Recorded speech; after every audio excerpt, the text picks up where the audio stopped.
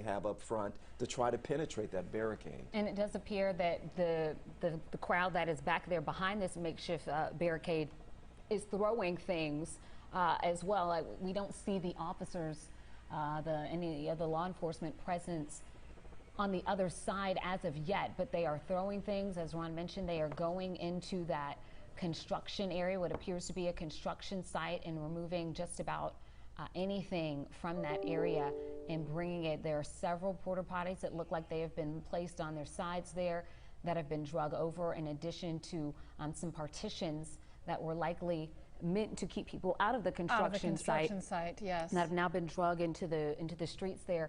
The street lights have come on. We are almost 20 minutes away from the curfew in the city of Atlanta, and this situation has been deteriorating over the last few moments here. It's interesting. But this is the dilemma that maybe the dilemma for the protesters. Go ahead, Ron. Yeah. No, I want to hear your perspective, Ron. As a former law enforcement officer, I really want to hear what you have to say. Protesters here. Yeah, this is maybe a dilemma for the protesters and what they're trying to accomplish by setting up that barrier.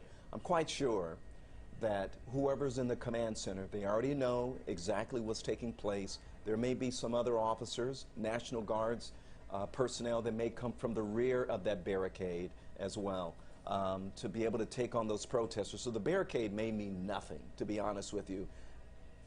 Yeah, Ron, go ahead. Okay, let's go straight to Rebecca Lindstrom. I guess she has police activity right now. Rebecca? Yes, we've been trying to walk around and take a look at exactly what has happened in the past few moments. They have very successfully dispersed the large crowd into smaller chunks.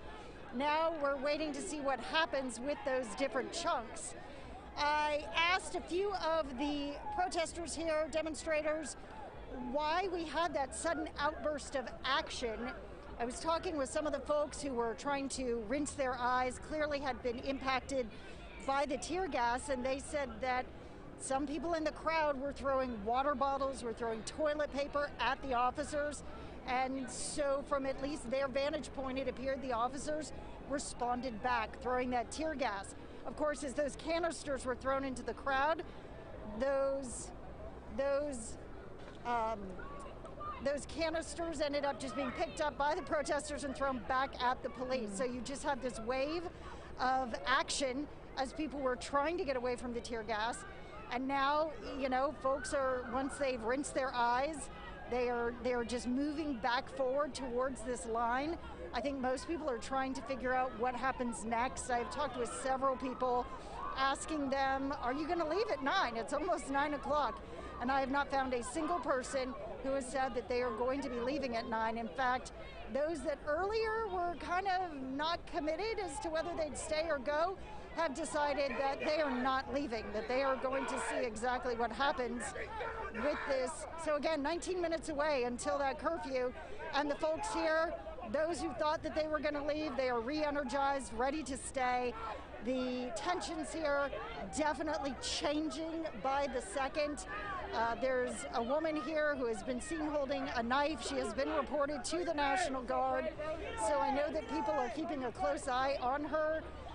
I have not seen that knife personally, so I cannot say, but again, anyone who thinks that they could be causing violence or here to cause violence, they're telling authorities about them. They want to stay, they want to demonstrate, they don't intend to follow the curfew, but at the same time, there does not seem to be an interest in actually having a violent outburst, that they want to continue to keep this as a peaceful demonstration to stand their ground against the actions that they are here to protest. So if you can remember where I was standing before, we're going to have David, can you pan to pretty much where we were standing before? Let me just show this. We were standing in those bushes over there so that we could get a vantage point of the police that were lined up on this ramp here on Centennial Olympic Park heading toward the CNN Center. Now you can see how that line has shifted. The Humvees have moved forward into the street. The National Guard is standing much closer now to the police officers. The gas masks are on. Everyone is wearing face shields. You no longer have the officers that are kind of casually standing on the side waiting to talk with folks. Instead, they Rebecca, are I've here. got They a are quick question creating for a you. line in every direction we can go. Yeah, Ron. Yeah, I was going to ask you, and I know that there's a weird delay between you and I, you out there on the street and me in my basement, but can you see the barricade that the protesters are setting up right now? Can you see a barricade where they're setting up? I cannot. Where we are right at the intersection. So the largest group of protesters are a little bit further behind or down the street, and then you can see this intense line of National Guard personnel here. And then where we were on Marietta Street, that is where the police presence is standing in front of a small group now of protesters. To the other side, I don't see as many people. So most of the people where likely that barricade is being created is further down the street. And because from where we are at this moment, we're blocked by the National Guard, we can't access that without going up and around. But you can see that they are trying to keep all of these groups of people and Rebecca, separated. Our producer, I was going to tell you, Rebecca, our producer just let us know you're about 2 blocks away from there. The one thing that I find is interesting, even though they've set up these 2 barricades, you can't see it right now, but there's armored vehicles. It appears to be there's armored vehicles that are mobilizing to probably penetrate those barriers, to get through those barriers right now. Are you seeing armored vehicles, just small armored vehicles from your location? Yes, I'll have David Panner on here. We can see these SWAT vehicles that are in the street. They are about 2 to 3 deep, going across the street and then up the street. And I just wonder if, because of that barricade and that interest in pushing up, if that's why they're trying to keep all of these different groups from being able to form again into one. Because like I said, they've created these that's a boxes. possibility. And you can go up and around, you can move, and if you really work hard enough, you can get around them. But they have definitely created these boxes to try to keep people at different intersections, on different streets. As you see this scene, is there anything else that sticks out to you? No, that's it. I mean, that's it. Thanks a lot, Rebecca. Not unless Cheryl and J-Bill have some questions for you. I tell you what, ladies, even though we're just 15 minutes away from the curfew, as you can see, the conflict has already begun, and it's going to be interesting to see what's going to happen once the National Guard, APD, and those mutual aid officers come into contact with those barriers and the protesters who are actually trapped in between those 2 barriers as well. Yeah, I think that's a good point, Ron, because we did see that initial barrier, and then we saw some people kind of go around it on the sidewalk and kind of go back towards the location where Rebecca is. And as it's getting darker, it's harder to see. We're now 15 minutes about from the curfew here in Atlanta, and it does seem that there's maybe a second barrier. Yeah, they have built a second barrier now, being made from again that construction material at that site there. So it looks like there's one at one point in the street and another that is a couple of feet up away. And that again is just maybe a couple of blocks away from this shot that you're seeing on the left side of your screen from where Rebecca Lindstrom is. And then you see that crowd of officers. Let me just point this out really quickly too, ladies, concerning these officers here. Those face masks or those protective masks are uncomfortable. You know, because you get sweaty, it's uncomfortable, you don't just, so in other words, you don't put it on just to be putting it on as a fashion statement.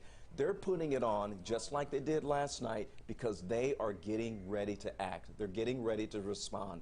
They're probably going to fire pepper spray, they're going to throw tear gas canisters, and they're going to be on the move here quite quickly, especially those officers who are up front and ready to take on any confrontation with the shields, with the helmets, and also the full body armor. But they are ready to act as soon as they put on those gas masks. And this shot that we're looking at right now on Andrew Young International, that again is as well just in that midway point between the original protest and where people were setting up those barricades. We see some folks running away from that area right now from this sky tracker view. Not clear where they're going, but they're running to the side of the street that appears to be open with regular traffic coming down running down this side street here. So again, that's Nassau Street, so right by Skyview seeing there, some yeah. folks run that way. But again, that is another view of that barrier that the protesters have created from various materials and items that they were able to find in the area. So the perspective is that's a Keenan building, so that's Nassau, and then Centennial Olympic Drive, right where the base of Skyview is. And the one on the very lowest, it's kind of under the banner there, is the first one that they constructed. A couple of porta potties that they put on their sides and a couple of fencing materials. And then the one higher up that we just passed over were different items from that construction site, pieces of wood and yes. fencing and metal. And then the tactical line, the skirmish line of Atlanta police officers has not moved yet from that position, even as those two barriers have been constructed. And those protesters that are face to face, it's an interesting dynamic because there have been some protesters in the front of that line trying to talk other ones back, trying to maybe keep that conflict from happening, asking them to move back. But here's a good perspective of the barrier. You see it's just odds and ends from the construction site that have been pulled onto the street to build a second barrier between a group of the protesters and the line of police officers. It certainly is. And Cheryl, again, And you know what, ladies, just think about this. When Rebecca first reported, maybe an hour and a half ago, and some of those same officers with the full body armor and the helmets and the masks, they were all having good conversations with the protesters and, you know, smiling, touching them on the shoulder, trying to empathize with them, trying to connect with them. And now is just like night and day. Boom, everything has changed, the tone has changed, and now it's ready. Unfortunately, it appears that it is going to be a confrontation. And we're continuing to watch here. The point I was going to make is, although we do have these two barriers that have been made up, there's still that sidewalk area there. And so we're still seeing people freely move up and along the street and move between those barriers using that sidewalk that is just up against Centennial Olympic Park. The park had been a place where the National Guard had been stationed earlier in the evening, in the afternoon, because the park is closed. And again, we are seeing now, it looks like more protesters have moved up the street from those two barriers that have been constructed there, and they're again closer to that skirmish line that has moved closer down Andrew Young as well. So they're kind of close, maybe about a crosswalk's distance away from the law enforcement officers, but the crowd there gathering again ahead of the line of police that has mobilized and moved further down the street. Just about 10 minutes now from the curfew starting here in Atlanta for a second night. We have been mentioning throughout the evening that it appears as if there has been more of an effort to make sure that people know about this curfew. An alert went out to some cell phones not too long ago. Cheryl mentioned that she had seen billboards as people have been out and about getting closer to the city, letting folks know that curfew would be in place starting at 9. And so again, we are about 10 minutes from there. So we're starting to see more action from the law enforcement just beyond that skirmish line. We are seeing more vehicles, more law enforcement vehicles, and more of the law enforcement coming up to back up that skirmish line as well. Because Mayor Keisha Lance Bottoms and Police Chief Erica Shields both said that they would enforce the curfew. They will arrest people who don't abide by it. We saw that happen last night. Without question, up to this point, we have not seen any arrests live on our air as we've been following this for many hours now. But as night falls and we are now within 10 minutes of the curfew, things have certainly taken a different tone, and we will watch closely in the next 10 minutes to see how police and the National Guard handle once the curfew is actually officially started, and how they will disperse the crowd and try to get them to go home. The mayor had asked everyone to please adhere to the curfew for the safety of the citizens and each other and police, and the well-being of business owners, hoping there would not be any more damage tonight. So now we are, 8 minutes from the curfew, and we see this kind of standoff building between a group of the protesters and police. Now, it has thinned out considerably, Jennifer. I've noticed, within the last hour, we had a group of many hundreds of protests protesters who were holding signs and walking past the varsity and making their way towards Centennial Olympic Park.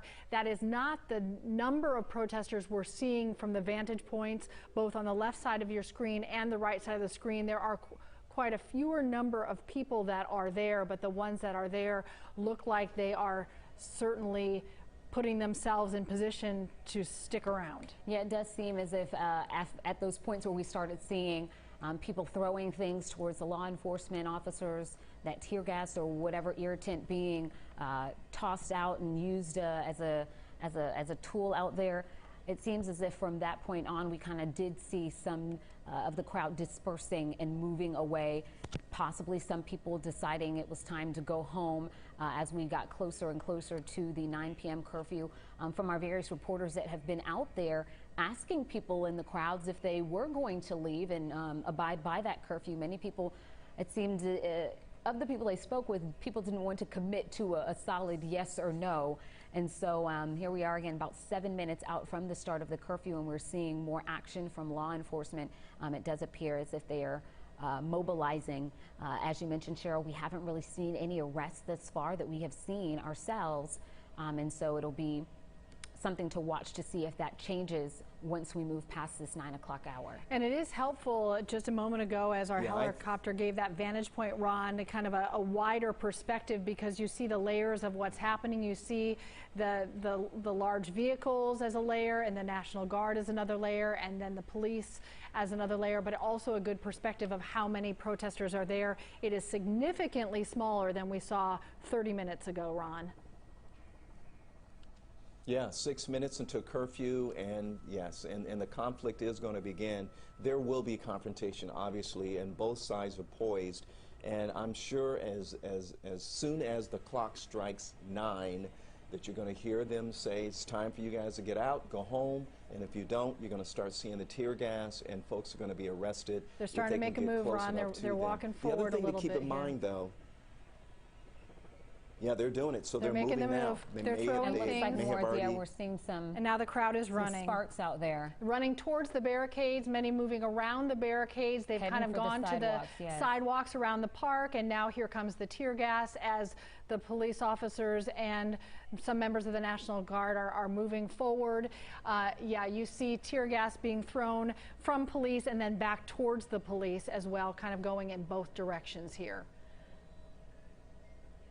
Yeah, and also, actually some of the protesters are still throwing fireworks. Yes. And throwing smoke, trying to block their view so the officers won't know where to go. But the officers are going to go around the barricades, obviously. But I noticed that some of the officers were moving quickly, and I can tell whoever's in charge was telling them to back up, stay in formation, stay in one line, let's not break rank. We've got to work together as one unit as we continue to move forward. Because as soon as you separate some of those officers, which I saw happen once in Los Angeles, then it puts the officers' lives in danger if they get caught up with the protesters. But they're still moving methodically down the street. I'm sure they're going to breach those barriers very quickly or go around them and continue to move down the street towards those protesters. Ron, I'm so curious, when they do get to the barrier, what tactical decisions would be made to get beyond the fencing and the porta potties and the things that have been built up as that barrier between the protesters and the police force? I would think, just based upon what I'm seeing, I would do just what the protesters did. I would just form my men and women to the side, have them go around the barrier, and then continue to march on. And just maybe use the armored vehicles to be able to penetrate through there. And that's what they're doing. It looks like that's what they're doing, is they're going to use the armored vehicles. But I would have my forces, obviously I'm not there, but I would have my guys and gals to go around it to continue to push on, and then use those armored vehicles to actually penetrate through the barriers or to help clear it out. And it appears that from this vantage point, that's what they're doing. I'm not quite sure. Yeah, interesting to see. You see sky view there kind of lit up as the sun's going down. It's getting dark, and I know that's part of the reason for the curfew, wanting to clear the streets before it gets dark and get people home. And while many people have left, I don't know, there's many dozen that are still there. So these two perspectives from two of our cameras, we have a number of crews there. as we're counting down the minutes, now under 3 minutes to curfew. You can see on the right side there, just beyond Skyview, there had been a construction site, and that's where the protesters were pulling materials from the construction site to make the barrier. So you've got a police presence there, you've got the National Guard. Again, we're under 3 minutes to the curfew, but we had already seen police start to make their move, walking down the street to start to clear some of those protesters. I think in their minds, we are now under curfew, even though we're 2 minutes away, Ron. Yeah, you know, the other thing, too, I think is going to be challenging all night long, unfortunately, for these law enforcement officers, and that is the protesters are very mobile. So even though strategically you can push them out of one geographical area, if they have vehicles nearby, they can hop in those and they can move to different hot spots and cause trouble somewhere else. And we saw that the first night where after the attack on CNN, on their headquarters, they were able to finally maintain some control, get them out of that area, even though they needed a lot more reinforcement than they had. But then we start seeing things pop up at Lenox Square Mall. We saw things happen at Phipps Mall. We saw things happening in different parts of Metro Atlanta.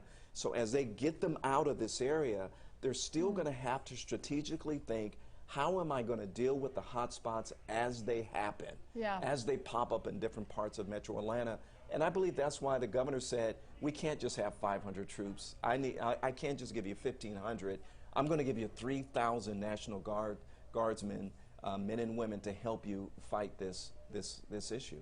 As you're talking, Ron, we saw a number of people starting to run, reacting to some noise, and then kind of coming back. But there is a lot of smoke filling the street now, right in front of Skyview, right there on Andrew Young International Boulevard. That is that area right where those barricades are. And I can't even see through the smoke to see the barricades, so that would be the same from the police, who would be looking in the other direction. It causes a lot of confusion, and we are 30 seconds away now from the start of the curfew in the city of Atlanta.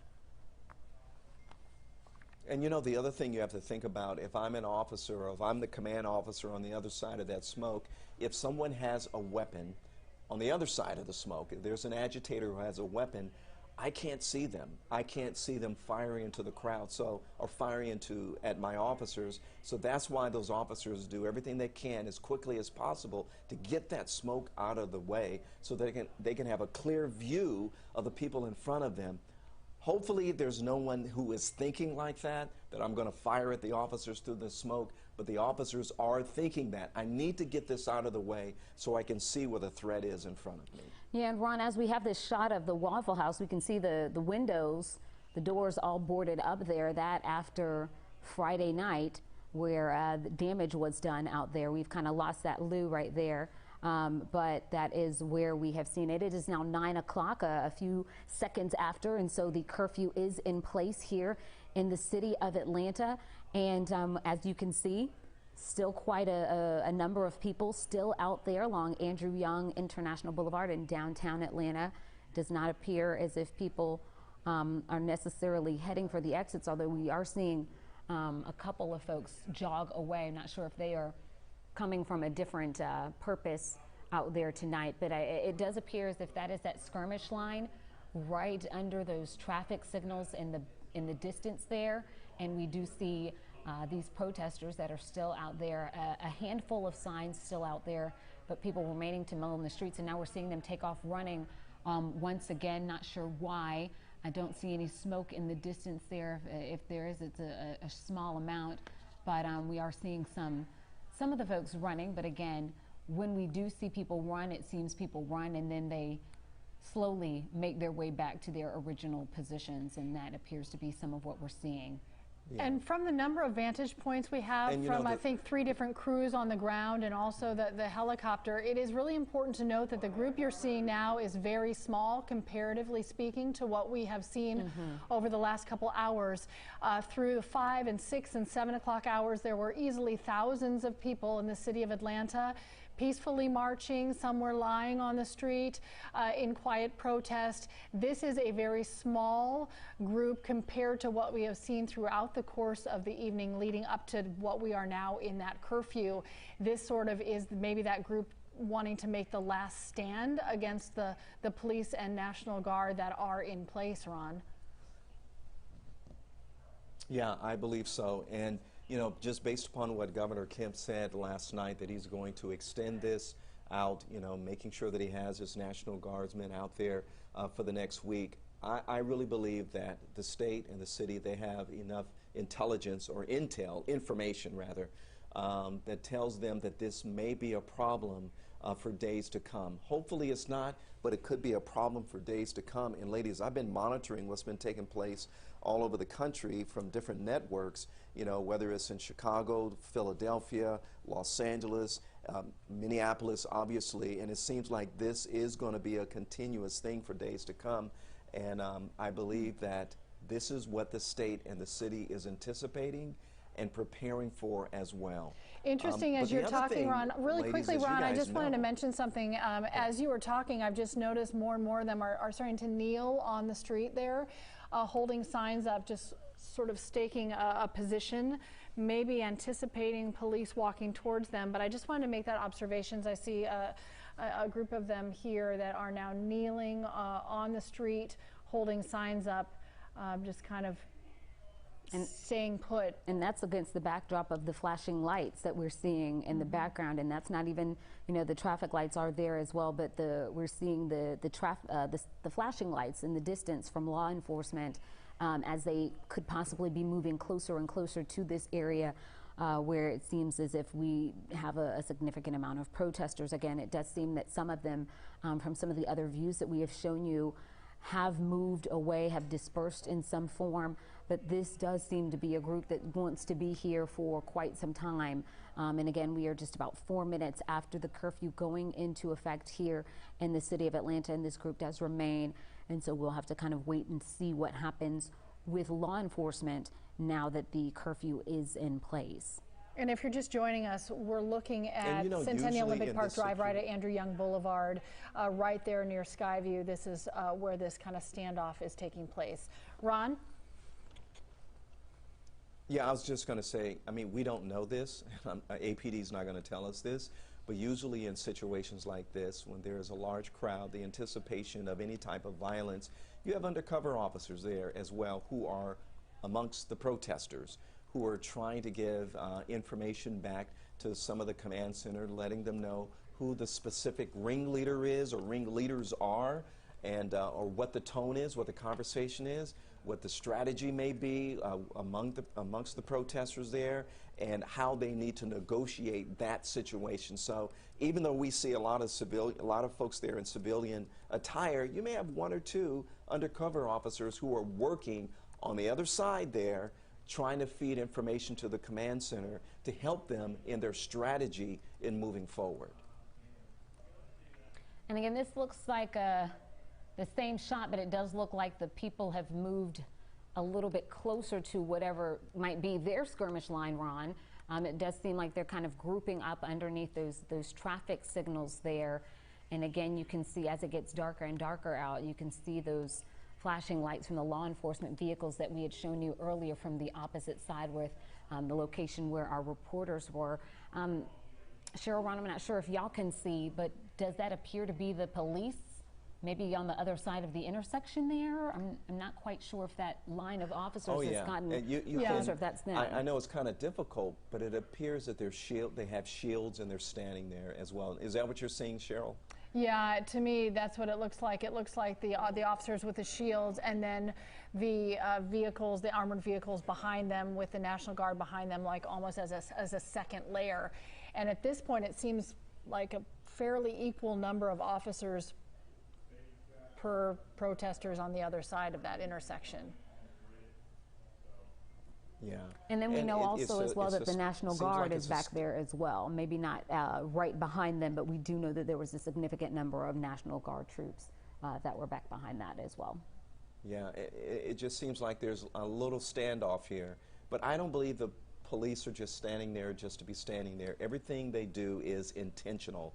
It could be that they're buying time to get reinforcements to come from another angle. I mean, I have no idea, but they're not just standing there for no reason. And the other thing that we're missing, obviously, is if someone from the police department has a bullhorn who is communicating with them saying the curfew is in full effect, it is zero tolerance, go home.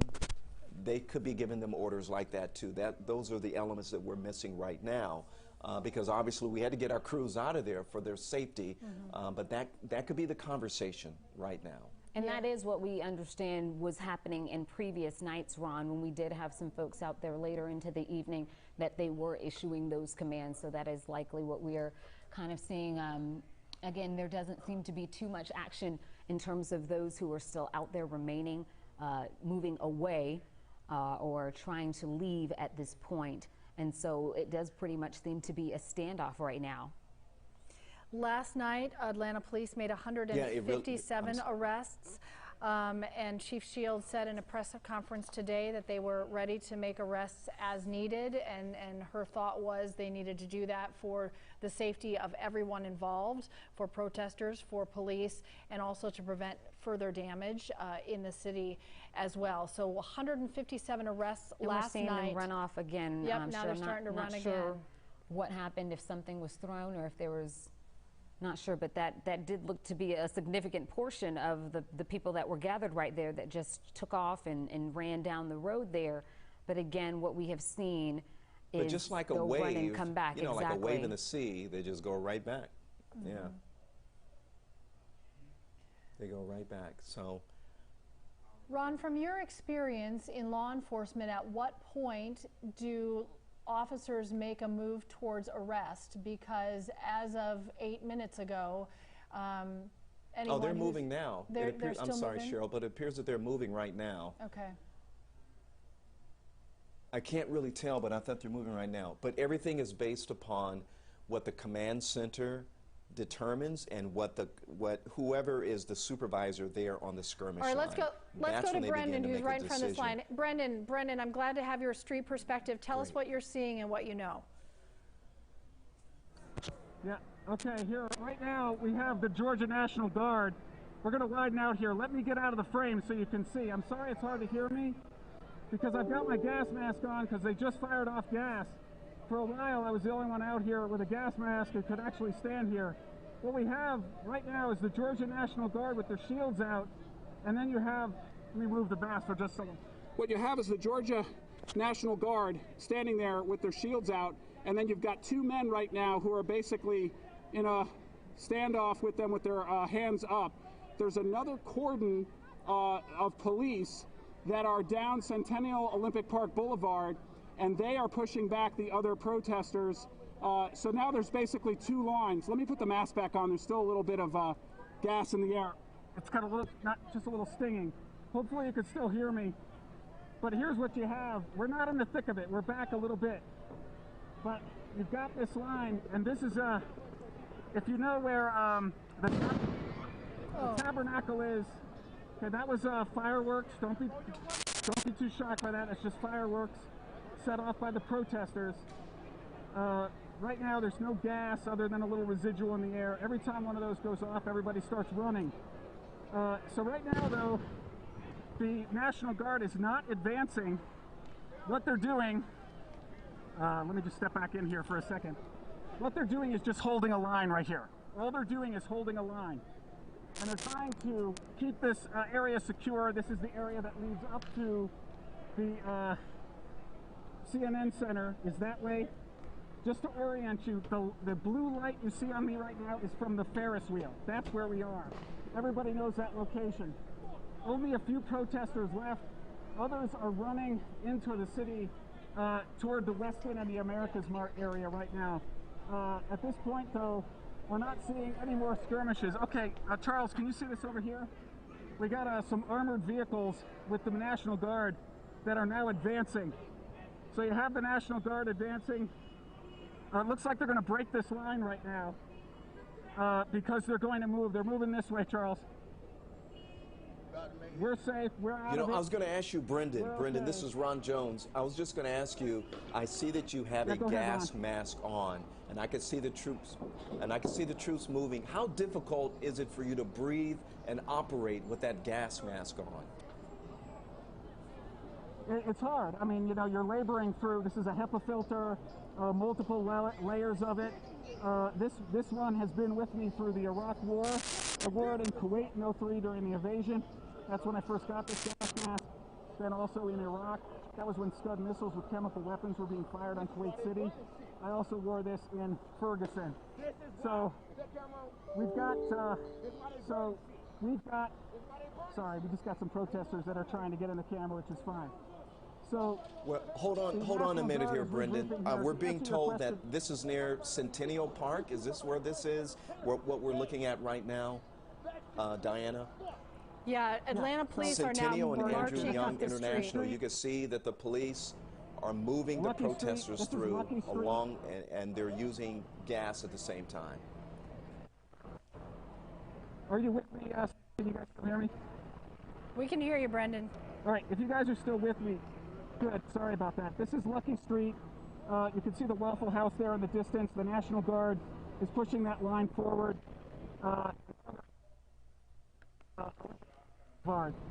This is exactly the same thing that happened last night. Exact same way, same direction and everything. Now look, I'm going to pull the mask back just a little further. Go ahead. Sorry. Keep going, Okay, Brendan. sorry, We I can was hear just, you. I just heard you guys interrupted. I apologize. Okay, good. Sorry, folks. Look, I'm going to pull the mask back for just a second. It's got like a little bit of a burn or a crispness to it. It's a very distinct smell. If you've ever been in one of these situations, it burns the eyes, the throat. Right now, it's dissipated enough that I can take the mask back. You can see the National Guard troops are still wearing their masks, so it's very possible that gas will be deployed. And you can see they're regrouping to form a new line right here. Again, we are safe where we are. Not trying to talk about my decades of experience here, but I've been doing 3 decades of protests and demonstrations like this. I feel very comfortable with where we are. We're actually behind the police line, totally safe here. Here they are regrouping. Apologize for the change in the shot. They're coming your way over here, Charles. And I will tell you, you're talking about trying to breathe through that mask. You're trying to breathe through, imagine trying to take like the filter from your HVAC system and trying to breathe through it while running with a whole bunch of equipment on your back. The other thing is, I don't know what gas they're using. This is my first experience with this gas where it burns the skin as well as the eyes and the throat. Once I got the mask on, we were fine. The way these masks are designed, you actually put the mask over your face and then pull the strap back. So the second I saw gas coming around the corner, I had the mask over my face and I didn't get any. But some other folks right next to me were overcome. I mean, it's instantaneous. There's no resisting it. You have to give in to the gas at that point. It's involuntary at that point.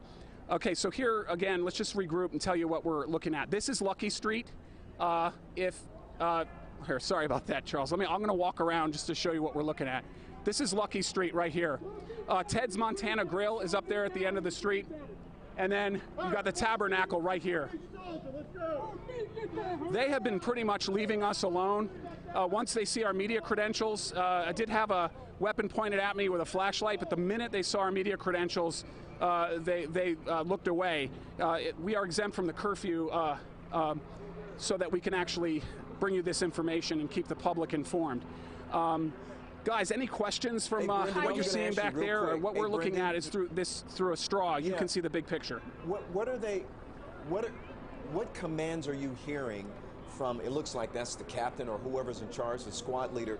What is he saying to the troops here as they're lining up? What is he yelling to them? Yeah, that's a good question. So what we have, looks like we have MPs, that would be their MOS, their military operational specialty. These are National Guard troops, so this isn't regular Army. The commander-in-chief of the Georgia National Guard is the governor. Governor Kemp is the commander-in-chief of the National Guard, not the president. So these are troops under state orders. They are also your neighbors and your co-workers. These are not good. Well, you can see the people sitting up on the hood, taking the selfies. You know, no doubt this will be on social media within a matter of seconds. Yeah. But again, this is just another situation in which the fire department has to respond. That's going to take police units to come in and escort them in to make sure that the firefighters are safe. So that's going to take those types of assets away from other places where they may be needed. And this is actually a fire that could begin to spread pretty quickly if they don't get some water on this pretty fast. Derek, where is this again exactly? Okay, we're going to pull out a little bit. It's on Civic Center Drive, which is connects between that parking structure to the upper left corner and City Hall, which is to the bottom here. So let's tilt down a little bit. And that was 4th Street at the top right there, and there's City Hall at the bottom. We saw a number of people there trying to kick in windows of City Hall just a short time ago. And so it's the kind of it's an under construction kind of a pathway there connecting the how shall I say it, the parking structure to City Hall itself. Okay. And I know you left for a brief minute. You needed to refuel. You're back in the Santa Monica area. As you guys came into that area, I know you saw this fire here. Any other moving protests still that you happen to see, or is these mainly the lingering folks in this area? As I look around, I don't see any groups of people, larger groups of people right now. The police have moved out into different field units, and they are kind of staged in different areas here. I'm seeing police cars all along the 3rd Street Promenade shopping area and the mall there right at the end of the 3rd Street Promenade. We don't see any larger groups moving around as we did before. Perhaps that's due to the county-wide curfew right now, but of course the people that have set this car on fire care little about that. So smaller groups moving around, larger groups of officers kind of holding different areas. Now, we talked a little bit earlier about what if people get on the 10 freeway here. You can see a number of officers have blocked the on-ramp to the 10 freeway from the Civic Center in Santa Monica. So if any protesters were to think that they could get on the 10 freeway from that location and slow perhaps traffic down, that is not going to happen. It looks like they've got that completely sealed off. I'm looking on 4th Street southbound now. We've got 3 engine companies that are heading this direction right now, so it looks like they will be in the area here just in just a minute. They're just going to come around that parking structure in just a moment. They're followed by 3 patrol cars, so perhaps the people that are involved with lighting this car on fire will be surprised by those officers as they come around the corner here. Yeah. There you can see them. The lead vehicle is going to be coming around the corner right now. It's going to be a little bit difficult to see with all that smoke. But they're making their turn in. Yeah, they've already run away. They've probably heard those sirens coming and decided to beat feet. So they're pulling up right now. And as we saw before, once even though those vehicle fires look pretty dramatic, a lot of black smoke, flames and such, once they put the hose on it, they usually douses it quite quickly. We're going to move around a little bit and watch that happen. But again, 1 sheriff's vehicle, a non-emergency vehicle, caught fire, unknown circumstances. However, we are seeing a number of people. We've seen videotape of misdeeds by law enforcement officers. Some social critics will say that has amplified something that is actually where progress is being made. We had the Congresswoman Karen Bass on a few hours ago, and she was talking about comments made by a mayor in Mississippi who is defending the actions of the police officers in Minneapolis. Well, you could make the argument that the fact she has to cite a mayor in Mississippi and not a mayor in California, not a mayor in New York, not a mayor in Pennsylvania, gives you an idea that actually progress has been made, because in an earlier time, there would have been mayors elsewhere who would have defended the way George Floyd was treated. So I just have to say that it's vastly different, and it has to be frustrating for these departments to believe they have done as much as they can. Certainly there's more to be done, but there has been a good faith effort in order for them, for example, the LAPD, to have a law enforcement agency that represents the racial makeup of the city, and for this to happen nonetheless because of the actions of officers in a distant city that obviously has not gone through what LA has gone through. And vastly different, Conan, in that this week we saw all the police chiefs come out and really break ranks and speak out against what happened in Minneapolis. Think back even 5 or 10 years ago, that never would have happened. True, and we also should say that police unions who have been criticized by many civil rights groups for going out of their way to defend bad cops. Well, the Los Angeles Police Protective League came out with a very strong statement against what happened in Minneapolis. In talking to use of force experts, of course, here, the kind of position that George Floyd was placed in is not taught here at academies. It is not part of policy, that anything that was done there would be completely out of policy, and they have a different attitude towards the kind of officers that have the disciplinary issues that the particular officer in the Minneapolis case had. So again, it's part of the culture of policing, but what we're seeing, I think, is that in retrospect to this entire endeavor, is that it has to be a complete and utter national effort, because whereas you can make progress with your municipality, with your city council, with your police chief, you can bring in civil rights leaders to help them with terms of training and leadership. It doesn't matter if a department many miles away, all the way on the other side of the country, doesn't follow that kind of protocol, and you end up with an astounding situation that we saw here out of Minneapolis, and videotape that has gone worldwide and shocked the conscience of a nation and resulted in violence in the street of a city so far away. Conan, I hate to put you on the spot here, but you've been in the market for a long time in Los Angeles. You grew up in California. You remember what the LAPD was like before the Christopher Commission, before Warren Christopher came in and investigated. Can you almost compare and contrast that to what we see now? Well, you know what? I'll talk a little bit about architecture here, Colleen, because if anybody has seen the police department on First and Spring today that was built by Bill Bratton and compared it to the Los Angeles Police Department, the Parker Center, that is embodiment of what they believe is the new LAPD. Parker Center was a fortress. The new LAPD headquarters is 10 floors of windows to represent transparency. It is open with a garden you have to walk through to get there. The badges of the dead officers don't face inside as if these are warriors, fallen warriors from our community. They face outside to the public, and that is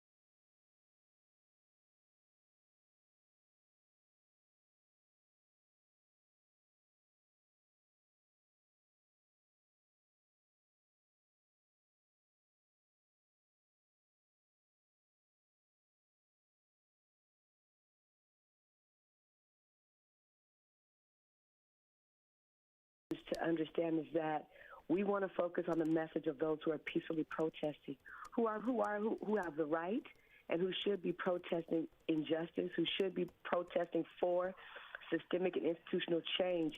The difficulty, the challenge, the heartbreak is that their strong messaging, the important messaging, the broader messaging is getting lost in dialogue and conversation around stores. And again, we understand that people are angry, tempers are hot, but we want to focus on, and I appreciate you all for showing the peaceful protest, because one of the things that we're asking of our allies and the media is let's keep the attention on the message. The message is we want systemic and institutional change. We want to speak truth to power. We don't want injustice. And so, you know, again, it's constantly pushing that message. And I was asked that question earlier about can the message of the true not the true, but the message of the real protest can recover? Absolutely, because people who have set their heart and who have intended to fight for justice will always fight for justice. And it's important that we who have voice continue to press that message that we're here protesting, that we're here standing, we're here speaking. I haven't been out to protest because my voice is, you know, I work from a different place, a different lane, but nevertheless, it is about the message of injustice cannot continue to thrive. Systemic and institutional racism cannot continue to thrive, and we've got to stand against that. We've got to speak against that in power, but with responsibility. And so we push that message, the peaceful protest, and we want to encourage people to focus on the peaceful protest. At the same time, we want to discourage the destruction of property, the destruction of businesses. Reverend, do you understand how difficult it is to focus on that message when the pictures we are seeing, for the most part, are looters? I mean, we've covered the protests during the day. We have a split screen here in Santa Monica. You see the protesters on one side who are exercising their right for civil disobedience. They are out after curfew. But then on the other side in Long Beach and many parts of Santa Monica today and all of Melrose last night, buildings were tagged. We just watched somebody walk out with a safe there. How does the message not get lost with all this violence? How do you keep people on track? Right, by doing what you and I are doing right now, having the dialogue, having the conversation, and reminding the public, reminding those that are viewing that people who are fighting for justice, people who are fighting for change are not the same people that are destroying buildings and property. And I can't speak for every individual out there, but I know the people that I stand with and the people that are fighting for justice are not destroying property. They're not tagging buildings. They're not, dismantling a person's business. They are truly standing for justice and truly standing for a change, and they're not doing it that way. And again, I can't speak for those that are doing the looting and those that are destroying, but I can say this, that we want to keep our focus and attention and keep shouting the broader message. And what has to happen with those that are looting, that is unfortunate. That is not what we want. That's not what we want to see. We want to see systemic change. We don't want the message to be lost in the conversation around the looting. Are you surprised that some of the, according to the sheriff today, Sheriff Villanueva, that some of the people they have arrested are from out of state? I'm not surprised at all. These things happen. And there's speculation about who the looters are. There's speculation that some of them are different groups, that they are people from out of town. There are people that actually have no interest in the real movement. There's speculation of that. Again, I don't know those people. I don't know specifically, but there's speculation. And am I surprised? No, because history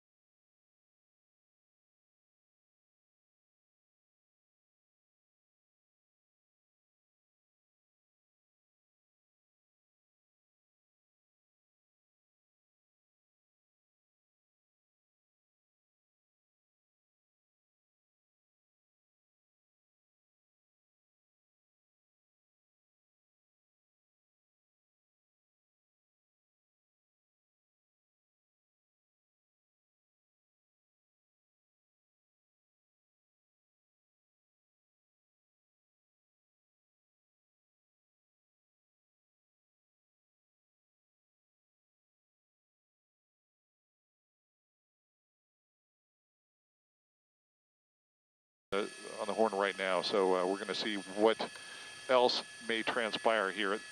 Broadway has been the epicenter of a lot of activity all day today in Santa Monica.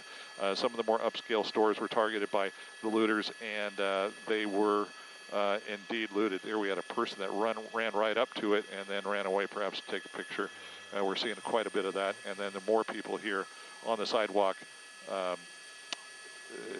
viewing what's going on. Derek, it seems, yes.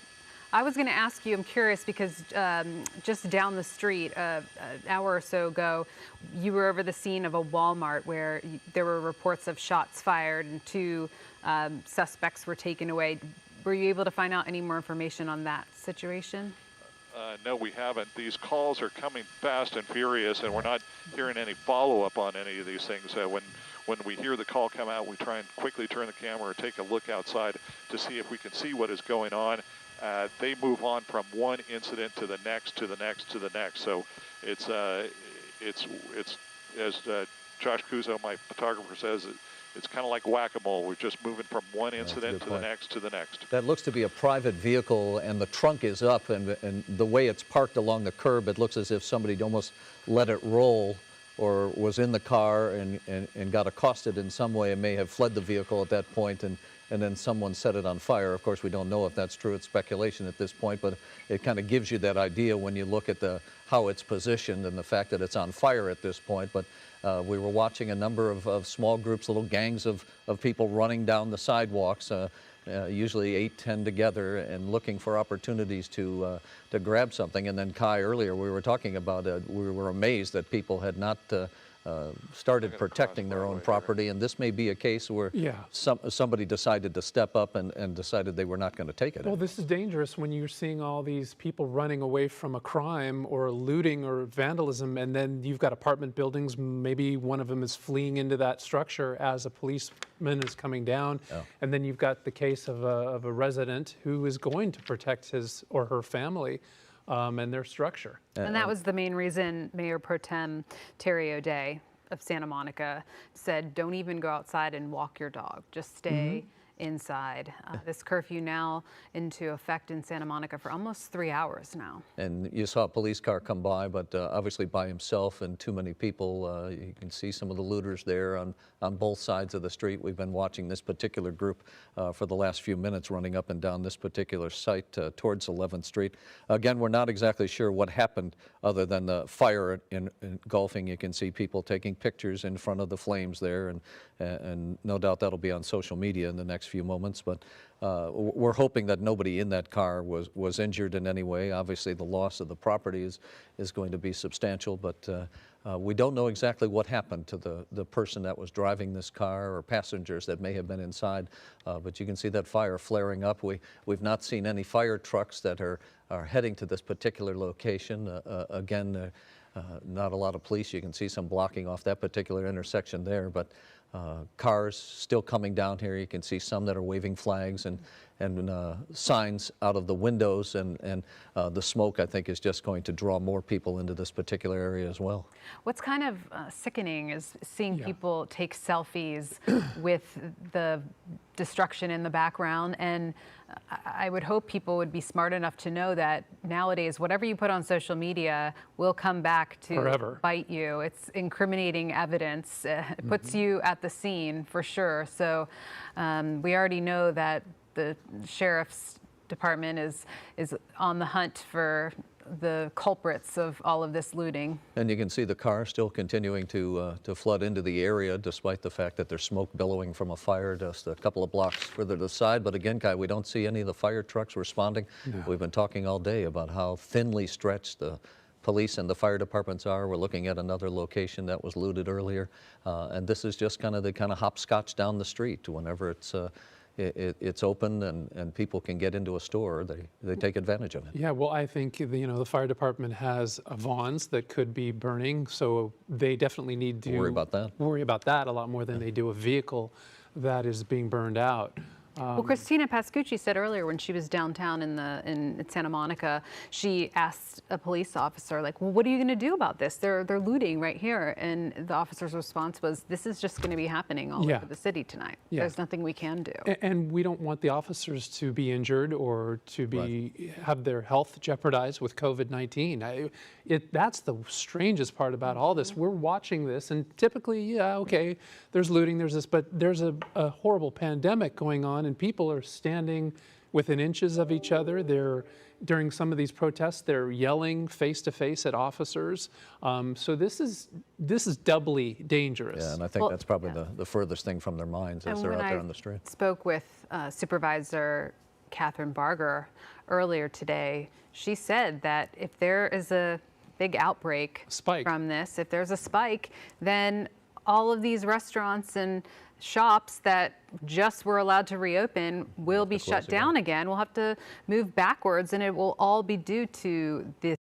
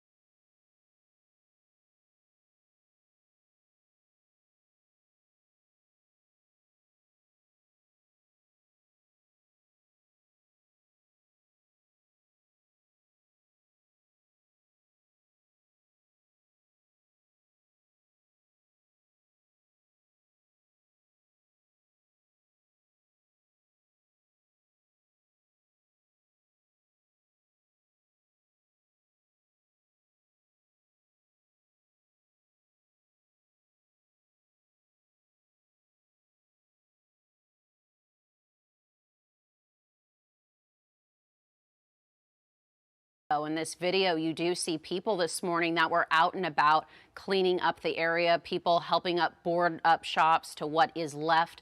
Some businesses were just completely destroyed, and as you can see, there's just really nothing left over. But there's a lot of hope in the community. As Lou Parker said earlier, her friend called and said, do you think it would be fine if I came down to the businesses to help out? Just complete strangers coming together for the greater good amongst all of this terribleness that's happening. And Garcetti today moving up the curfew because he doesn't want what happened last night to happen again tonight. They will not be deployed in South Bureau. They will be in places where we are sensitive to what the community feel was from 1992. These are folks that are under the command of our Governor, Gavin Newsom. These actions are intended to protect our neighbors, our local businesses, our houses of worship, our streets, our neighborhoods, to help back up our peace officers and to help them deal with the immediate issues at hand. And that's the National Guard. They've been deploying all across the city. And a lot of people that I've seen on Twitter, they've said, why isn't the National Guard protecting my neighborhood in Santa Monica and in Huntington Beach as things start to really escalate through the night? It'll be interesting to see how they take over. We haven't seen quite the manpower out there that we've seen with the police departments and the sheriff's departments that are out there. So it'll be absolutely interesting to see more National Guard as we head on through the evening. Back to you. Jennifer McGraw, we appreciate that. On the left of your screen, we've been watching several looters who were confronted by the police at a particular location. And Kai, you said you thought one of them got hit with a shovel? Yeah, I saw one young man. He was attacked with a shovel, a small sort of a digging shovel, and he was in. Moving forward, and then you see all of these officers just literally surrounding this group. You know, one of the reasons that it's so important to get people off the streets right now, we heard Commissioner John Harrington talking about what they found in the past 24, 48 hours. And this is the reason. They found groups of people that are in the area driving around in unmarked vehicles with no tags on them. Inside these vehicles, they have things that can start fires. They have planted boxes full of things that can start a fire. And that's why it's not good to be out on the streets tonight. And that is the reason why the governor and Commissioner John Harrington said, stay home. And, you know, they characterize those vehicles, too, as what they believe to be as stolen vehicles. And they're asking anybody in the public, if you notice some cars out there that aren't, you know, they don't have license plates, they want you to call police. Yeah. Guys, I just checked Twitter, Minneapolis police, just confirming what we're watching. Protesters being arrested, and this is a curfew violation they are being charged with, which is a misdemeanor. I've actually got messages from some viewers. So now let's go back to Ken and get the latest. Ken? You can see from the picture the ring of National Guard, police, uniformed officers have created a ring around the remaining protesters. It appears that their strategy has been to contain them, go in with groups of 4 officers at a time, make single arrests, and then escort them over to transportation that you can see right in your upper left-hand part of the screen. And then they'll march them off. 4 more officers come in, take 4 protesters, cuff them, and take them away. So that's sort of been their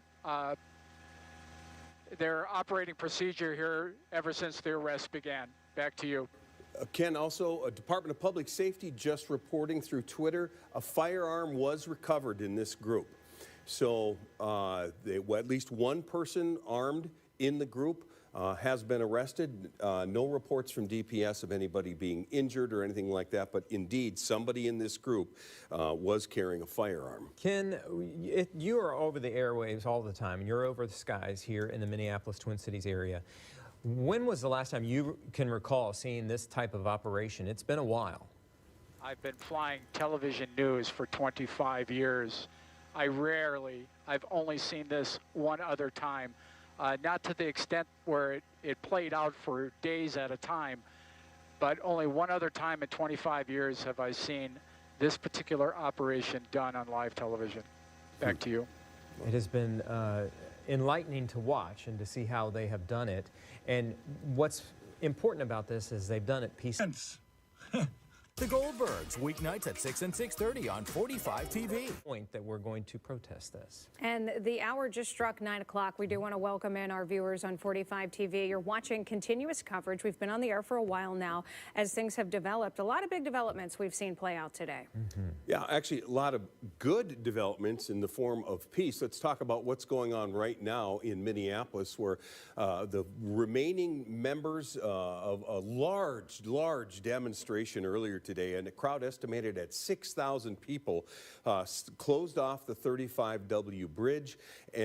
But then when officers arrived after a semi drove into the crowd earlier today, the driver was taken into custody, and then officers arrived, sealed off the bridge, and the great majority of the demonstrators on the 35W bridge then left.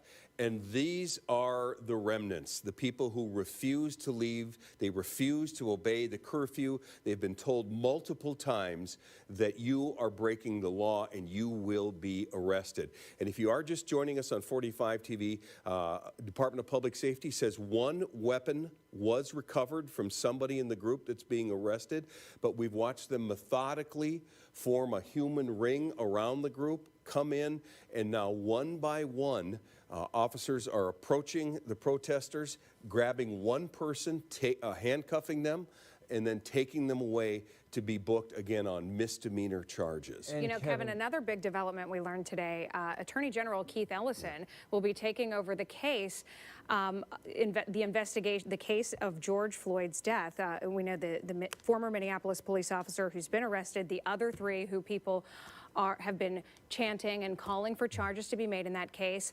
You know, they've been making demands. They wanted County Attorney Mike Freeman off the case and a special prosecutor to be appointed. And now we've learned that Attorney General Keith Ellison will take over that case. And for those who have been asking for the three other officers to be charged in that case, Keith Ellison's response to that tonight was he's just receiving this case tonight and there will be more to come. So that's a big headline. The other big headline that Kevin just mentioned is that we had a terrible incident on the 35W bridge. People were peacefully protesting there today.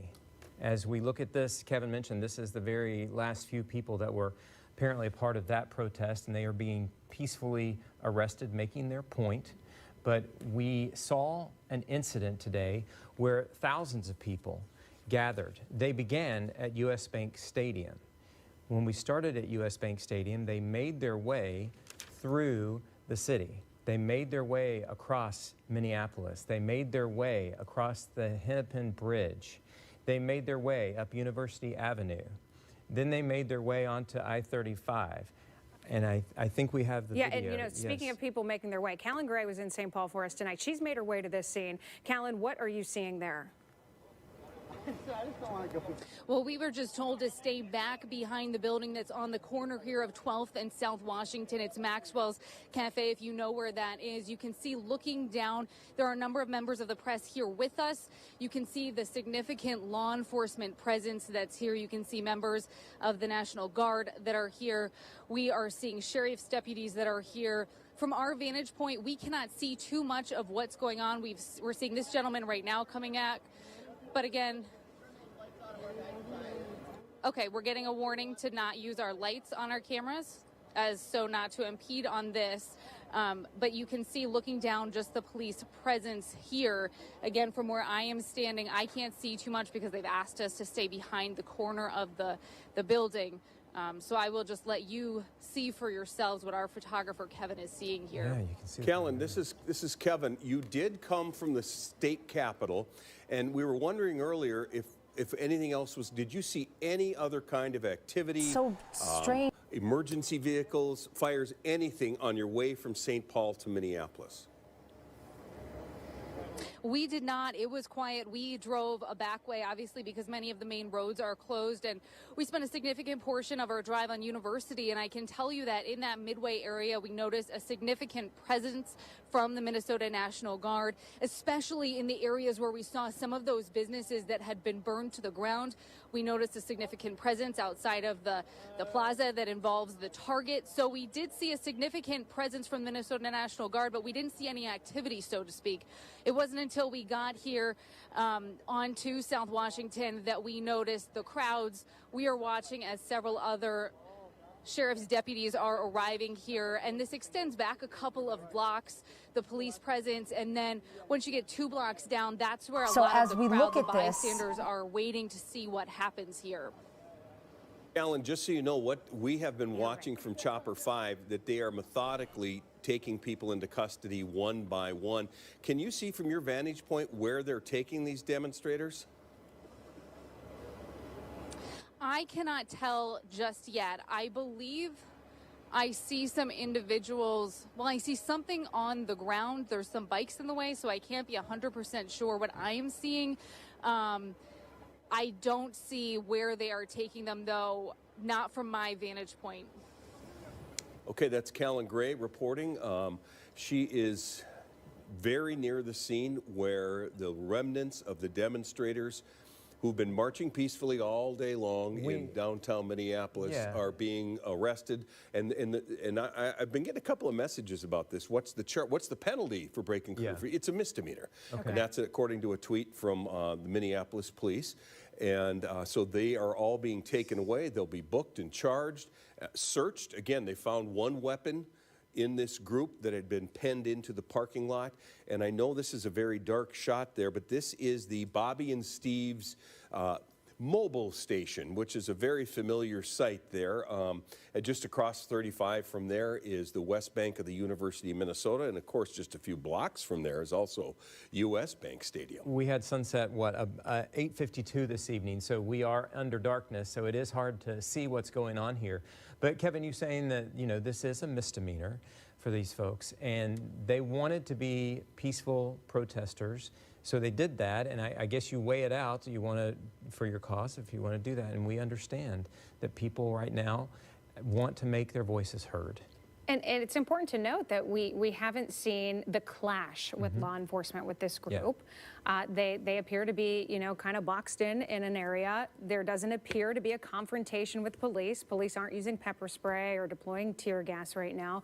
So, yeah, it seems to be a situation that is under control. Yeah, it is. Well, and I think we want to go now, so from this to the other part of this story that happened earlier. This is Eric Shalou, and he was there when a driver in a truck headed towards a crowd of people. Eric, quite a scene. Thousands of people. Way to what seemed like a turning point around 9:30, I think, when we saw an isolated situation with where our Perry Russell was located with objects being thrown at police when they were told, when the protesters were told to go home. And then a little later, another isolated incident, and now it's been escalating ever since. First, the signs of the looting. Some of the stores in that area, the Starbucks and some other stores, you know, they had boarded up their windows, but the protesters were able to find those stores that hadn't. The Men's Warehouse and where Kat Sotnick was, and blowing out those windows as well. So, and then now we have what you're seeing here on both sides of the screen, this police vehicle set on fire, and by being set on fire, dispersing that crowd somewhat, pushing them back as the flames get bigger. Yeah, it's just, you know, these are the images that you'll see at the end of the day, after this day, and it's, as I said before, it's not representative of the amount of time that people spent following the rules and doing things in a proper and effective way. And then at the very end of the night, you get a handful of people who set a Boston police cruiser on fire. If you're just joining us right now, that's what you're looking at on the right-hand side of your screen, was a Boston police SUV that essentially they had to abandon because I think the black window had been smashed in, and it didn't look like it was safe to continue to be in the crowds in that car. And slowly, little by little, over the past, 30, 40 minutes, protesters surrounded it, ripped the doors off of it, flipped the hood, started throwing more things at it, and then eventually somebody lit a flare. and put it into the back of the SUV. It took a little while, but the flames then started, and now we've got this thick black smoke that we're watching this police vehicle burn in the middle of the city of Boston. It's really unfortunate. I want to go back to our Michael Rosenfield now. Michael, it was busy when we saw you last. How's it looking there now? It's been a little chaotic here in downtown Crossing. We're about a block away from Tremont Street, right here on Washington Street. And we just saw about 3 ambulances make their way through Washington Street. We're right near the Paramount Theater, the Citizens Bank, Cafe Nero, if you're familiar with this area.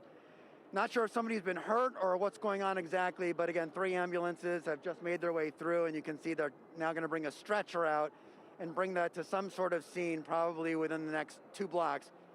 About 50 police officers are right here at this intersection. You can see them with their clubs and their helmets on. They're trying to protect the medics, make sure that they can get to the scene that they need to get to. They've taken some water bottles, many of them, dozens and dozens over the last hour or so. They keep on coming from the crowd here. Every couple minutes or so, you'll see a water bottle just be flung toward the officers. Officers have pretty much stayed in control of this intersection. At some point, somebody did spray something. I don't know if it was tear gas or pepper spray, but you could definitely feel it in the eyes. And some people were asking for some water just to help rinse it out as they started to disperse the crowd here. But again, some people have left the scene. It was much busier here about a half an hour ago, but there are still a pretty big crowd here, and a lot of people are just sort of waiting and watching. Some people have been sitting in the intersection. At some point, police officers did remove them. But again, you can see right from our camera angle here, they're all standing here, lined through this intersection with their clubs and masks on.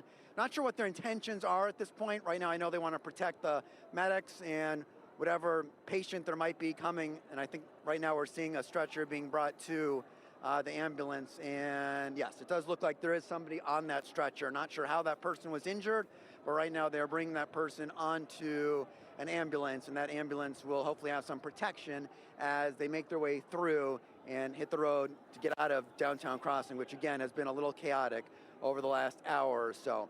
At the intersection right down the street from where we're at, this is Avery Street here. If you look on the other side here, there's more police officers guarding that intersection as well. They're trying to disperse the crowd, but a lot of people seem to want to stick around here.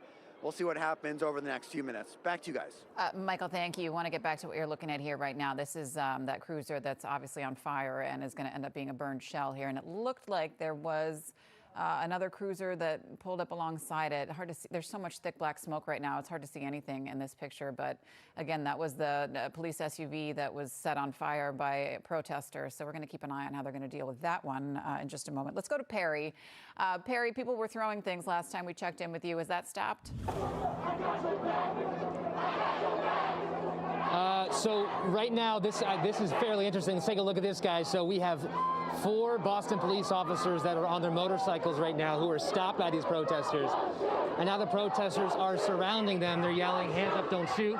Earlier they were yelling, take a knee, take a knee. So this is some of the frustration that these people are showing, and Boston police are just standing there and just listening to it all. It's not clear what the next step is, but they have to be surrounded by at least 100 people right now. So by numbers, it's 1, 2, 3, 4, 5 being surrounded by 100 people.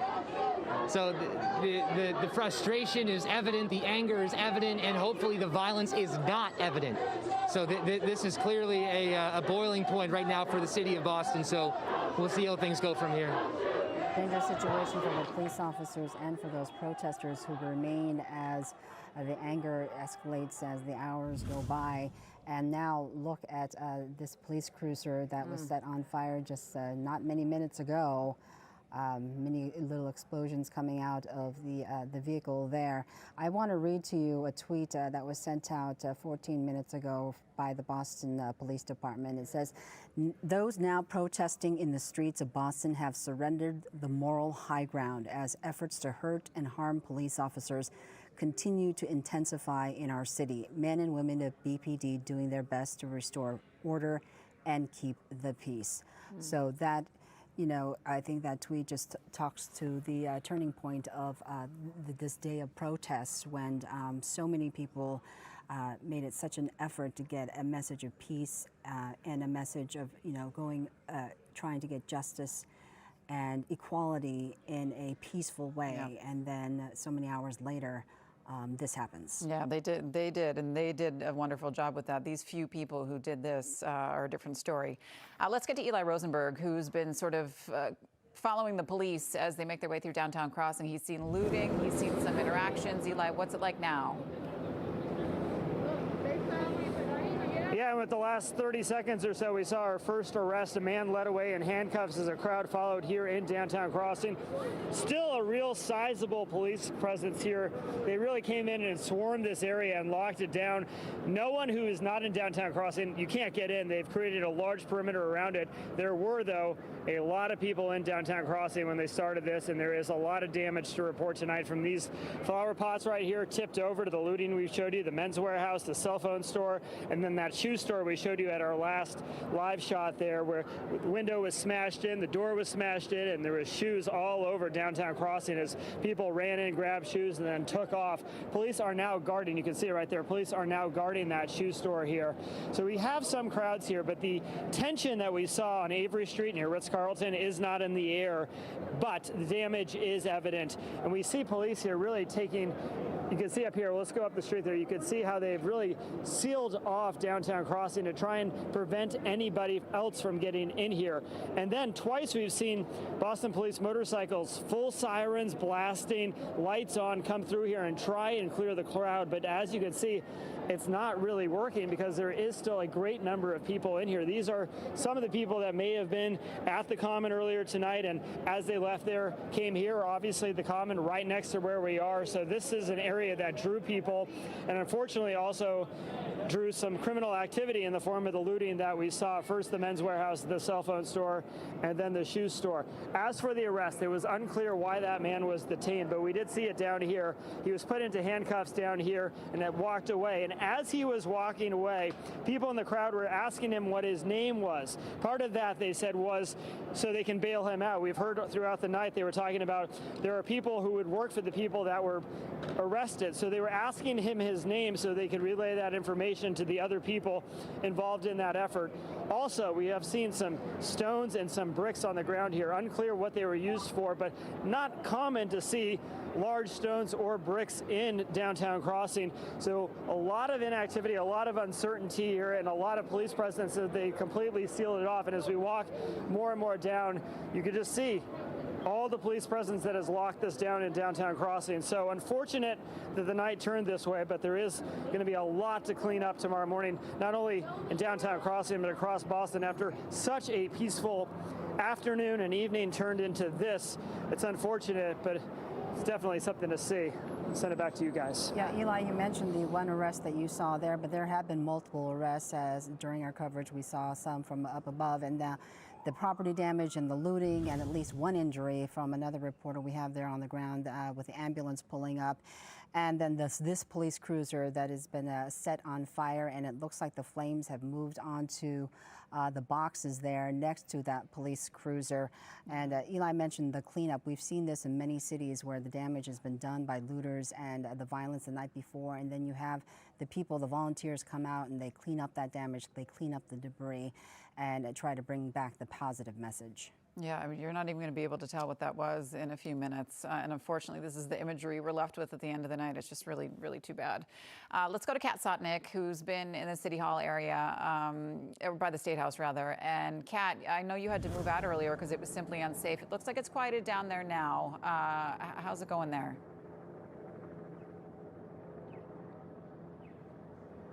And Shannon, the crowd has now left Charles Street. Right now, we are a little bit further down from the State House by the Starbucks. We have a Santander Bank right here, and you can see that towards the end of the night, protesters started to come out and started smashing out the windows here. You can actually go right into the bank right now and see some of their computers, maybe a mainframe. I'm not really sure what it is, but multiple windows. You can see the glass down here all over the sidewalk.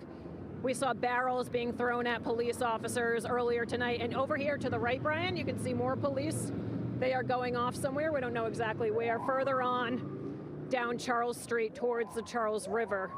And throughout the night, people have been just running around. It turned into chaos here again towards the end of the night. 90% of this earlier today was peaceful, and the end of the night is when things got chaotic. There were reports of protesters throwing rocks and bricks at officers along Tremont Street, and the protesters were hurting and harming some of the police officers. I witnessed that firsthand when a police officer in a cruiser became trapped with the crowd all around that officer. Then other officers came in as backup, and it turned into a very dicey situation. I saw the police cars backing up from the crowds because they were just overtaken by the crowds, and it was at times one police officer on a whole crowd of people. But we had thousands and thousands of people out here tonight. As we said earlier, 90% of this was peaceful, a nice message out here, and then towards the end of the night, that's when these riots started, and we saw the police car being burned, and now the officers being hurt here in Boston. And the Boston Police Department, as they pointed out on their social media page, continue to protect the city that we live in here. And we also saw some of the residents here on Charles Street start to come out and survey the damage because there is so much of it. There's garbage up and down the streets. They were throwing trash barrels over as well. So that's the latest here. It's gotten quiet here on Charles Street, and the crowd has dispersed somewhere else. Shannon?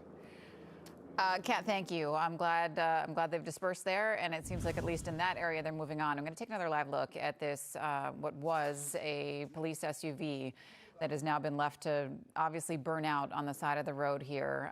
It's an unfortunate end to, as we've mentioned, what was a very peaceful day leading up to this. And Christy, we had listened to Malcolm earlier, who had talked to a woman who owns a restaurant in Nubian Square in Roxbury there, who was talking about the potential for destruction and looting, and that ultimately is what always bothers me about this, and I know many other people as well, is that this is the city that we all live and work in that you're destroying. So you have people who work here, make a living here, spend their time and money here, and you're destroying their hard work as well. And it never adds up. And you see stuff like this happen, and it's just so frustrating for all those people who work so hard to try to make a living and do right by everything, for some people to ruin it by looting like this.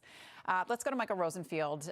Michael, it has been quite a night. You've been in the thick of it for a number of hours now. How's it going right now? Well, Shannon, the crowd has thinned just a little bit here on Washington Street, about a couple blocks away from downtown Crossing. It's still an active scene here. You can see this line of police officers here. They've got their clubs, their masks, their boots, their helmets on.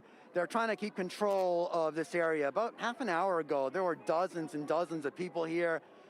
This crowd really turned on police for a while. A lot of water bottles were being thrown. That was the worst of it, I think, here at this intersection. We had a lot of police here just trying to keep control of this intersection as much as possible, and so far so good. Much of the crowd has dispersed at this point, but you can see this line here of police, again, with their clubs and masks, just trying to keep an eye on things and make sure things don't get out of control at this point. We did see about 3 ambulances come through.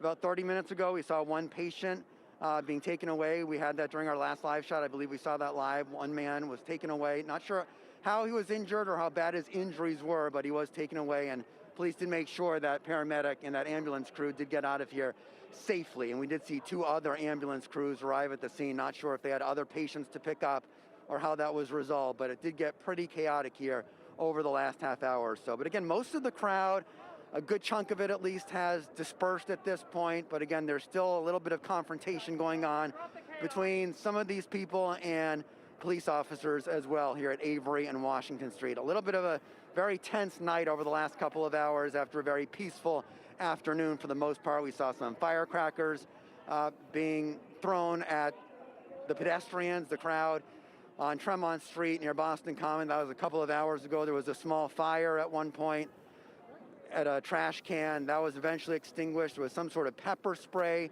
that was flying at some point, and some people were asking for water because it got into their eyes.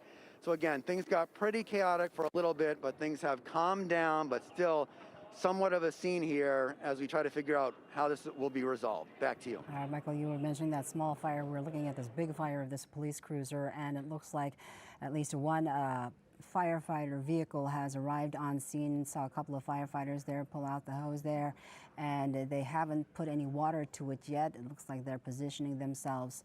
And so they will eventually get to this and put the flames out. I think it's been about half an hour since that, it's hard to tell the time at this point, but about half an hour since the flare was put into that back of the vehicle and then the flames spread. Let's go to Malcolm Johnson now. Malcolm, where are you and what are you seeing? Hey, Christy, right now we are on the intersection of Beacon and Park Street, just outside of the State House. Just behind me here, there is a group of protesters. What you can't see on the other side of those protesters are about 5 police officers, and that is the wall, the intersection in between those two parties. That's the meeting line of that confrontation, and keeping a close watchful eye on how that plays itself out. Jose, we'll swivel over in this direction. Our Mass State police officers, you can see them lined up in numbers here. They have a higher outlook as to how things are playing out, so they can see how things continue to develop between those officers and these protesters here. Most of the protesters, I'd say about 90% of those that we saw here today, have left. But it is those that remain here that I think the police want to keep the closest eye on, because they don't know if violence is the direction that these protesters want to take things in, which is why we're seeing so many Mass State police troopers here lined up just behind this fence that lines the Massachusetts State House. Along the fence, we have a number of signs, and there are signs excuse me, motorcycles just went by if you couldn't hear us. But there are signs lining the entire fence of the State House here. And we've also seen some of it defaced as well, as there is spray paints along the outside of it. And down here on the steps even, murderers, it says, ACAB, which we know stands for all cops are bad. A lot of trash here on the ground as well that will have to be cleaned up. These are some of the protesters that are keeping the peace, right? Black Lives Matter, a sign that we've seen throughout the evening and throughout the country, raising their fists in the Black Power motion. Murder, not manslaughter. This one young woman has her sign. So there are 2 crowds here that remain this evening, those that are still peaceful and those that are not. And then you have those who are screaming and yelling at the police, looking to provoke them and getting a reaction out of them. But George Floyd, that is why we are here today. George Floyd, the man that lost his life in Minneapolis earlier this week. And we hope that as George Floyd lost his life in silence, almost narrating his own passing, with his final words being, "I can't breathe," we hope that things here tonight remain silent and peaceful. And that is what we have heard so many leaders say, that George Floyd would not have wanted something like this. He would not have wanted to see this be the reaction, as he was a peaceful man. And so we'll continue to stay on this, and things will continue to play themselves out. We are doing this for America. That is the only time we have heard someone. All right, this looks like this might be the person who was in that vehicle that tried driving up here. That is the direction that they are coming from. So I don't believe that this is one of the people that was part of the protest here. I believe this is the individual who was in that white vehicle that you just saw. But again, you can see a very clear police presence here. They are not letting anyone in or out. We have been asked to move back several times, which is why I have not appeared in the shot in a little bit, trying to stay out of the way so that our photographer, Kevin, here can show you what's really going on.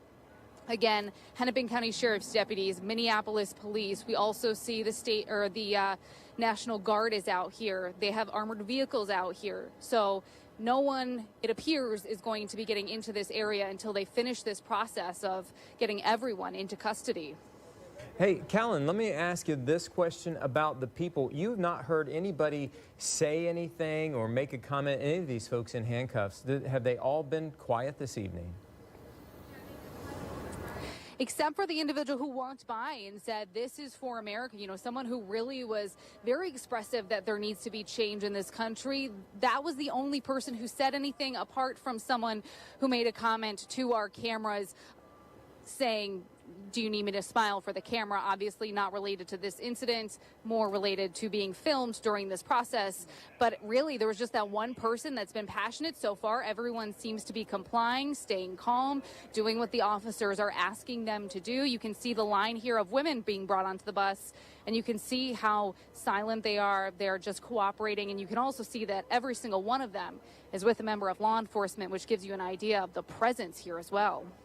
Okay, Callan Gray on the scene there at Washington as people are booked and go into the jail tonight for a peaceful protest that they did not go home at 8 o'clock. So at 9:30 they are going to take a trip to the jail. So we'll continue to follow that scene. You're watching 5 Eyewitness News on Channel 5 and Channel 45 as we have extended coverage. I'm Paul Folger alongside Jackie Kane and Kevin Dorn.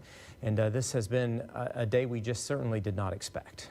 Yeah, a lot of developments today. We do want to take you now, though, to the helpers. Our Joe Mason caught up with people who are coming out in our community to help during this dark and emotional time. Here's Joe Mason. We thank you for such a beautiful, beautiful morning. A prayer. That's how they started here at Incarnation Catholic Church. And shine to the world the fire of your love. This food giveaway, held a handful of times over the last month, took on a new meaning.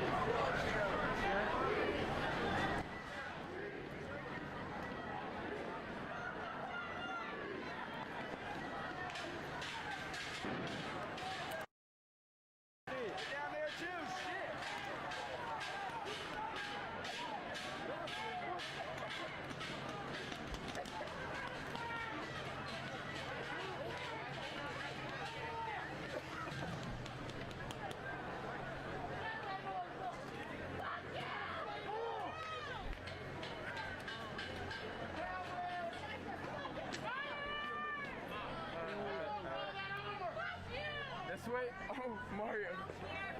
Mario. Hey, Alex.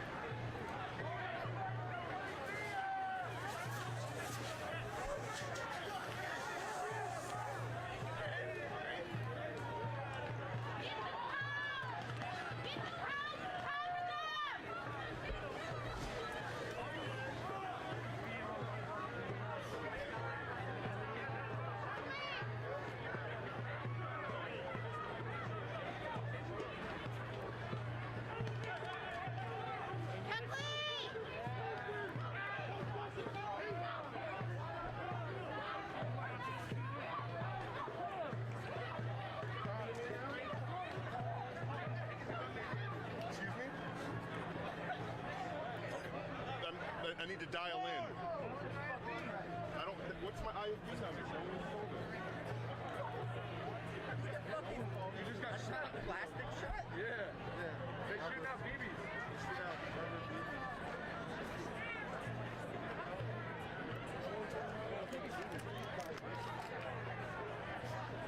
Well, Catherine, they just lit it. Okay. All right. 5141. I can't do a live shot with this on because I can't talk. So I can't hear you.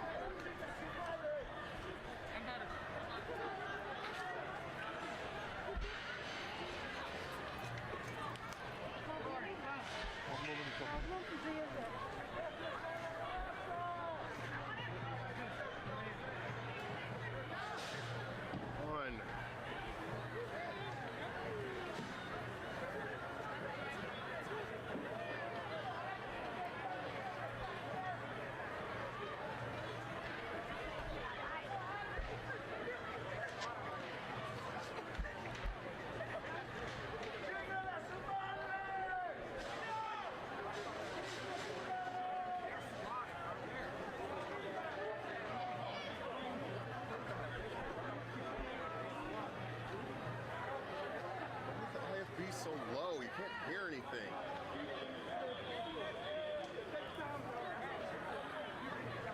Hello? I can't. Yeah. I hear it. It's just low. I'm fine. I got it. I'm good. Hold on.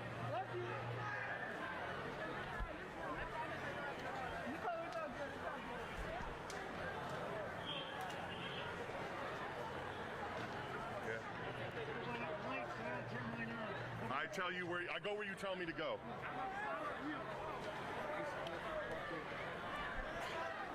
Here they come.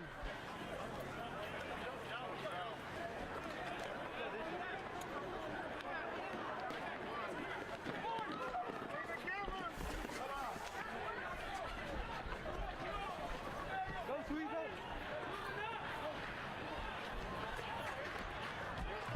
Come over here. Come right over here. Trust me. Right here. Good.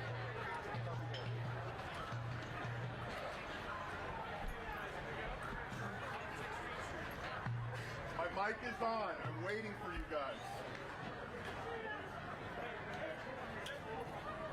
All right, I'm doing a mic check. We're in a safe location.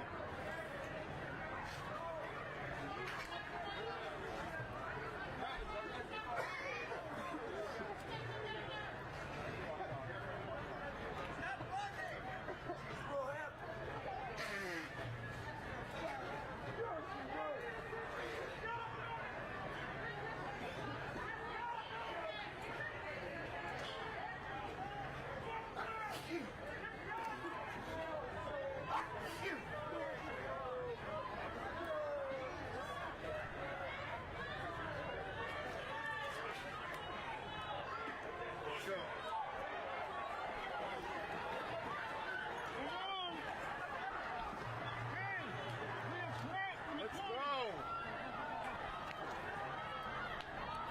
They're coming now. Just be in front of them. There you go. Hold this.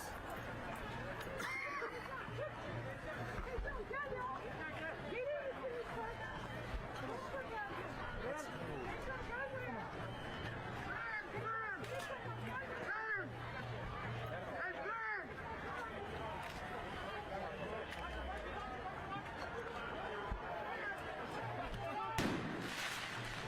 Right now, we're here at 16th Street Northwest and 8th Street. The U.S. Park Police are using what protesters refer to as flashbangs, OC spray to move people back. You can see a fire raging right there across the street of 8th Street Northwest in Lafayette Park.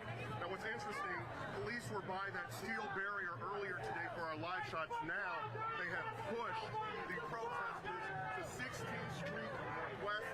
Our photographer Chris Irwin is right here. We're at a safe distance, and you can see that fire raging right over there. And right there you can see police with their protective gear.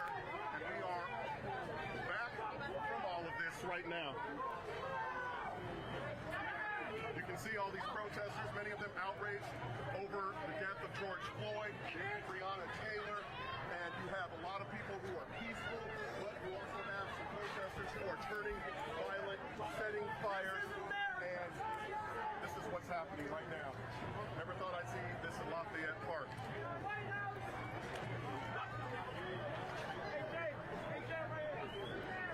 No justice, no peace! No justice, no peace! No justice, no peace! No justice, no peace!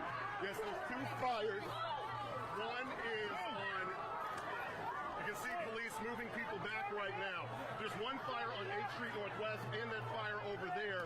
And you can see police again are moving people back from 16th Street Northwest. So behind them you have the Secret Service, then you have the U.S. Park Police, and they're continuing to push. And as these protesters are here, you can see, let me move out of the way, come over here, Chris. You see a man with a bicycle right there, they are pushing him over.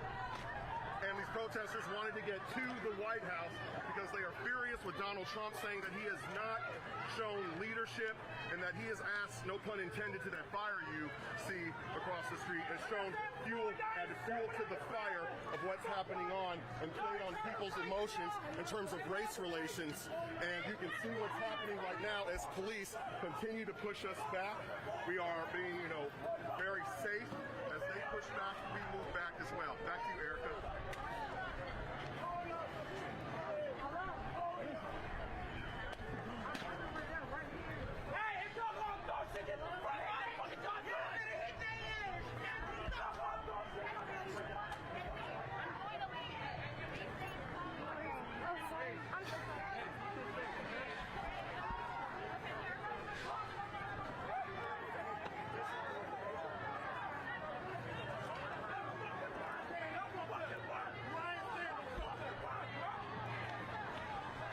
Okay.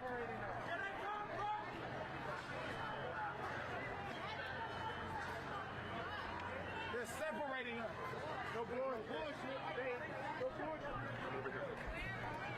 Go over here so when they come, you're still live, but you can back up as people go. You get behind him so you can protect him.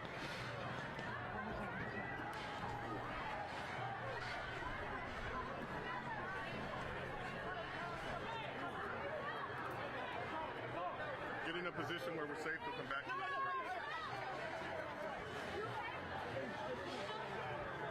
Somebody pay attention in the back, so if you have to move, like, we need to move.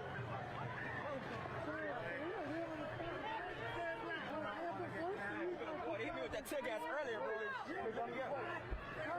don't know if there's a live practice video.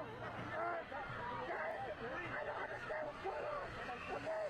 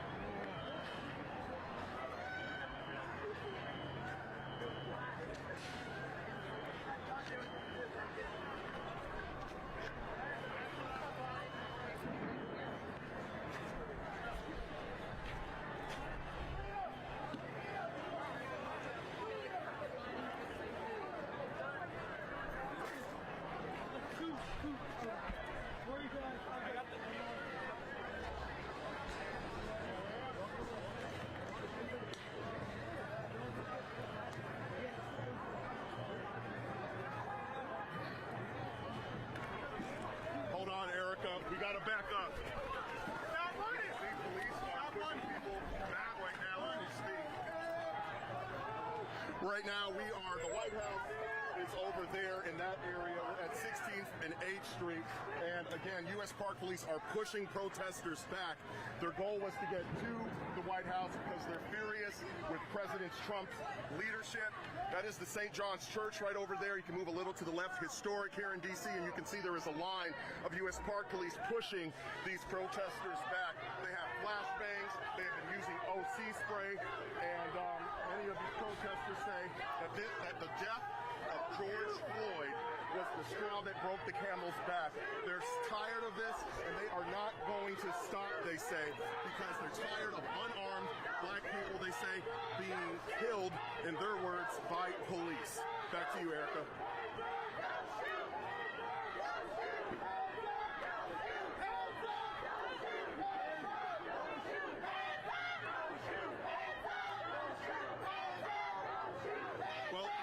Sure, I'm abundantly clear about some people. Some people are using this to their political advantage to say all protesters are looters, all protesters are violent.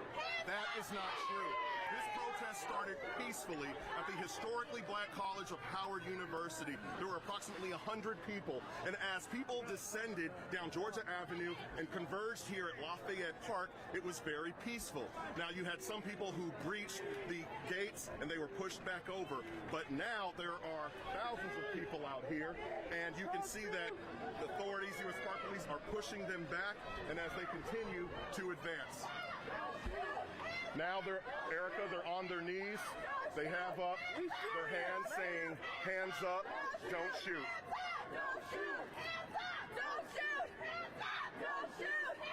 Say that again, Erica.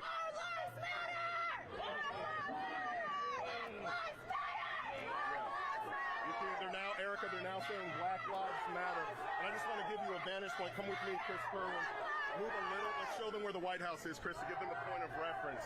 You can see there is the White House, and this is where police are located. And that barrier you mentioned about, in terms of context, over like 3 days ago, people were allowed to get closer to the White House by the barrier right there, where tourists like to take selfies and things like that. And now they have pushed all the way back here. Yellow Jeep, is it? Oh, so it's...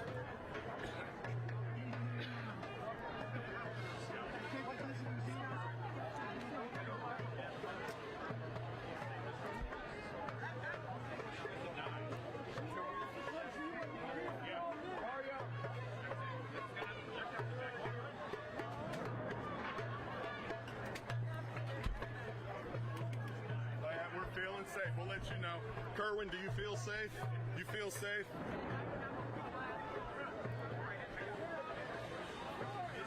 I had this on, and some guy knocked into me into the smoke, and I took him. I'm fine, I put a cocoa over me. Stop throwing shit! Stop throwing shit! Stop throwing shit! Hey, stop throwing shit! It's time for y'all to fucking talk to these motherfuckers, bro! It's time for y'all to talk to these motherfuckers, man! Y'all want them to change, fucking talk to them, bro! But they know what this is about, bro. They know what it's about, bro. I know what it's about. That's what we fucking talking to. They out here right now. Y'all know what it's about. George Floyd! George Floyd! George Floyd! George Floyd! George Floyd! George Floyd! George Floyd! George Floyd! George Floyd! George Floyd! George Floyd! George Floyd! George Floyd!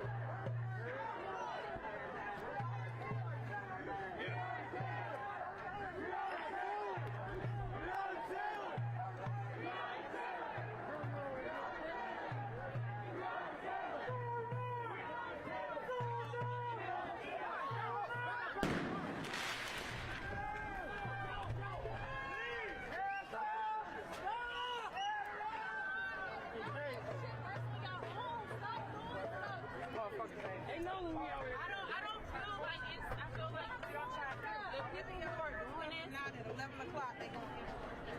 Yeah, but they go, and it's not gonna be. They going at 11 o'clock. They they gonna start. Soon you right, but soon they throw something, they come over and beat our ass and they feel like they wrong, but we wrong because as well as them. They stop throwing shit. Stop throwing shit at them. Take them in. We need them on.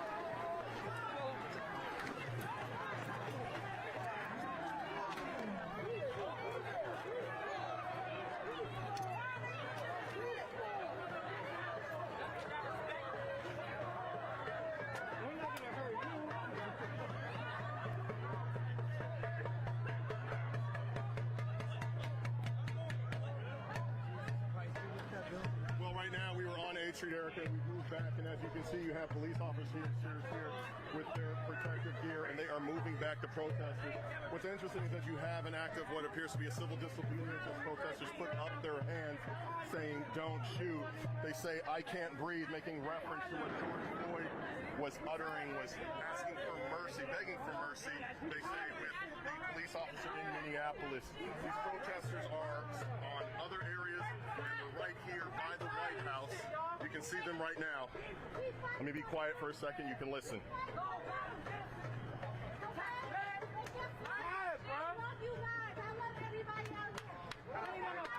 Erica, look over here. You see this woman who is talking to the U.S. Park Police right now.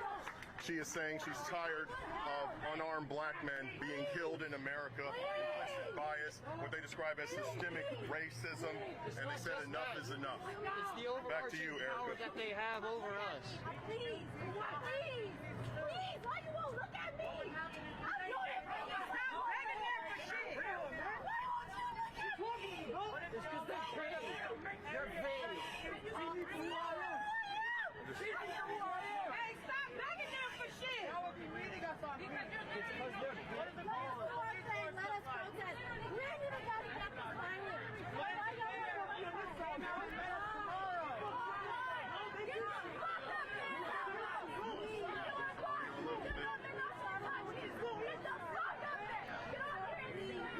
I can't hear you. All right, hello, I'm talking. Right now I'm giving you, we're clear. Right now I'm giving you an audio. Right now I'm giving you an audio check. We're here. Are we okay? 5 minutes to curfew kick in. Just FYI.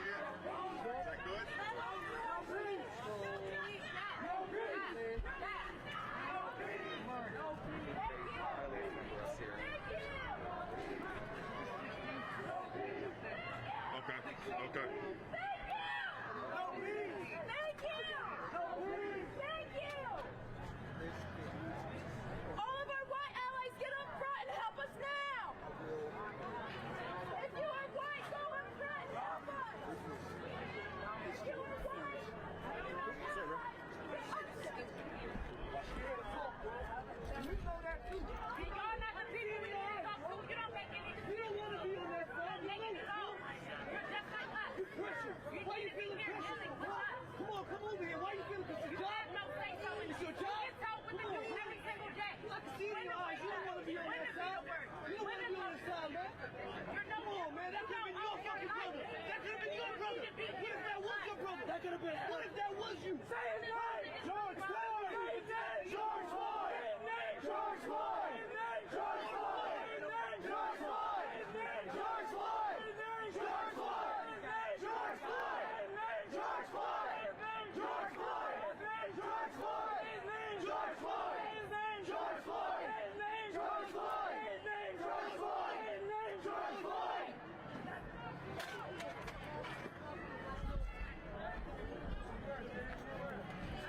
We don't want y'all to be a hashtag. We don't want y'all to be a hashtag. But if you don't have Do not move. Do not move. You're right. T-minus 3 minutes. Do not move. we can we are peaceful. Do not move. Do not move. Do not move. Do not move. We are stronger together. Do not move.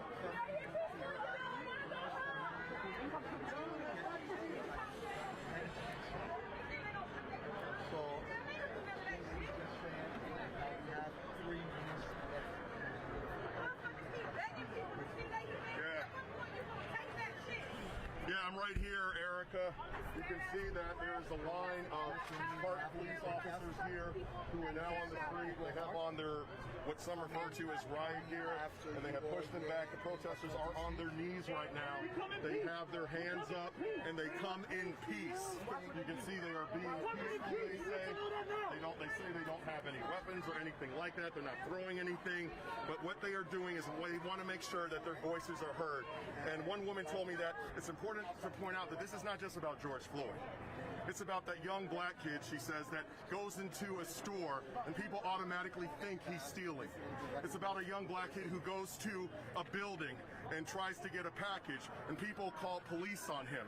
They say that this is the racism, the implicit bias in America, and they are sick and tired of it. Back to you. See us as mothers, as fathers, as sons, as daughters. See us. We're not animals. We're humans. See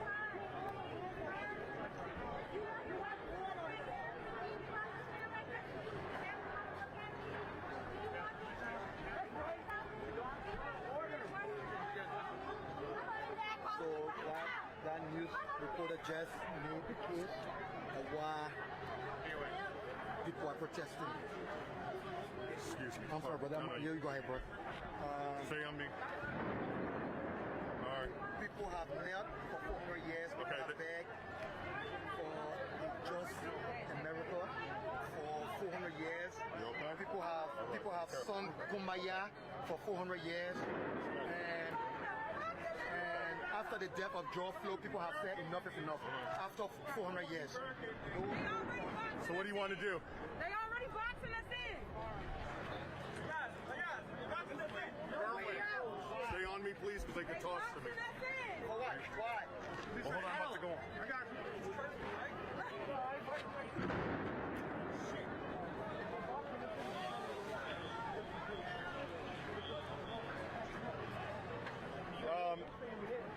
Coming live.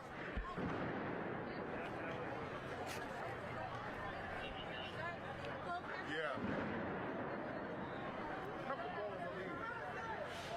Well, first of all, let me tell you that DC firefighters, are arrived on scene and they're in the process of trying to put out the fire across the street over there that you can see burning. Now that is in Lafayette Park. Now, if you come over here, you can see that there are protesters and you have these U.S. Park police officers that are pushing them back. And what they'll do is they'll sometimes use OC spray or what they say is flashbangs to disperse the crowd. The crowd will disperse and then they'll come back up. So it's sort of like back and forth, back and forth. Again, they want to make sure that their voices are heard. So the fact that we're reporting on this, what's happening here, they say that they're accomplishing their goal. because they're bringing attention to what happened to George Floyd. They're bringing attention to Breonna Taylor. And they're bringing attention to all the other unarmed black people. And they say that this is enough. They say it's the straw that broke the camel's back. And you can see them right now talking to the officers. Some of them, to be honest with you, are rude. Others are peaceful, as you saw, Erica, when they had their hands up on their knees. Again, it's like they're just going back and forth right now.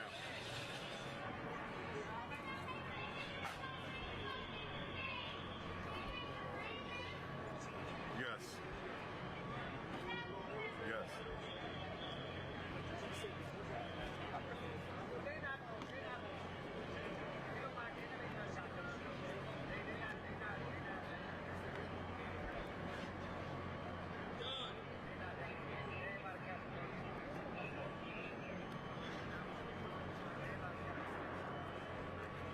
Well, it's definitely intensified, especially tonight.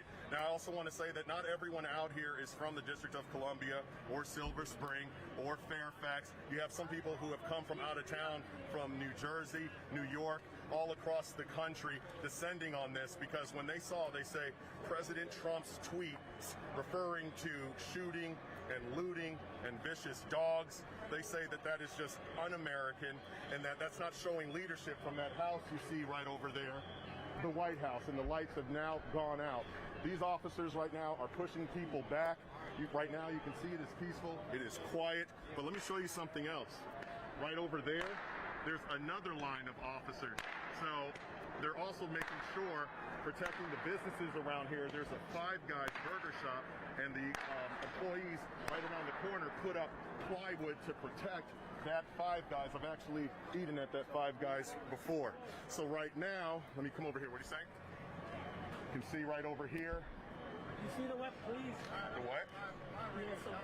Oh, they're making reference to that officer there who has what appears to be, I'm not actually going to tell you what it is because I don't know, but it's some type of, they say, weapon. It is and I think he got a motherfucking AK. He's trying to light us up.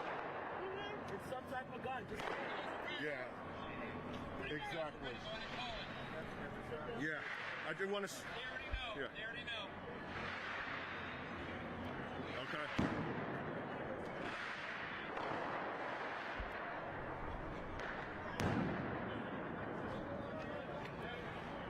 All right.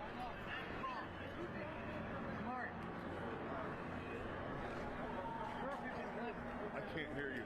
What are you?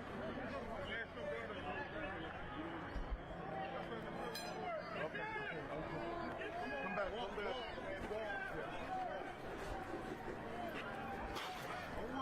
You're not doing anything. What do you mean?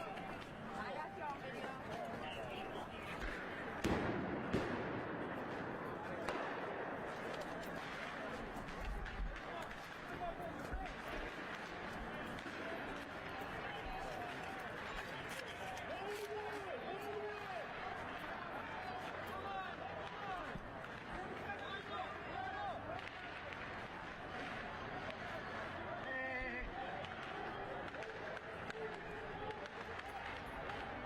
I know.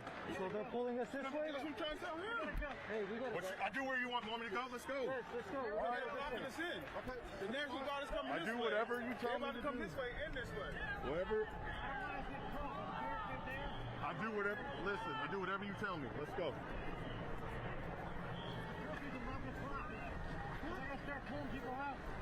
Okay. I'll do whatever. Tell me where to go.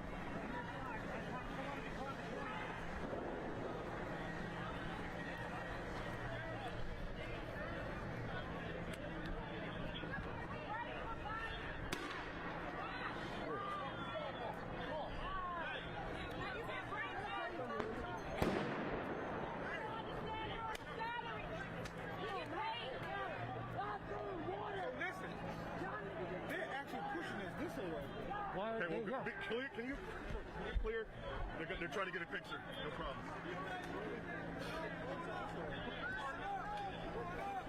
Oh, okay, cool. That's probably another burning car. And they're going to force everybody out.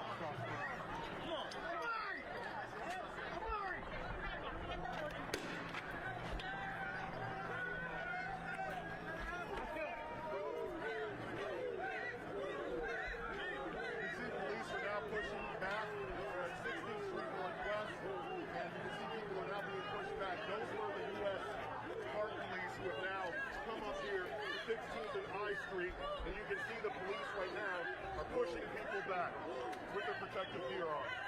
People are throwing water bottles at officers. Watch out!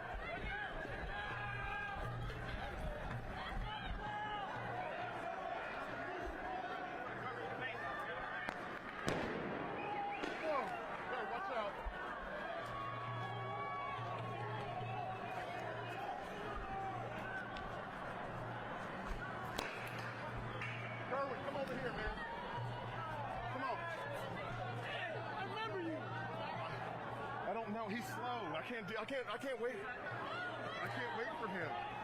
Huh? I know. Okay, I'm right here. We're fine.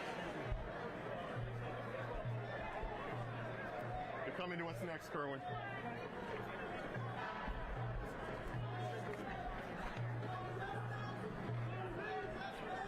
Excuse me, sorry.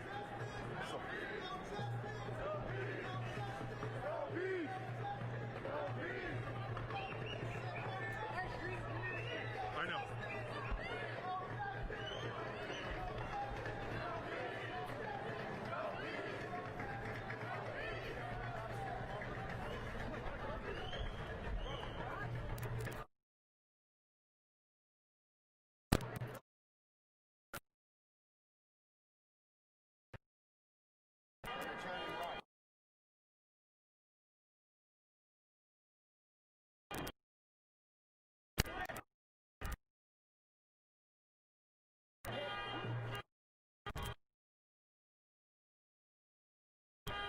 That's where we've seen so much looting, and as we were talking about vandalism, and now you've got fireworks right there. Yes, it's disheartening to see, but again, we haven't seen a lot of people getting hurt, where it just, of course, we don't know, but a lot of businesses are certainly suffering. But anyway, we're watching this, and we're seeing. You know, in Santa Monica, we saw earlier several fires set, and Leanne's just talking about that REI that was absolutely gutted, and you heard the fire alarm going inside that building. You saw the sprinklers had to put the fire out, but the fire department, the police departments, the sheriff's department, National Guard, very busy evening. Very busy, and it's going to be a long night. It's going to be another long night, Colleen, without question. Keep in mind, pretty much the entire county of Los Angeles now is under curfew at 8 o'clock. As of 8 o'clock, pretty much essentially every city in this jurisdiction is closed down. Anybody who's out on the street right now is subject to arrest, or at least subject to being at least questioned and or pulled over by police, as officers have discussed, as the chief discussed earlier. They have, with the help of that curfew, they now have probable cause to pull over anybody that they have suspicion of might be involved in the looting or the destruction of property, and that gives them a tool. It also helps to frankly, to weed out the lawful from the lawless. If you are out right now, you are in violation, and you're, you know, what Karen Bass said earlier. If you're protesting, protest until the curfew and go home. And then go get back at it again tomorrow if that is your inclination and your wish. But don't stay out after curfew. Let the police go after the lawbreakers who are trying to co-opt this, who are trying to take advantage of this. And that's what the hope is among law enforcement. You're looking at earlier pictures from LA City Hall. Downtown, there are National Guard troops helping to guard Los Angeles City Hall. To my knowledge, and I'm almost positive, the last time National Guard troops were deployed in a civil unrest sort of a situation was in Los Angeles, was in 1992. And some 28 years ago, of course, during the Rodney King riots and civil unrest that occurred then. And they are back, and they have their weapons, and they are facing off with protesters right now in front of City Hall. And they're supposed to be in a support role. They're not supposed to be, ideally at least, directly facing off with demonstrators, because they're not police officers, they are troops. They're military people. It is very intimidating, though, when you see the National Guard standing to protect the City Hall. Cambridge Street past MGH. Anyway, back to what I was saying. That protest ended at Boston Common around 5 o'clock, that peaceful protest. They even had a moment of silence for George Floyd. Then they dispersed, and that is when things started to turn violent a few hours later. I can tell you within the past 90 minutes or so, we did walk when we were at City Hall. We walked down to Downtown Crossing, and things were heating up there, getting very intense. There were police officers in riot gear. They were walking around with batons, but the demonstrators or the rioters at that point didn't care. They were swearing at police officers. Looks like officers with LAPD, and then farther down there are barricades. There are people gathered behind the barricades. You can see hundreds of people here, and again, a fairly peaceful crowd at this point. Every now and then they'll start chanting things. We've only been on scene here for a few minutes, so it's tough to tell exactly what they're saying, but they have signs that say, "I can't breathe," "No justice, no peace," and again, at this point, a very, very peaceful crowd. If you pan to the north, I want to show you that the National Guard isn't just up there. They're also on the street. If you look up toward Temple, you can see the National Guard vehicles that are, they were blocking the middle of the road. Just within the past couple of minutes, they've moved off to the side, but you can see the National Guard is on scene here. Quite the scene.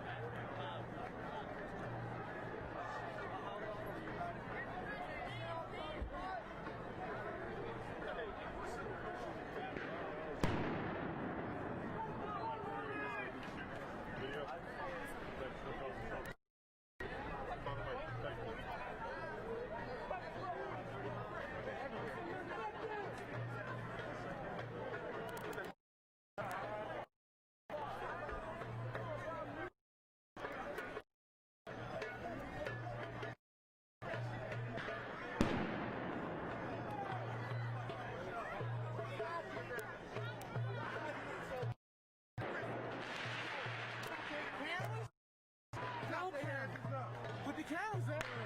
Put the cameras up. Oh my God. Put the cameras up. Turn the camera off. Let's go. Don't break it. But you ain't gonna touch him. I don't care how big you are. You ain't gonna touch my man. You ain't gonna touch my camera. You ain't gonna touch my man. Let's go. You ain't gonna touch my camera. Go ahead, Kerwin. Fuck out of my man, though. Go ahead, Kerwin. Go ahead, Kerwin.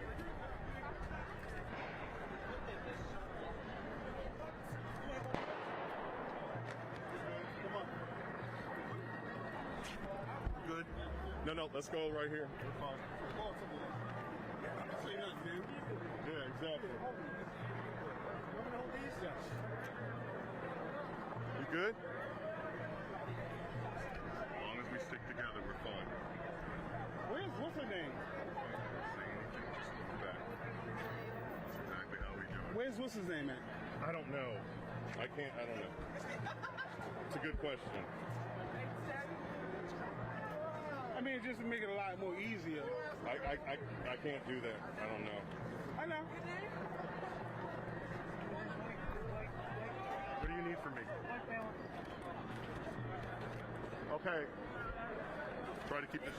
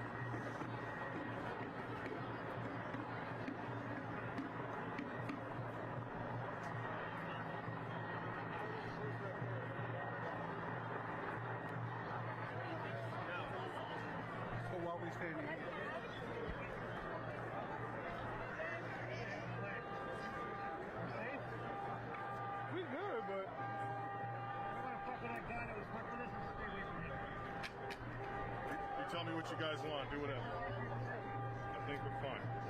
Cool?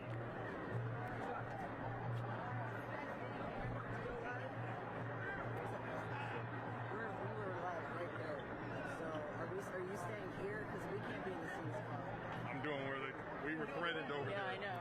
We had to move. The only way that everybody. I can't. Let's go over there. I don't know.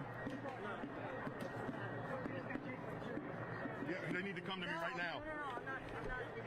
They're coming to me, please. Thanks.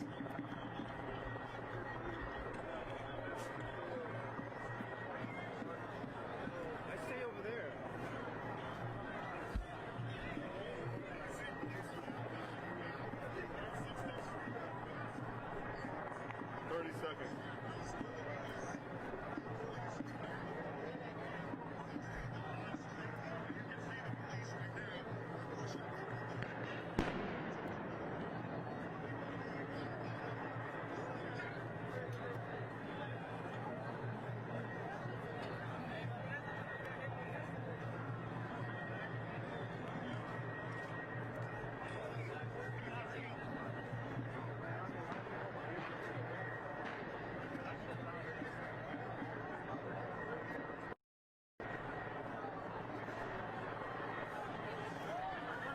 Go. Okay.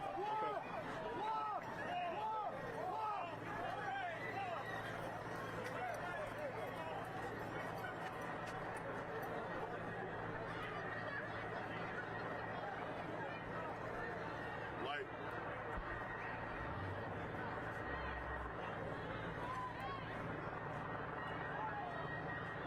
All right, now.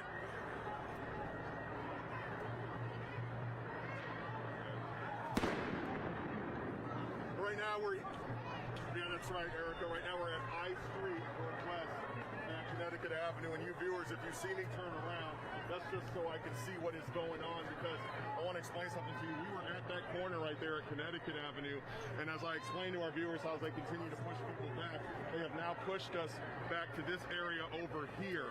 And you constantly hear these flashbangs, and as you hear them, that's where they bring us to. And if you come right over here, let me show you something. Excuse me, sir. Pardon me.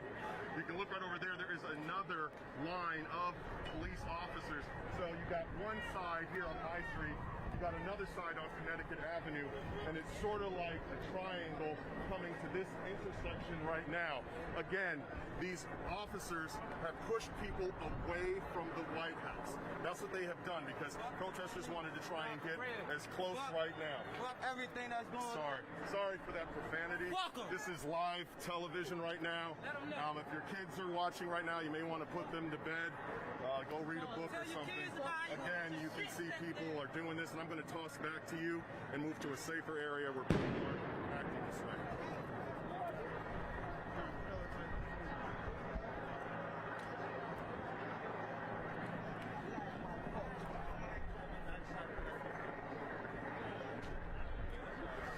Okay.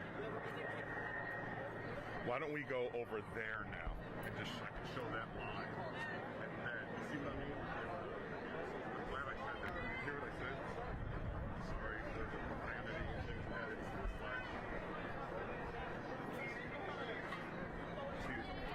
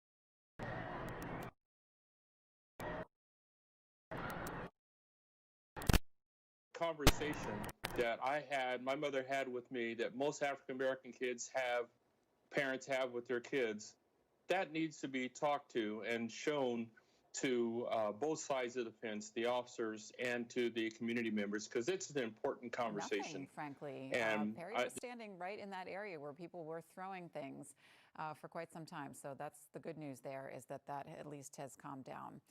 Let's go back to Eli Rosenberg, who's still with us live in Boston now. Eli. Yeah, Shannon, the damage here, really something to see. They've turned the lights on at Cafe Bonjour here in downtown Crossing. You can see all the shattered glass inside. They had been set up for some social distancing, pickup and so delivery. that police officers understand how communities of color feel, and communities of color should understand the roles and responsibility of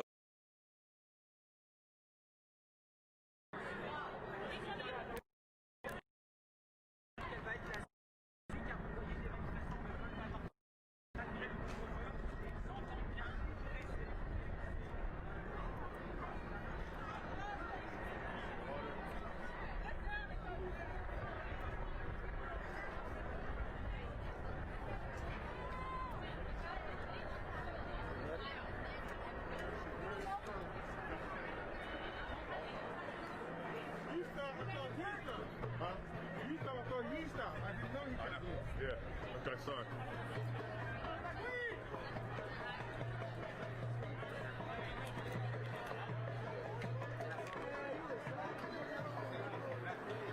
They shouldn't lose.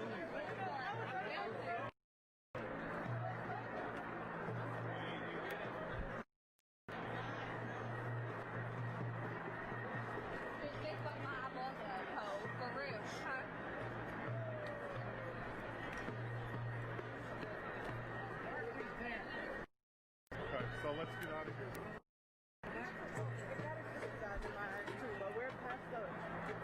Where's Brooks? You already know you don't know. We don't know.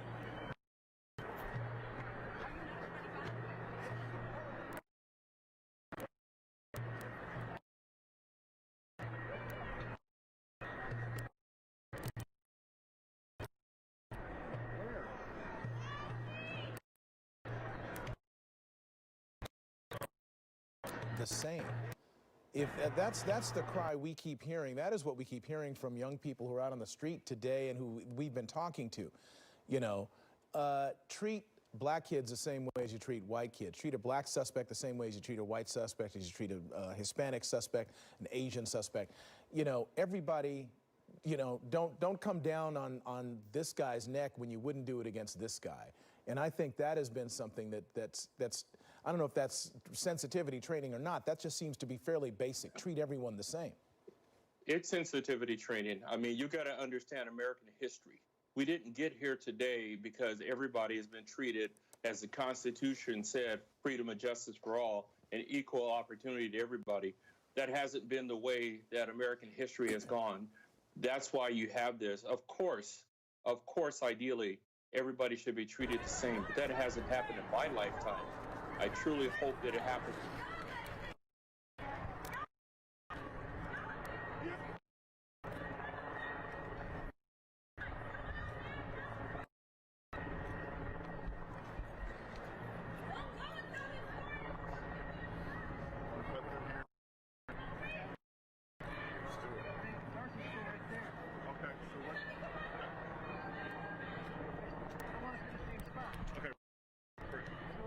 I'll go wherever you tell me. There's a line right there. Is that a line?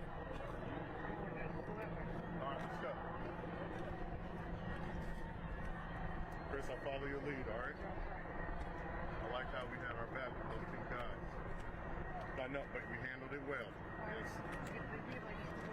I know, and we didn't say nothing. We were respectful. We didn't provoke the situation, and that's what's good. We're very respectful.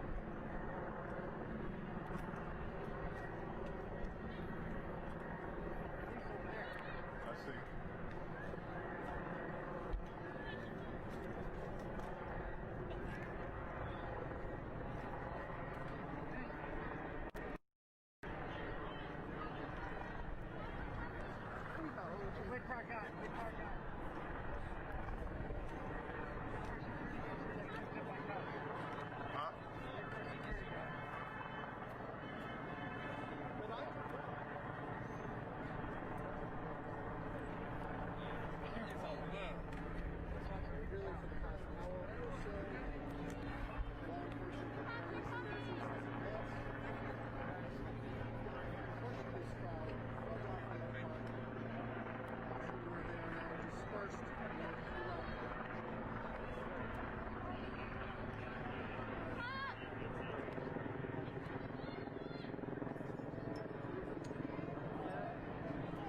We can get closer to them then.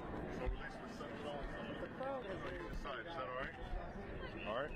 I feel diffused.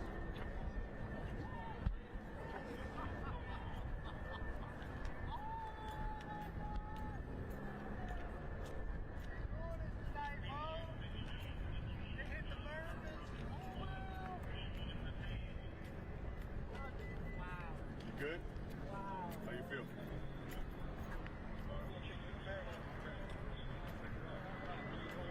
Switch.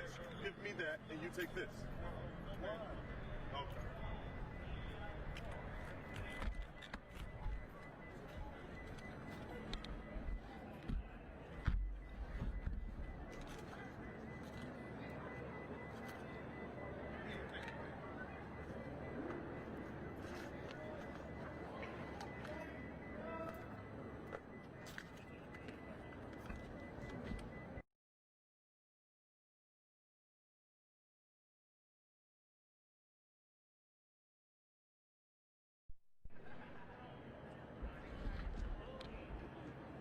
Here. Guys, I'll wait for you. I know. I'm waiting.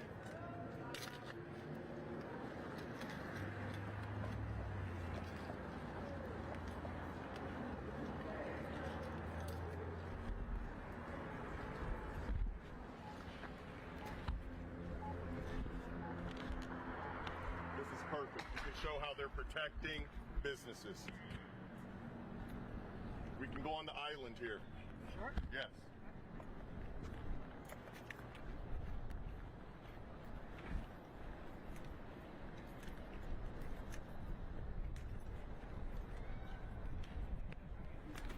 Okay.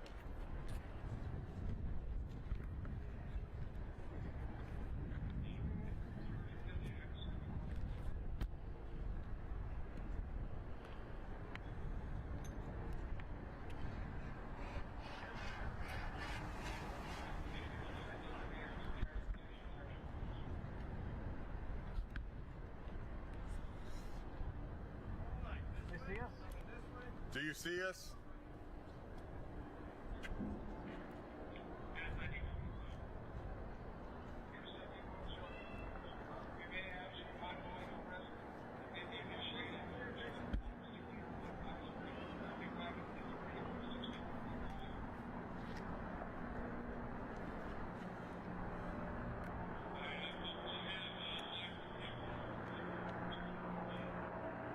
Try not to show the off.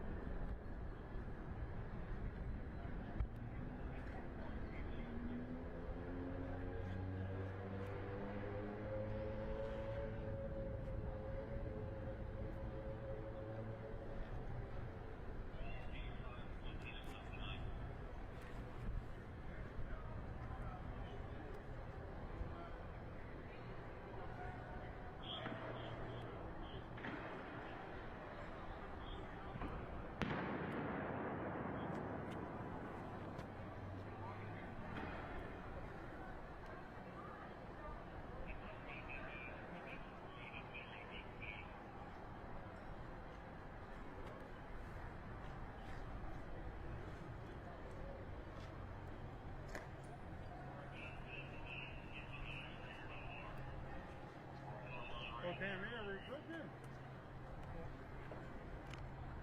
already broken.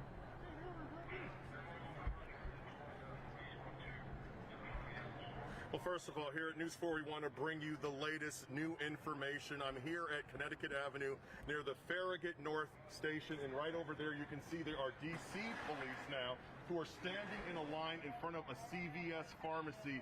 The front door of that CVS has been smashed. People have gone in and, looted, stolen a lot of items out there.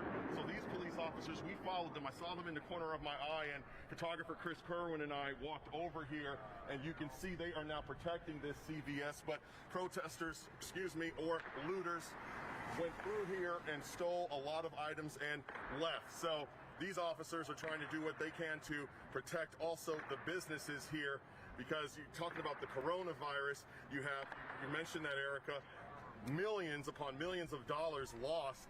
And then you have small businesses where you have some people who are going in and stealing items. It's just not a good combination right now. And I just want to show you one thing. You look right over there, Erica, and thanks. Police are pushing people this way. You can hear those flashbangs as well. So that's where we're at this point. But you can see that K Street is open. But on the other side, where it was getting a little out of hand, we came over here to these officers. That's where we are right now. So we're continuing to move.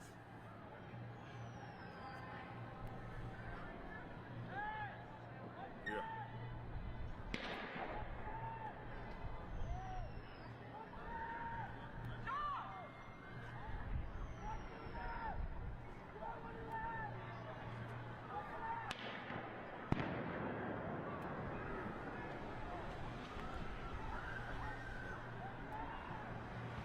Lost the shot. It's okay. You can't. Okay. Okay.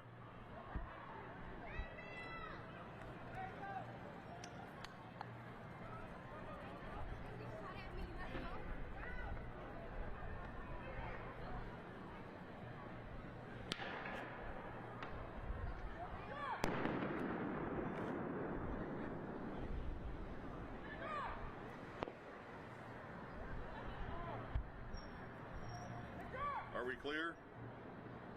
All right, come on.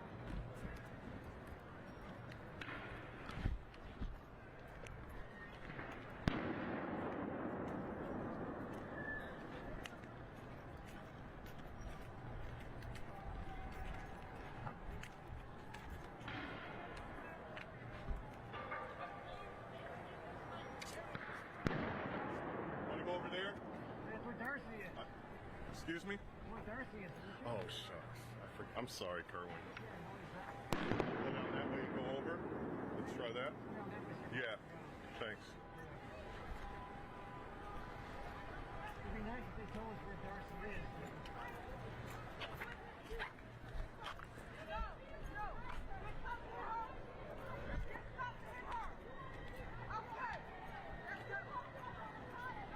I'm going to go there and get a quick picture on my phone, okay?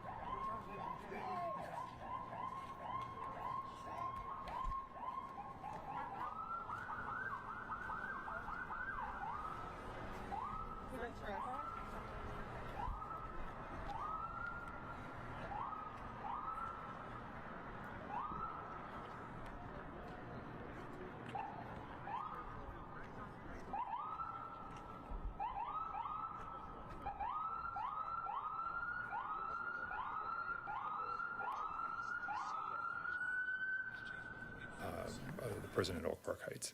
Prison where? Oak Park Heights. Oak Park. Thank you. So the booking photo is out of the driver. It's been 6 hours now. What was the motivation? What have authorities learned about why this person was in the middle of a crowd? Tactical efforts here of the state police, just trying to go through the neighborhood now and make sure everything is as it should be.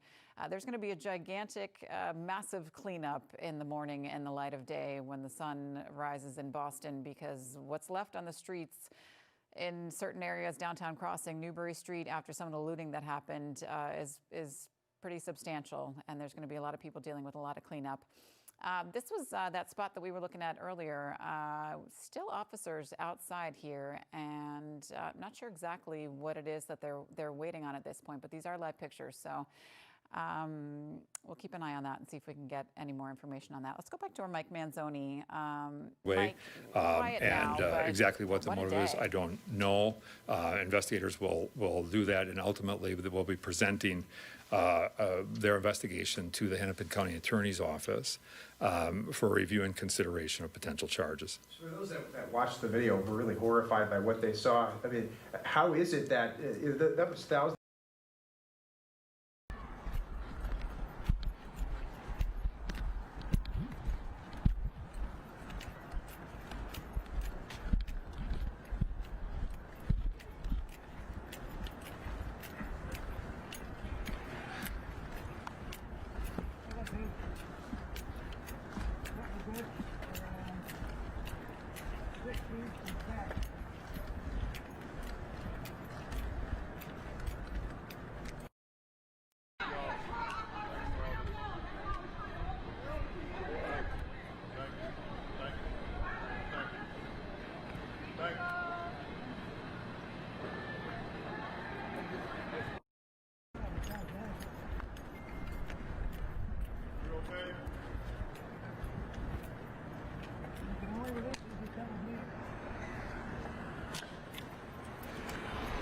The driver attempted to get around, or did get around, and ultimately enter that area. Now,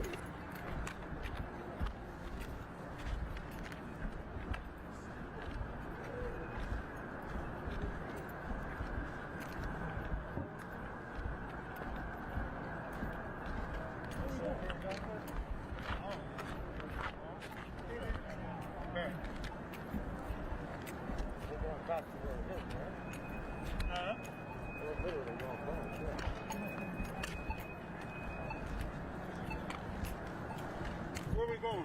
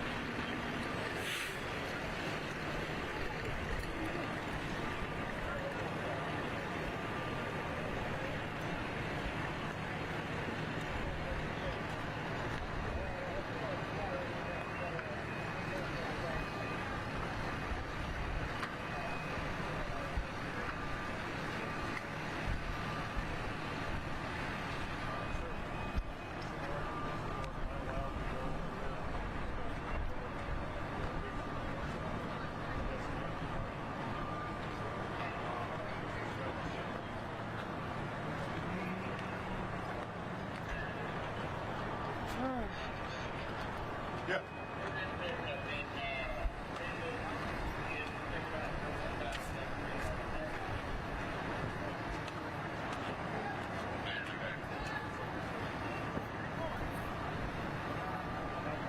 Yeah, it's something new, it's something different.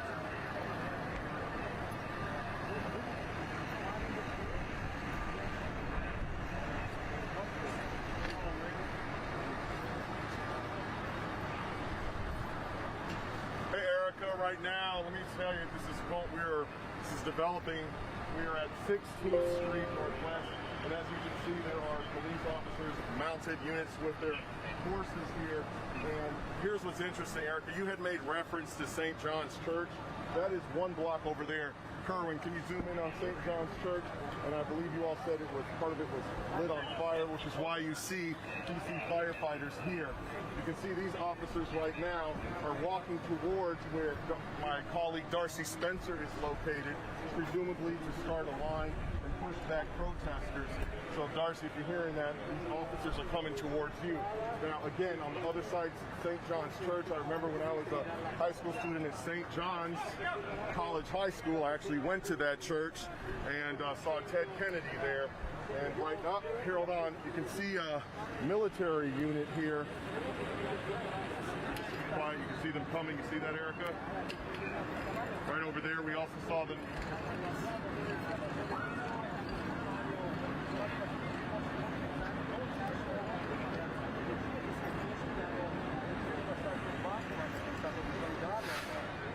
Ancora si è stato di rompere alcune vetrine. Adesso nella zona industriale che è chiuso la residenza. Well, that's right. You have this extra presence, different law enforcement agencies. You have the National Guard coming here. Look right over here. You can see them. And some of the protesters are also talking about how the president had put in a tweet about MAGA night, and they felt that that was a way that he was sort of, starting what they describe as a beef with them, which in turn they say brought more protesters here to D.C. So they say that his lack of leadership is one of the reasons why they were trying to descend on the White House, which, by the way, is approximately 3 blocks where photographer Chris Kerwin is shooting video right now. Erica?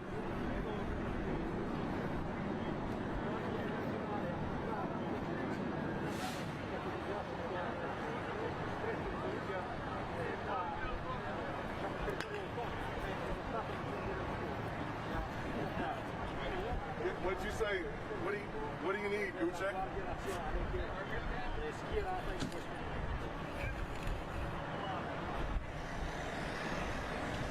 Okay. Talk to you all soon. Okay.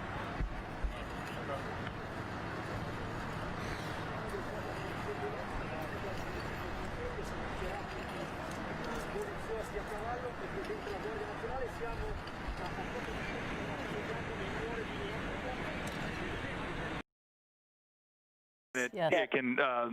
It can actually put down a fire with high pressure water, and if there's a presence of fire anyway, we will try to put out those spot fires. And so we're trying to use all of the equipment that we have for the safety of the public.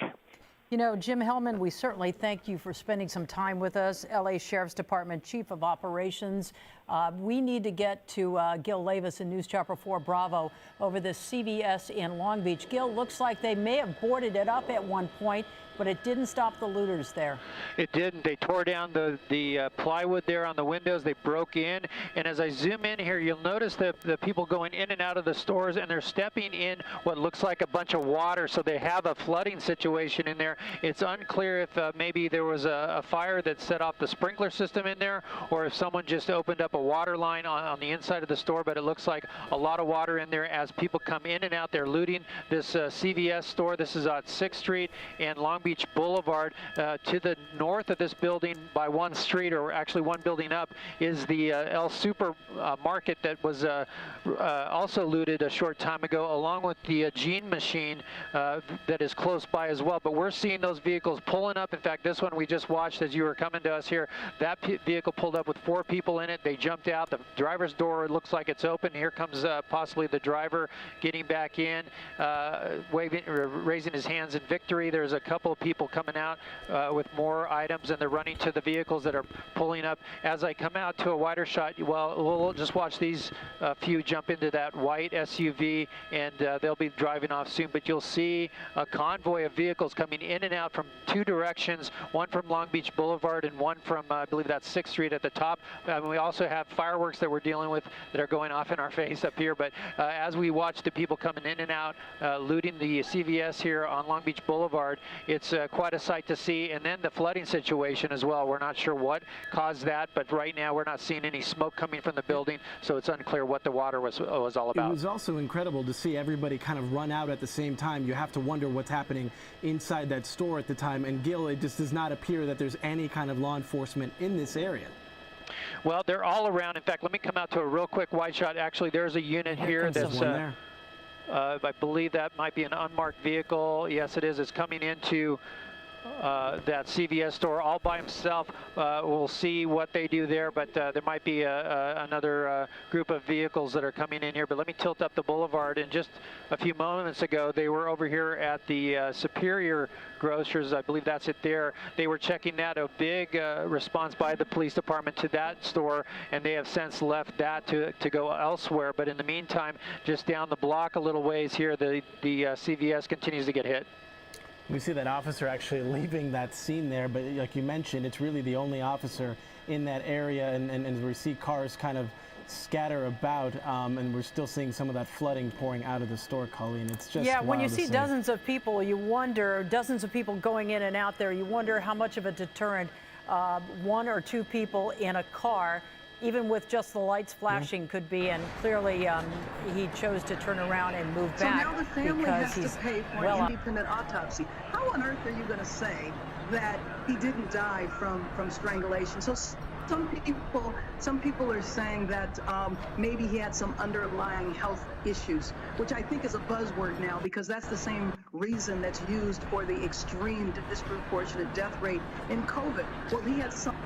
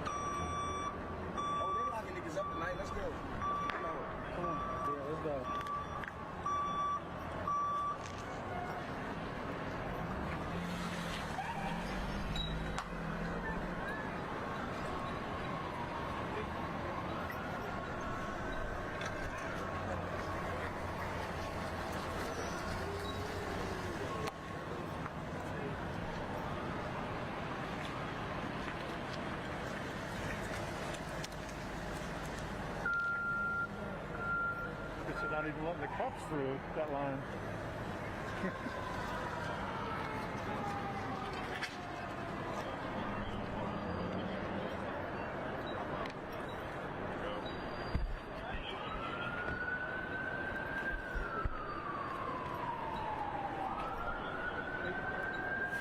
Hi, Erica. Right now we're here at I Street, and you can see the National Guard that you were just talking about is here.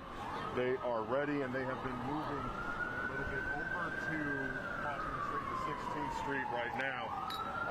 As you talked about, the different law enforcement agencies who have been coming together. I beg your pardon? Yeah, I'm Shamari. How are you? I'm covering the protest. You guys take it easy, all right? Take care. So you can see people recognize me. Right over here, so you have law enforcement agencies who are coming together right now to help the U.S. Park Police, D.C. Police, and this is a historic night that people will never forget in our nation's capital, and they're continuing to tell you all about what's happening, and back to you.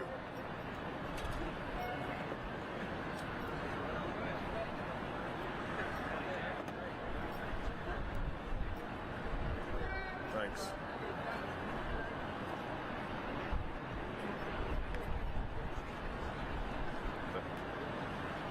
Thank you.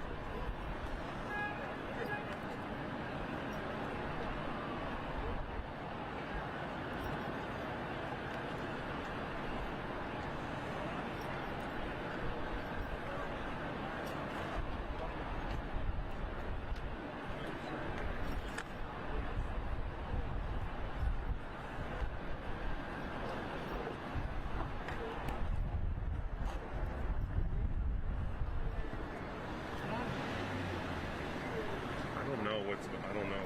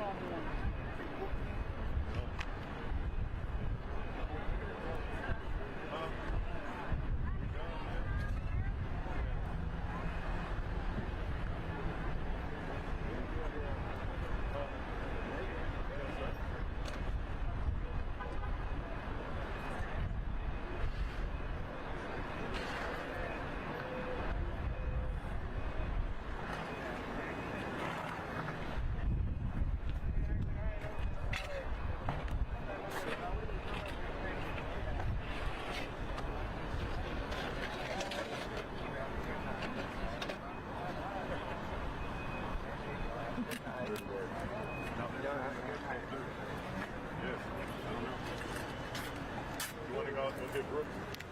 You got the church. I said he's at the church. Where is he? Are you sure? My phone is dead, so I can't. I don't know.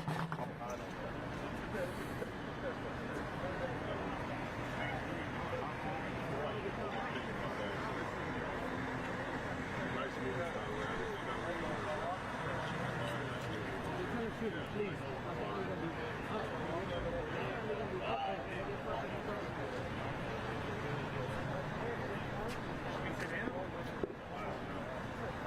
That cop knows me over there. She said I could go up there. It's all good.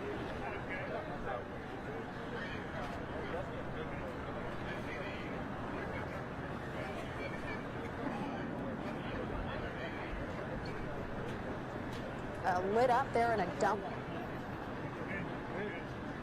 As we saw a lot of that looting, a lot of the violence and destruction, even on this corner right here. I don't know if you can see here from where we were standing, there's already graffiti just all along this entire area. So we have tons of police officers.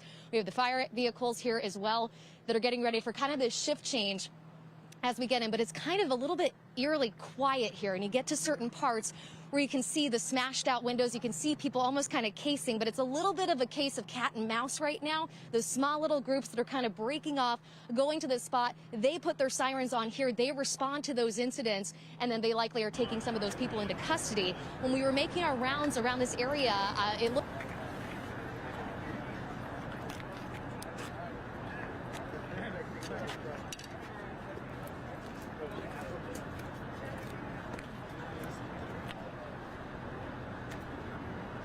Ouais, désolée, j'appuie sur le mauvais bouton.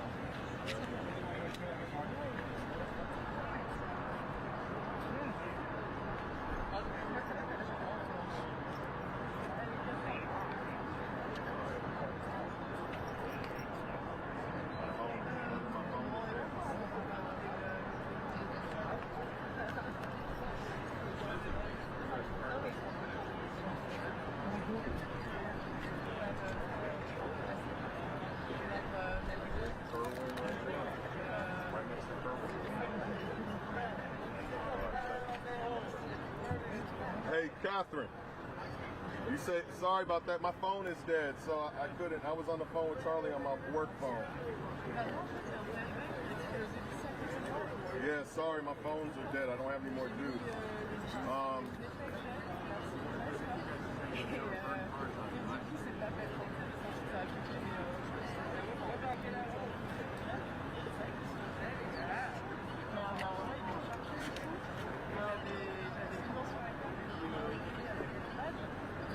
We can hear you.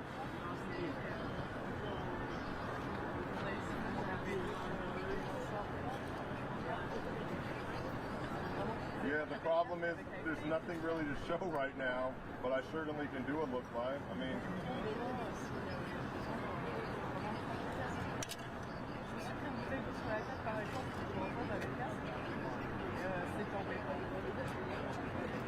all right.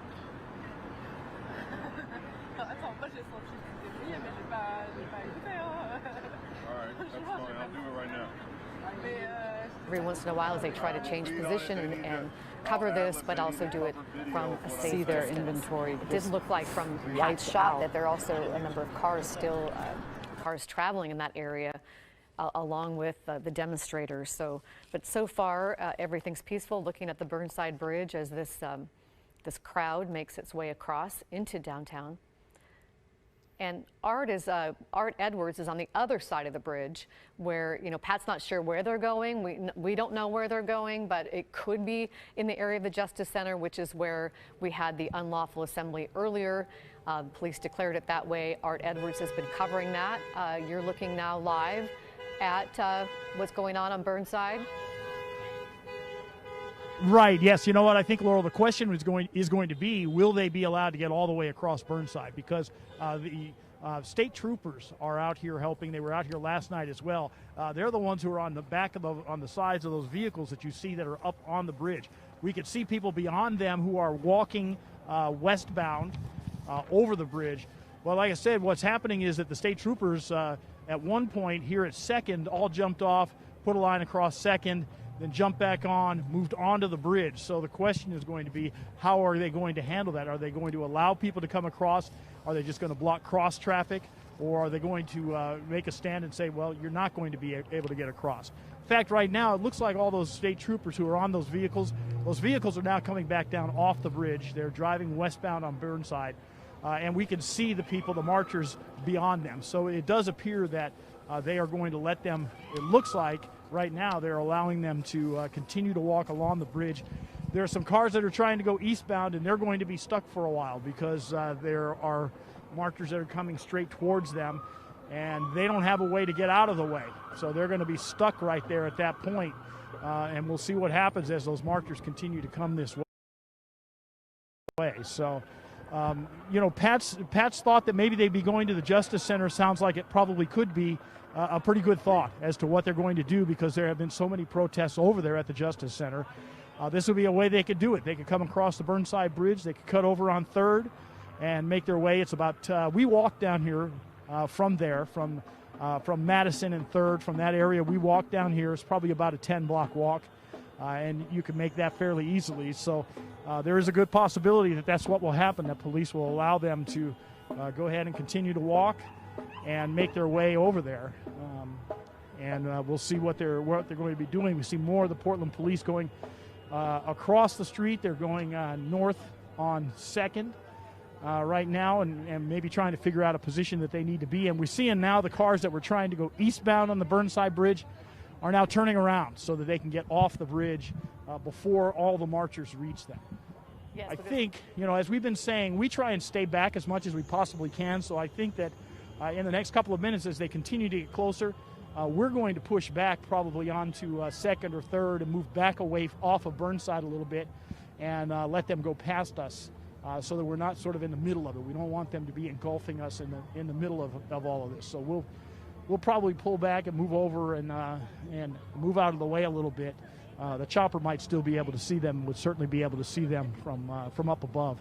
I think I could hear the chopper up above me right now. And we have a really good Laurel? shot right now, Art, from our Wells Fargo Skycam that you can see, folks on the right there. That's our Wells Fargo Skycam, and you can see just massive amounts of people crossing the Burnside from the east side to the west side, as Art was telling us that there were police officers that were on the end of the west part of the Burnside Bridge, and it looked like they might not let them through, but now they have moved away, and it looks like they're going to let this group pass.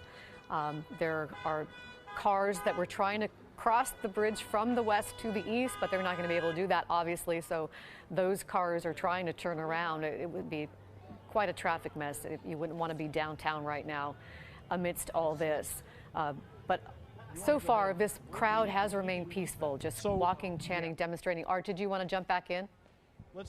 Well, I wanted to let you know that we're going to move back out of the way as people come across the bridge, because, as we've said, we are not getting in the middle of all of this, so we're going to move back. We're actually going west on Burnside and going to go to at least, I'd say 3rd or 4th, and we're going to go back down. We'll probably go south on 3rd for a little bit and see if that's where they turn and get a sense of what they're going to do. But we want to make sure that we're not right in the middle of it all, and as they make their way through here. At this point, the police have all pulled back, so they are not here, and they are letting them walk down the street, and that's what's happened. This massive crowd moving west on Burnside. Can you hear what can you tell us what the police are saying as you move? I just heard the actions of this group will set the tone for this evening. Do not destroy your city. Yeah, so they're saying, right, do not destroy your city. They're saying that the actions of this group will basically determine how this goes. Do not destroy your city. So it appears as if Portland police are willing to let them go and do this. They want to protect your First Amendment rights. The actions of this group will set the tone for this evening.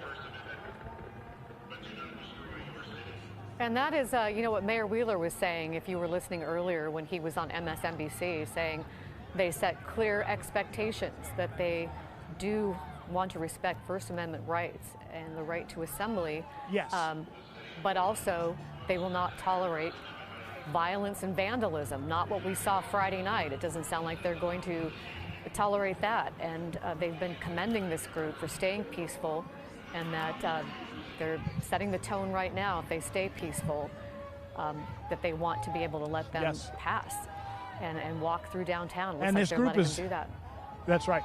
Yes, it does. And this group is now turning south on 3rd. If they continue down 3rd, 10 blocks or so, that leads them right to the Justice Center. The announcement said they want to protect their First Amendment rights.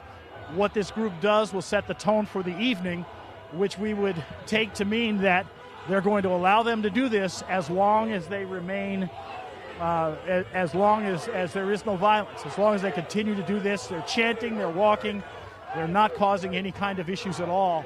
Portland police will allow them to do this as long as everything stays the way it is right now. Well, certainly no one wants a confrontation between these protesters and police and hope that it stays peaceful and calm like it is right now. Friday night, from some of our reporters, it was splinter groups that, split off from the peaceful protesters who caused the damage. So we hope that we don't see that tonight. The mayor alluding to anecdotal information they had that there were people from out of the city who might be trying to join this demonstration, and that is why they shut down the off-ramps from I-5 and I-405 into the city. This group, starting at Laurelhurst a couple of hours ago in the park in southeast Portland, and then making their way all the way down Burnside, and now across Burnside. They've crossed into the city, into the western part of the city, and as Art said, they've turned onto South on 3rd, and then it would be another 10 blocks or so to the Justice Center. We don't know what their eventual destination is. Pat didn't know, but that could be where they're going, and they seem to be headed in that direction. Art, are you still moving to a safe place? Yeah, we're in a pretty safe place right now. You can probably see, if you see our picture, that they're all staying in the road, and we are off the side of the road, and people are just continuing to move and chant. They have signs, they're raising their arms, but it is at this point a peaceful procession that is now moving south on 3rd, and we'll see where they end up. The protest that was at the Justice Center earlier was going along peacefully and just fine, and then someone, probably it looked like a small number of people, began to throw bottles at the Portland police who were at the Justice Center, and that's when police responded with gas. So it wasn't the majority of the people who were out there. It looked like it was just a small group that began throwing things. Portland police made the announcement they want to protect people's First Amendment rights, meaning they want to be able to allow them to do this, but it does have to remain peaceful. Otherwise, they will take action if it does not remain peaceful. And so far, we do want to make that clear that it has been peaceful for the most part, with those few exceptions that Art mentioned at the Justice Center earlier. And the mayor mentioned that in his conversation on MSNBC, that Black Portlanders are frustrated that what we saw Friday night and some of just the few scattered things that we've seen sort of take away, they overshadow what happened and their demand for justice in the wake of the death of George Floyd and so many others before him. They don't want to lose that context for the fight for justice for Black America. And these protesters, demonstrators, those marching tonight are seemingly try to honor George Floyd and his memory and the fight for justice as they remain peaceful and march through downtown. And from what we're seeing so far, Portland police are allowing them to continue to walk and march through downtown and encouraging them to set the tone with peace, a peaceful demonstration as they march through downtown. Art, you probably can't guess. I mean, does it appear to you to be like thousands of people that are marching? I would say it could be thousands of people. I mean, it is a massive crowd. It's very, very large crowd. Very, very, very large crowd. And it just keeps going on and on and on. I mean, they're probably, we're at Burnside and 3rd. They're probably 3 blocks down the road from here at the very beginning of that group of people who are marching along here. So it's a huge crowd, no doubt about it. I just wanted to remind people, too, we're at 9:16 in the evening on Sunday night, and a curfew, a citywide curfew, was instituted at 8 o'clock tonight for the second night in a row, but it would appear that in this instance, police are not are enforcing it. It'd be hard to see how they would, with thousands and thousands of people seemingly marching across into downtown, but they're not enforcing the curfew at this point. And I think as long as it remains peaceful, it sounds like they're going to kind of stay out of this.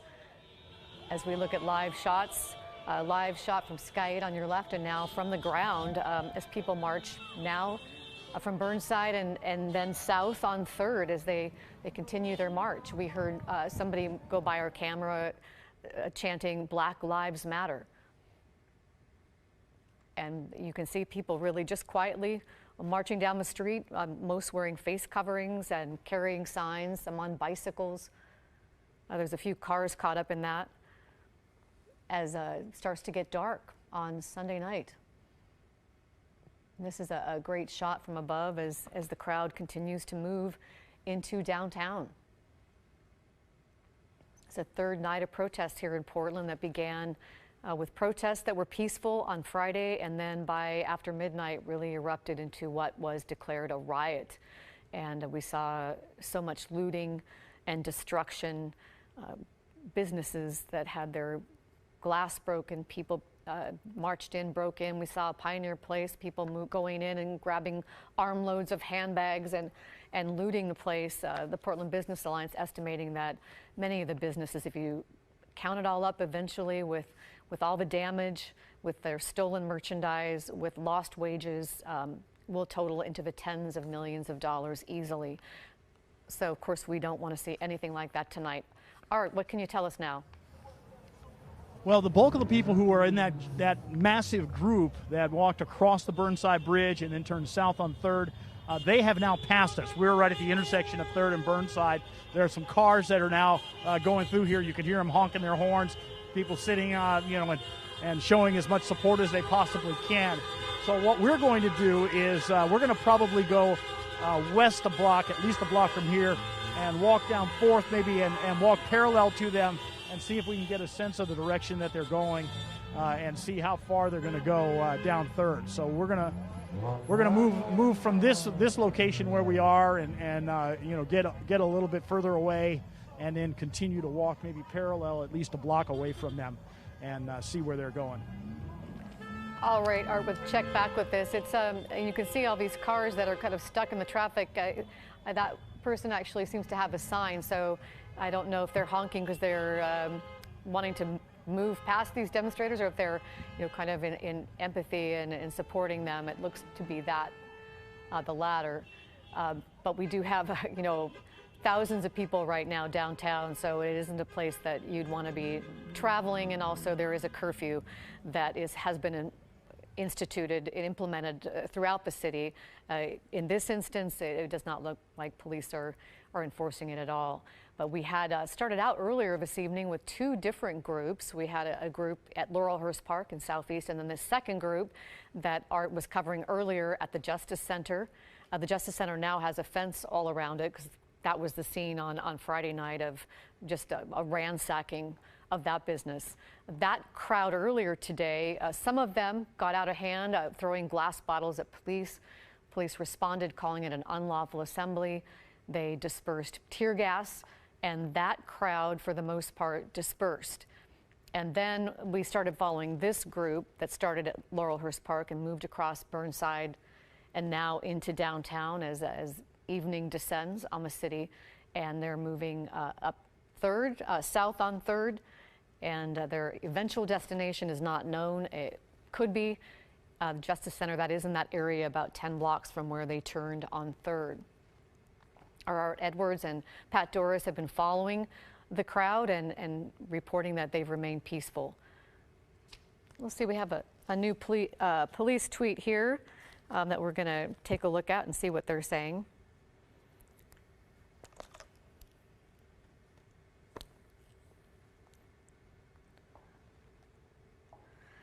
So they're saying that it's mostly been peaceful.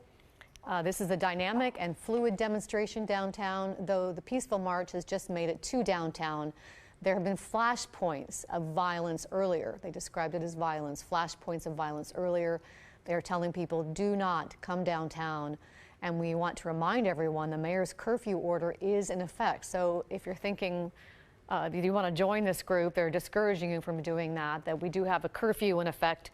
Started at 8 o'clock for the second night in a row, and it goes until 6 in the morning. All off-ramps from I-5 and I-405 are shut down, so you can't get into downtown that way. As we look at another live view from Sky 8, this is a bit deceiving because when you look at this shot, it doesn't look like the thousands of people that are there, but this group, this crowd just stretches for blocks and blocks and blocks that started a few hours ago in Laurelhurst Park and now moved down Burnside past Sandy, then to the Burnside Bridge, crossing the Burnside Bridge where we saw a line of police officers earlier, and then the officers left and allowed the crowd to cross over the Burnside Bridge into downtown.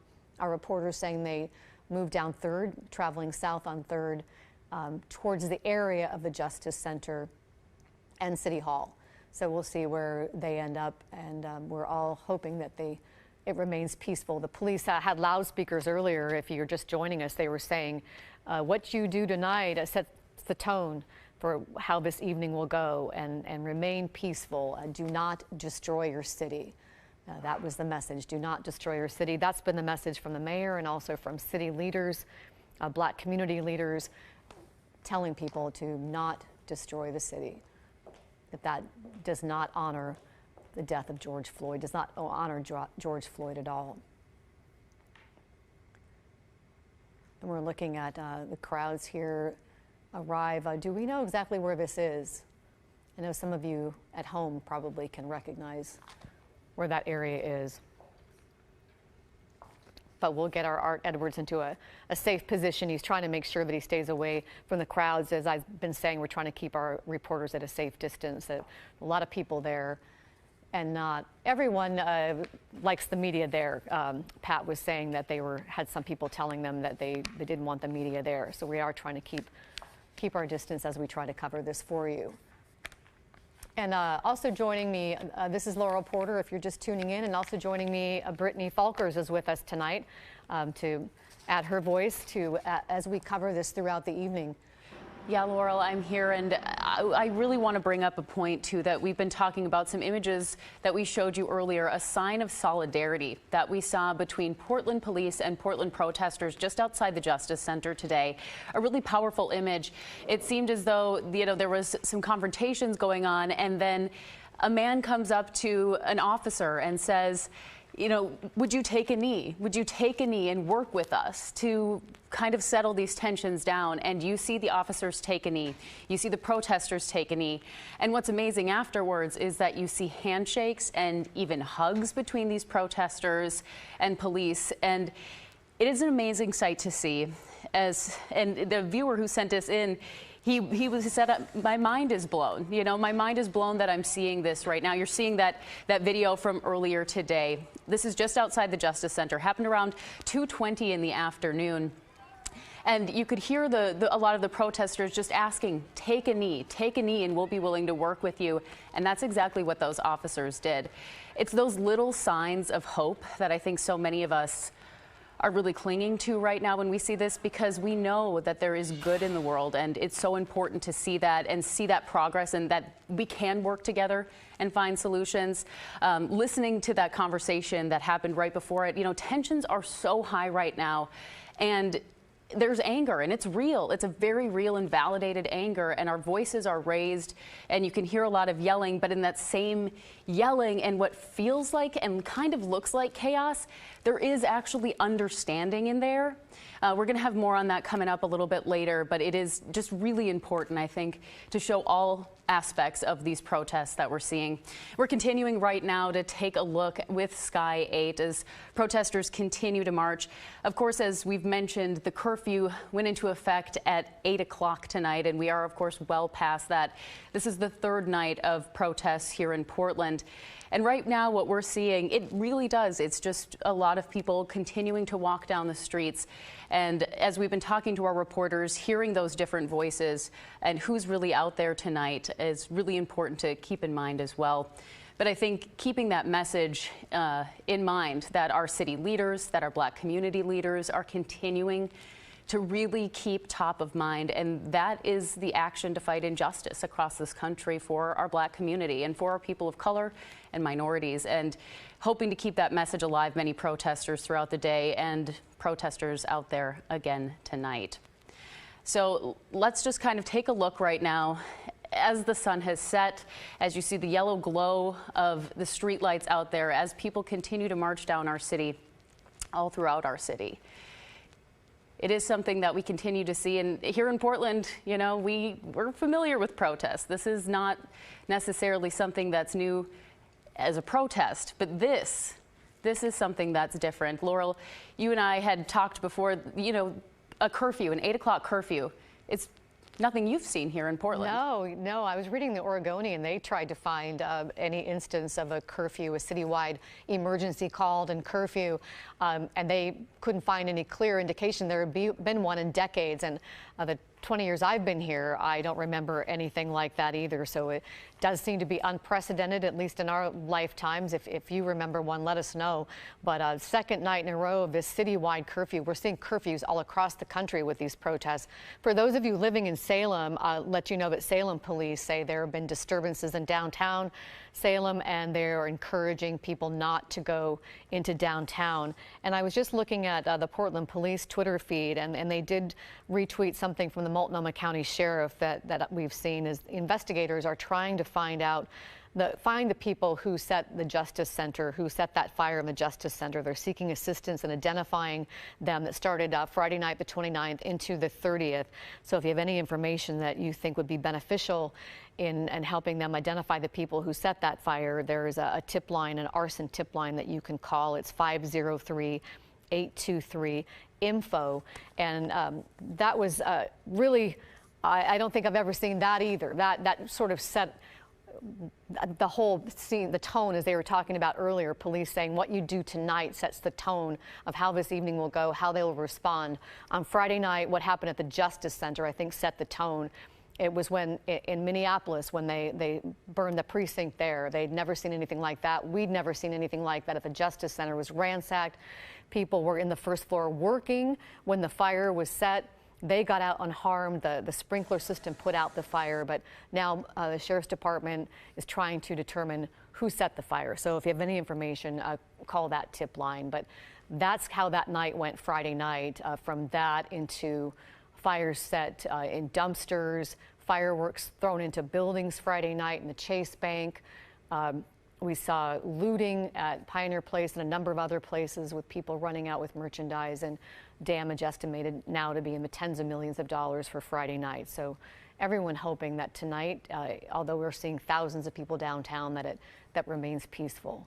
That is a really good point to make, too. The difference that we've seen over the past 3 nights from Friday night, when we saw so much destruction in the city. And, you know, we did see some of that last night, but definitely on a much, much smaller scale. And here today, as we do see, you know, it looks like some of the protesters kind of getting around some of that scaffolding in this video, but we're seeing such large crowds, and we aren't seeing that same scale of destruction that we saw on Friday night. And that is so important. And you know, Laurel, we talk about, obviously, all of this is stemming from what happened in Minneapolis. And as many of you might know, I am a native Minnesotan, and Minneapolis was my home. So it's been really eye-opening to see the 2 cities that I love the most really grappling with this, and the rest of our country grappling with this and trying to find a way to move forward. And I've had the privilege of talking to some Black community leaders. I was talking to Kiyoshi Owens today. She's an equity consultant firm founder here in Portland, and she was talking about, you know, we need to find a way to work together. We need to find a way to love, and that goes beyond when we see these types of protests. It needs to be incorporated every single day, and that understanding and that conversation and bringing those voices to the table, like expanding your worldview. You know, she really talked about expanding your worldview. It sounds trite, but putting yourself in somebody else's shoes, what a difference that can make. And right now, I think that's a little bit of what the world really needs. We're seeing so many people out here in Portland tonight, and it does seem like a lot of people just standing around at this point, you know, gathering. If only we could hear what conversations were happening down there on the ground. I think, you know, Morgan Romero talked to community leaders today, and she said their response to what's happening is just as unique as the people that we talk to, just as diverse as the people in our community. And I think that that's something to really importantly remember. We each have a story, we each have feelings, and it's important to voice those feelings and do it safely. And I think from what we've seen, the crowd here showing solidarity with the Black community and staying peaceful right now for really all day. Largely, we've seen a peaceful demonstration. Portland Fire Chief Sarah Boone, who is African American, said yesterday the anger and violence being witnessed is not only about the killing of George Floyd in Minneapolis, but also about a system that allows people of color to feel fear every day. And also during this pandemic, that's exacerbated things. There's been such a disproportionate number of Black Americans who have been hit by the coronavirus. Not only are a lot of their households affected with wage earners being out of work, or a lot of them are on the front lines, and so there's been a disproportionate number of Black Americans who have been infected with the virus and who have died from the virus. So that is the background upon which this is happening, with George Floyd's killing almost a week ago in Minneapolis. That just unleashed all that anger and hurt that they have been feeling for hundreds of years in this country. But then you just put it in context of the pandemic and what they're going through there. And this is an example of that pain and trying to be heard and let people feel it. And I think what we're seeing in Portland is people showing their solidarity. And there are thousands of people downtown doing that right now. Sarah Boone called this a moment of reckoning. We're going forward together to create an actual community where respect and dignity are our core values. And I think that's what all the city leaders hope come out of this. Mayor Ted Wheeler saying that they have clear expectations, that they're setting these clear expectations with this curfew, but also closing off the off-ramps into downtown, saying they won't tolerate vandalism and violence, but they do respect people's First Amendment rights. And it does look like the police are really trying to allow that expression of their First Amendment rights as long as this demonstration tonight remains peaceful. And it is important to note, we saw some of it last night where there looked like there were just a few people walking around interested to see what was happening. Not sure if they were involved in the protest or not, but because of that 8 p.m. curfew, please just continue to keep an eye on our coverage, follow things on social media. Do not go to downtown and put yourself in that situation if you're not already there. We'll continue to bring you that coverage because, again, that curfew went into place at 8 p.m. tonight. And so we definitely want to keep that informed for you people at home who are watching this, because we did see some people out last night curious, how could you not be, to see what's happening in your own backyard. But as we as journalists continue to try and stay back from it ourselves, we ask that you do as well. And Laurel, when you were talking about the long systemic history of oppression and injustice for people of color, and especially our Black community, that was something today that when I was talking to Kiyoshi, I said, you always start a conversation, right? How are you doing? And it's so just formulaic for us to say, oh, good, even though we're not. And I was just like, I was taken back a little bit, and I said, it's just been such a crazy, crazy week. And she's like, crazy week? It's been a crazy 100 years. Mm-hmm. And that hit me really hard. And I think that it is important for us to remember the history and the things that led us here. And I think that we'll continue to examine that for the weeks and months to come. But it is really important to remember the history. And one of the things I really took away when talking to Kiyoshi as well was about educating ourselves and the things that I myself find my ignorance in, and not looking for that other perspective. And that goes for all of us. Everyone can use a little bit more perspective. And that's really important to keep in mind as we move forward. And we remember that this is happening now, this is happening in our city, but it's what happens next and what we do next, what action happens, what we can do with our city leaders. And, I've heard some people who are much more eloquent and well-spoken than I say, this is anger's real, it needs to be taken into action. And that's about reaching out to public and politicians and people who lead our community. And I know we heard Mayor Wheeler say earlier, I need to do more. I need to do more. And I think a lot of people are feeling that way, that we need to do more. And that is the message that a lot of people are taking from this, is what can we do? What can we do? And I have seen people on Facebook say, people who are not Black, who say, I can't know that experience, but I can listen and I can have respect, and we can learn what can we do next in this city and across the country. And what we're witnessing tonight, if you're just joining us here on KGW.com, is another night of protests. It's the third night of protests. They were much more destructive. We haven't seen the destruction tonight, and we're hoping that remains the case. The destructive on Friday night, Saturday night, not as destructive. There were about 48 arrests on Saturday. Portland Fire and Rescue responded to 5 structure fires yesterday, 2 vehicle fires, and some dumpster fires. So far, we haven't gotten any reports like that. But what we're seeing, this crowd that's downtown now started out earlier this evening in Laurelhurst Park in southeast Portland and then marched, thousands of them. We don't have an accurate count on how many, but our reporters saying thousands traveling from Laurelhurst Park down Burnside and then past Sandy to the Burnside Bridge, across the Burnside Bridge. And last report, when Art was following along with them, they'd turned south on 3rd, moving up 3rd, and haven't heard from him lately to see exactly where they are now. We hope to get him back soon so that we can find out the latest on what he's seeing down there. Police Chief Rush saying yesterday, it's time for Portland to lead by example, to heal, and to move forward. And last night they had every available resource at their disposal, and they said it wasn't enough to stop the widespread criminal acts. And we saw that on Friday night as well. There was so much destruction and looting that police could not keep up with all of it. So far, everything has remained peaceful. Just a couple of different disturbances earlier near the Justice Center, but from what we're hearing, we haven't gotten any incident reports of any destruction or any violence tonight. Let's check in with Pat Doris. Pat, where are you and what's the latest? Hey, Laura, we're at 4th and Main, Southwest, and we're right on the back edge of the crowd here gathered around the Justice Center. And there, I think, is someone in the distance making speeches.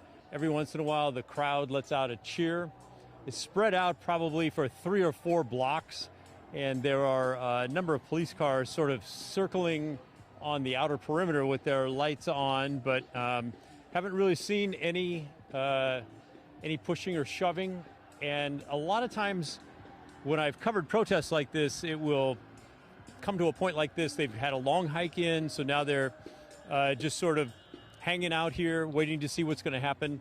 And the question is whether the police or protesters lose patience first, or maybe they both keep their patience and the night goes on and people just sort of peel away as they get tired and head home.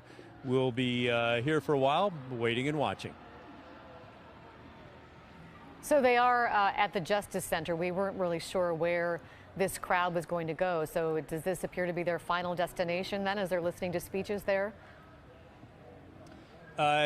It's definitely their current destination. I would not care to guess about their final destination. Right. Well, the night is still young. young. Yeah, this seems to be right. But from what we've seen, yes, the folks that we were watching cross the Burnside Bridge did come downtown and came to the Justice Center, which, you know, does make a lot of sense. So they're just sort of standing in a very thick group all around it and chanting, and occasionally there's cars coming through revving up their engines, although not getting very far through over in front of the federal courthouse. So yeah, it's just sort of a boisterous sort of evening, but as we were saying earlier, we haven't seen any violence, haven't seen any property destruction, anything like that so far. So they are making a point with a peaceful demonstration so far. And you can hear, as we listen, you can hear the chants. And Pat says there have been speeches, and it does appear maybe the march has ended, that march as people get to the Justice Center, that for now is a destination. We hope that there are no splinter groups that move off from there. Police, as Pat was saying, are sort of circling the perimeter, but allowing this assembly to continue. They haven't declared this assembly unlawful as they did earlier. Earlier in the evening, as we started reporting, there were 2 separate groups of protesters. The first one started at the Justice Center, and they did declare that one earlier an unlawful assembly and told people to disperse. They did have to deploy tear gas. There were glass water bottles thrown at police that they reported on Twitter that was happening. But this group that started at Laurelhurst Park has remained peaceful, and Portland police just tweeted a very large crowd has now gathered in front of the Justice Center on Southwest 3rd Avenue, and Portland police encourage this assembly to remain peaceful. So as long as it remains peaceful, it doesn't look like they're going to intervene. And our reporters have been saying, you know, thousands of people here, but as you can see, people pretty calm, just marching around, listening to some speeches. Everybody has face coverings on. I know that is a concern that people have had, that with these large groups of people that there could be the possibility of some infection from coronavirus. So all of this is against the backdrop of coronavirus, the virus still out there, and hoping that we don't see more infections as so many people have gathered together. But it does look like most people are trying to wear face masks. And that's true. I mean, we're seeing from the surgical face masks that we see to face coverings that are out there. And that, Laurel, has been a concern, not just here in Portland, but of course all over the country. And it is really, it says something when a pandemic takes a back seat to injustice. And that's what we're seeing all across the country right now. And we've heard from people who have been out protesting, saying that they know that this is going on. They know that there's a pandemic. They know the risk, but they're putting themselves out there to fight for what they believe in and fight for justice. And so as we continue to see more crowds grow, as Laurel just mentioned, Portland police tweeting out this large crowd gathered in front of the Justice Center, as we've seen this move throughout our city. And it is a much different scene than what we saw yesterday. Yesterday, we saw what started out as a large group and then disperse into smaller factions. Once that 8 o'clock curfew hit, we saw, you know, maybe groups of 10, groups of 20 here or there. Tonight, it seems like a much stronger message. It seems like a much stronger group. I don't know if there's more organization to this, or if it's just, you know, it being the third night of protests here in the city. But it does seem like these protesters are staying much closer together than we saw last night. Last night it was kind of the police would be pushing into one area and the protesters would go one direction, and then maybe a few would break off into another direction. It became very scattered, especially in the downtown area, and then moving on to the Lloyd Center. Tonight, though, a different scene. I do have to say, Laurel, you were covering live Breaking Friday. I was covering live Saturday. And it is really interesting to see how this has progressed and the differences from night to night here in our city. It does, as we look at this, look like people just want the message to be heard about justice and calling for justice and Black Lives Matter. And I'm sure the people there want this to remain peaceful. What we saw Friday night and what we think might have happened is some groups splintered off to cause some of the destructions that we saw. So we're hoping that this, and so are police, hoping this stays peaceful. The mayor was on MSNBC earlier, and the anchor asked him, you know, what do you do to calm things down? You know, what is the strategy? And he talked about laying out clear expectations. And well, one of the things they did was establish a curfew. That obviously these thousands of people did not abide by the curfew, but police have decided to let them express their First Amendment rights. And the mayor says they respect that, but they won't tolerate vandalism and violence. They also limited public transportation, so a lot of outside people couldn't come into downtown. They closed off the off-ramps, which was a unique strategy. The mayor saying that there was some anecdotal information that perhaps people were planning to come from outside to join this demonstration, so they closed off the off-ramps to see if they could limit that. He did tell MSNBC that he'd heard from Black Portlanders who were frustrated that what happened Friday night with the looting and the destruction and the fires and the ransacking of the Justice Center really overshadowed the call for justice and the death of George Floyd. And they asked that we not lose the context for the fight for justice for Black America. So a lot of the people here demanding justice and carrying signs that say that and chanting about that. And so as long as this remains peaceful, it looks like police are keeping a hands-off approach and just circling around, as Pat Doris mentioned, just circling around the perimeter of this gathering by the Justice Center on 3rd downtown. And there are a lot of people. This looks to me to be a lot more people than there were Friday night.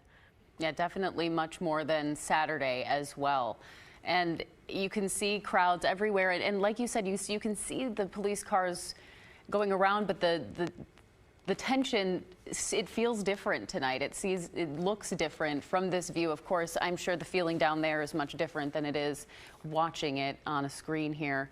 But it does feel like a different night here in Portland and this third night of protests. And you know, we were talking about the destruction that happened and the businesses, and we have heard from so many community members, business owners, and especially to hear from business owners of color talking about how they share the anger and frustration with the protesters, but pleading with protesters to not take it out on their businesses and not take it out on their community. And they're suffering right there with the protesters too, as we've heard from a lot of them. The owner of Cason's, a really great meat market out on in East Portland, really talked and had a really heartfelt message that we had on our air yesterday about this being a fight and being something that is so important, but also being there for our small businesses and our community members who also, as we've mentioned, this is a pandemic, and those small businesses are so hurt right now because of the economic turmoil from a pandemic and now dealing with this. So important to keep this message on point, of course, with the memory of George Floyd, and also keeping our community strong while we do it. Let's check in with Art Edwards. He is near the Justice Center, at a different angle than Pat is. What can you tell us? What is the feeling down there? We can't really hear what's happening there. Art, can you fill us in and kind of help us feel like we're down there and what's happening? Right. Yeah, well, we're a block away. We are at 3rd and Jefferson, so we're a block away from where all the protesters are. It looks like they're at 3rd and Madison is where they start. And it's just a huge mass of people. We can hear them doing some chanting, but I can't quite make out exactly what they're saying. And they're just sort of milling around in the street outside of the Justice Center, and they're beginning to go down Madison, going east on Madison at least a little bit. I know earlier the police were only going to let them go so far on Madison. They weren't going to let them get very far. We are about a block away. There are a few people sort of hanging out here, just taking pictures, looking at it, taking it all in. And at this point, it remains a peaceful kind of demonstration. Oh, no, now we're seeing some bottles being thrown at the Justice Center from inside the crowd. They're being thrown at the Justice Center, which is what happened earlier. And we'll see what the response is going to be at this point. This crowd is much, much larger than the crowd that we saw earlier. And we hear the chanting is now getting louder as people are standing there. And like I said, we saw a few bottles that looked like being thrown or something being thrown at the Justice Center. So far, it still remains, it remains as it has been. It's just a huge mass of people making a lot of noise, milling around in the street and into the park that's across the street from the Justice Center. They are in that park as well.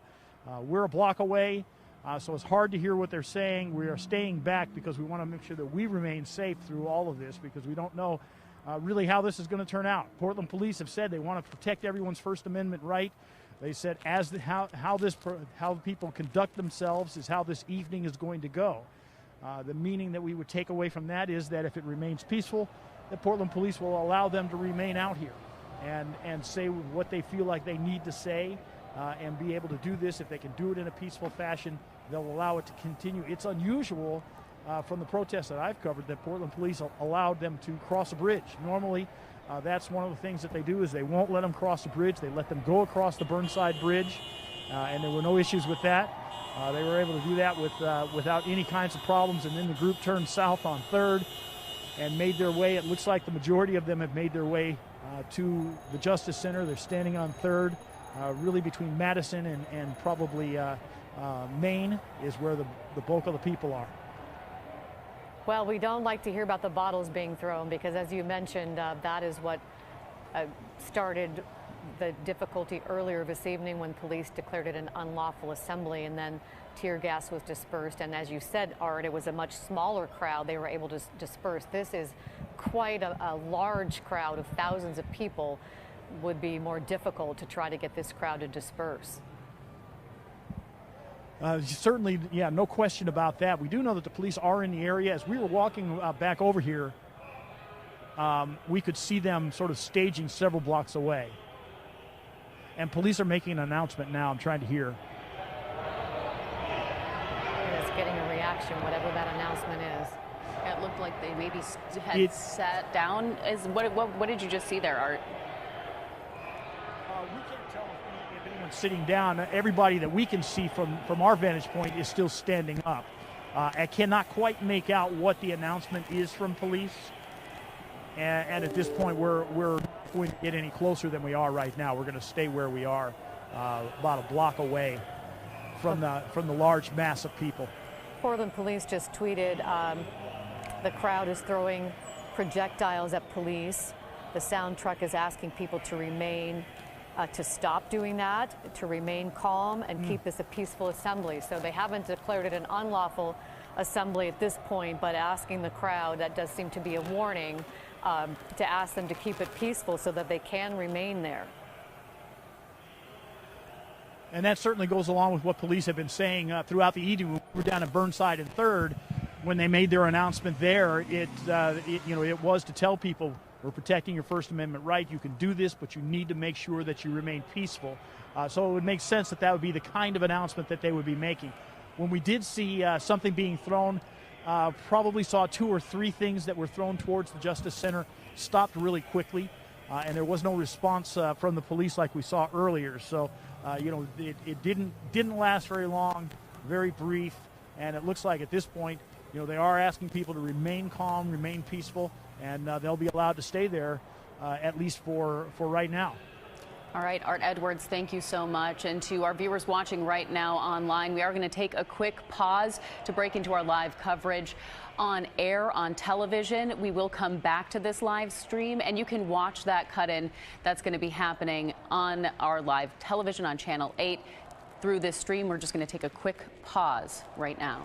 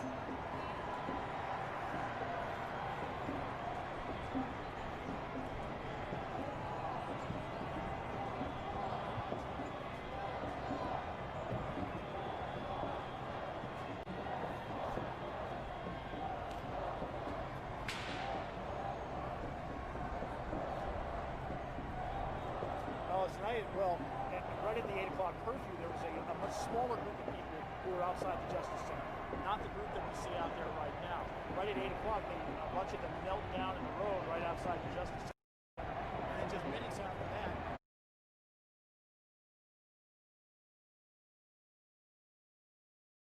police responded with tear gas. That crowd dispersed in a hurry. They got out. Much later, Pat Dorsey was following the group that had been over on the other side of the river, the east side of the river. They made their way across the Burnside Bridge. We caught up with them at Burnside and 3rd as they turned south on 3rd and began to walk this direction. They have now stopped at the Justice Center. We see a large group of people outside of the Justice Center. We can hear them chanting. We're about a block away, and we are not quite able to make out exactly what they're saying. But we can hear them chanting as well. The cheer go up. We did see some people running around and looking like they were agitated for a moment, but that died down fairly. Police have been saying that they want to protect everyone's First Amendment right, but they are willing to allow this to continue on as long as it is a peaceful demonstration tonight. If that's the way that it remains, they are going to let them stay out here. We don't know how long, but for right now, at least, they are going to allow them to continue to stay out here as long as this does remain peaceful. So far, that's been the case with this group that is outside the Justice Center. It is a massive group. They are one end of it at where we are. They are at 3rd and Madison, and you can really barely tell how far it stretches, probably all the way, maybe all the way down to Salmon, but certainly to Maine, and maybe even further beyond that is where this large group of people is stretching right around, right out in front of the Justice Center. They're in the street, so people are not going to be able to drive through here. And police have made sure that they really don't want people to do that, but they're not going to be able to anyway because there are so many people who are on the street. Well, you can hear that loud reaction from the crowd with speeches going on. What is that right there? A firework, it looks like, on the ground. I don't know if you can see that. Yeah, part. It looks like a firework. Yeah, I see that. That's fairly close to us, but it's half a block away from us. But it looks like a firework that somebody just set off right there on the ground. And hopefully they don't get any closer to the main part of the crowd, because I'm sure that would cause people to be concerned and maybe cause some panic if it got too close. And we did see or hear about a projectile being thrown earlier, and police had told them to please stop, or they would have to try to disperse the crowd. But so far, as you've been mentioning, Art, is peaceful. I want to recap just a little bit about how this crowd got to this area, how the evening went, before we go over to Pat. And despite the curfew that started at 8, this group of thousands of peaceful demonstrators continued to protest the death of George Floyd this evening. That large crowd of protesters, they first gathered at Laurelhurst Park about 6 p.m. tonight, and then they marched to a former police precinct building on Southeast 47th Avenue in Burnside. The group then marched several miles westbound. Keep in mind, these are thousands of people you can see there. They crossed the Burnside Bridge and then entered downtown Portland, and they gathered, as you saw there, at the Multnomah County Justice Center. As the crowd marched across the bridge, and at first we weren't sure if police were going to let them cross the Burnside Bridge, but then they let them cross.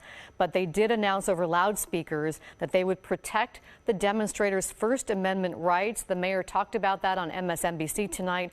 But if they remain peaceful, and the mayor talked about clear expectations, and they let them know those expectations over the loudspeaker. They said the actions of this group will set the tone for this evening. Do not destroy your city. And now, as you saw, thousands gathered there about a block from where Art is. Pat Doris is also downtown. He's been watching this crowd since this evening. Tell us what you're seeing, Pat.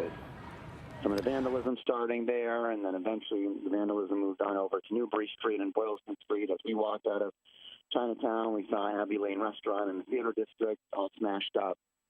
Michael, but the crowds keep. Yeah, go ahead. I'm just curious. Did you get the sense you did a lot of interviews today, really great interviews, and I just wonder if you got the sense from anybody that they were worried about this being a portion of this tonight? I did not get that sense at all. I was a little bit worried about it, given what we've seen over the last few days. But everyone who we interviewed, and they were just really excellent people to speak with today. They all made such poignant comments today, one after the other, as we made our way down the route today. And really, everyone was just very happy and said it was a peaceful protest. And cannot see, but it has been peaceful so far, and hopefully it continues that way. Laurel? And we're going to be checking back with Pat later this evening on KGW.com. So if you want to really keep up with this, join us after we finish this coverage here on KGW over on our website, and then again at 11 o'clock. Did want to let you know, though, the police did have a new tactic tonight. The city did. ODOT shut down all off-ramps from the interstate heading into downtown Portland. Now keep that in mind if you need to travel for work or have emergency travel, that those off-ramps off I-5 and I-405 are closed.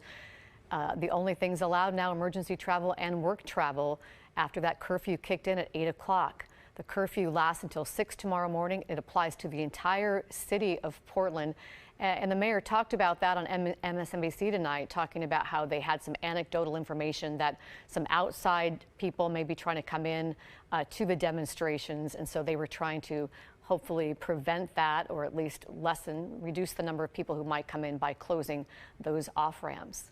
And you have something, Brittany, really an emotional thing that happened to tell us about. Yeah, this is what Art was talking about earlier, just outside the Justice Center. Around 2:30 this morning, you can see protesters and police kneeling together in solidarity.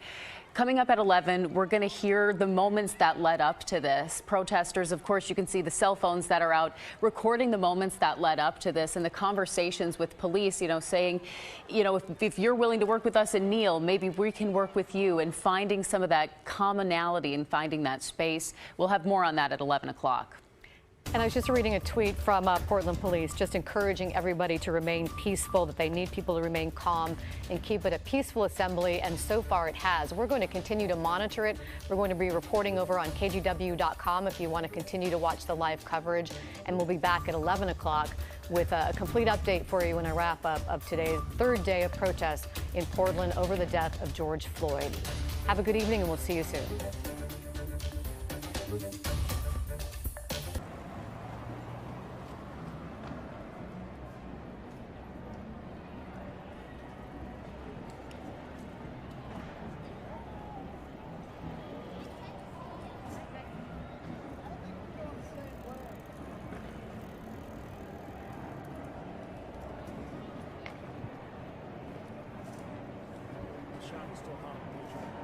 Yeah, well, my back is killing me and I didn't get to it.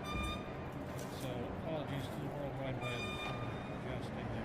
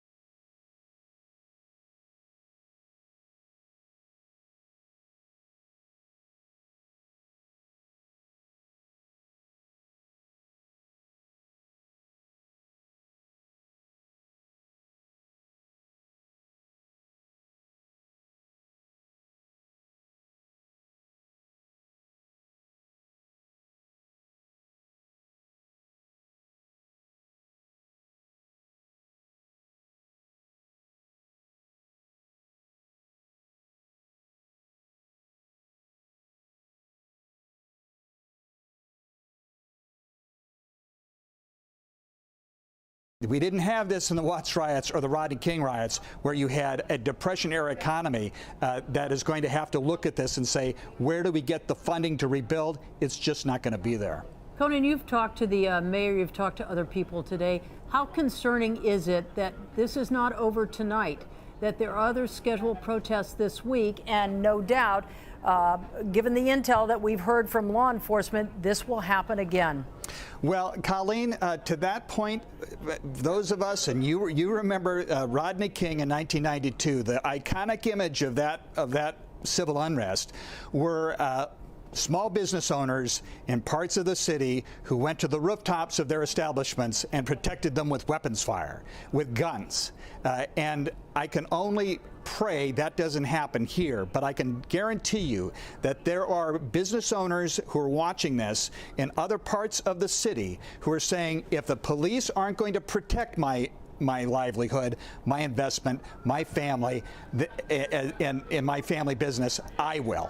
And for those who lined up at the beginning of this global pandemic, when we had the stay-at-home orders lined up at gun shops because they thought there might be this chaos that would develop, they certainly didn't anticipate what happened in Minneapolis. But they're now sitting back and saying, "I'm glad I'm armed," because they are not seeing the kind of police response that they expect. Remember, the #1 priority of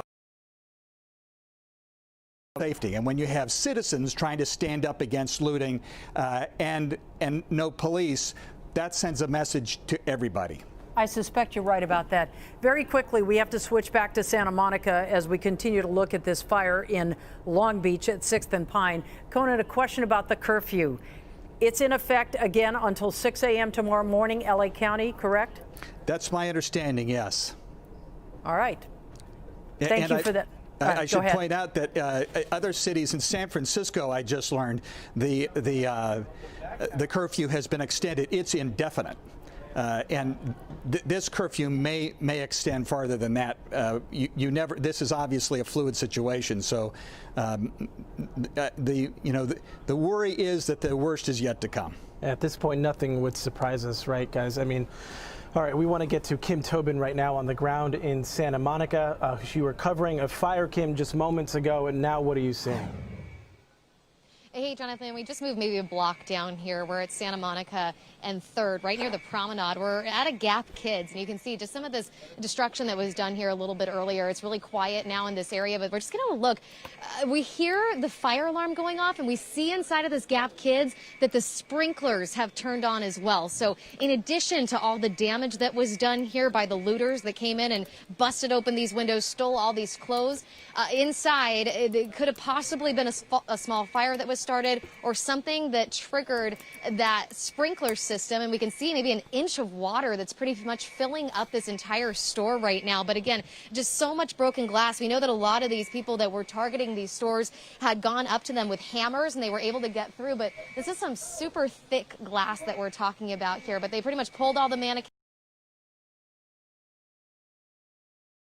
It doesn't look like the looters were able to really get too close into the promenade area and affect a lot of the businesses and the shops inside of it. This is kind of the surrounding area. Light, it looks like the fire alarm that's going off there. You can hear it. I'm quiet there. You can hear that kind of dinging off in the corner. This is a really big store that wraps around here. But again, the Gap Kids, they have all of this water that's really starting to fill this store up right now. Don't see any police right in front of it, but over on the corner here, we can see that they're blocking off, telling us even that 4th and Santa Monica is closed. So we do have Santa Monica police out here in this area blocking off this place to anybody who comes out to here. We did see one car driving through.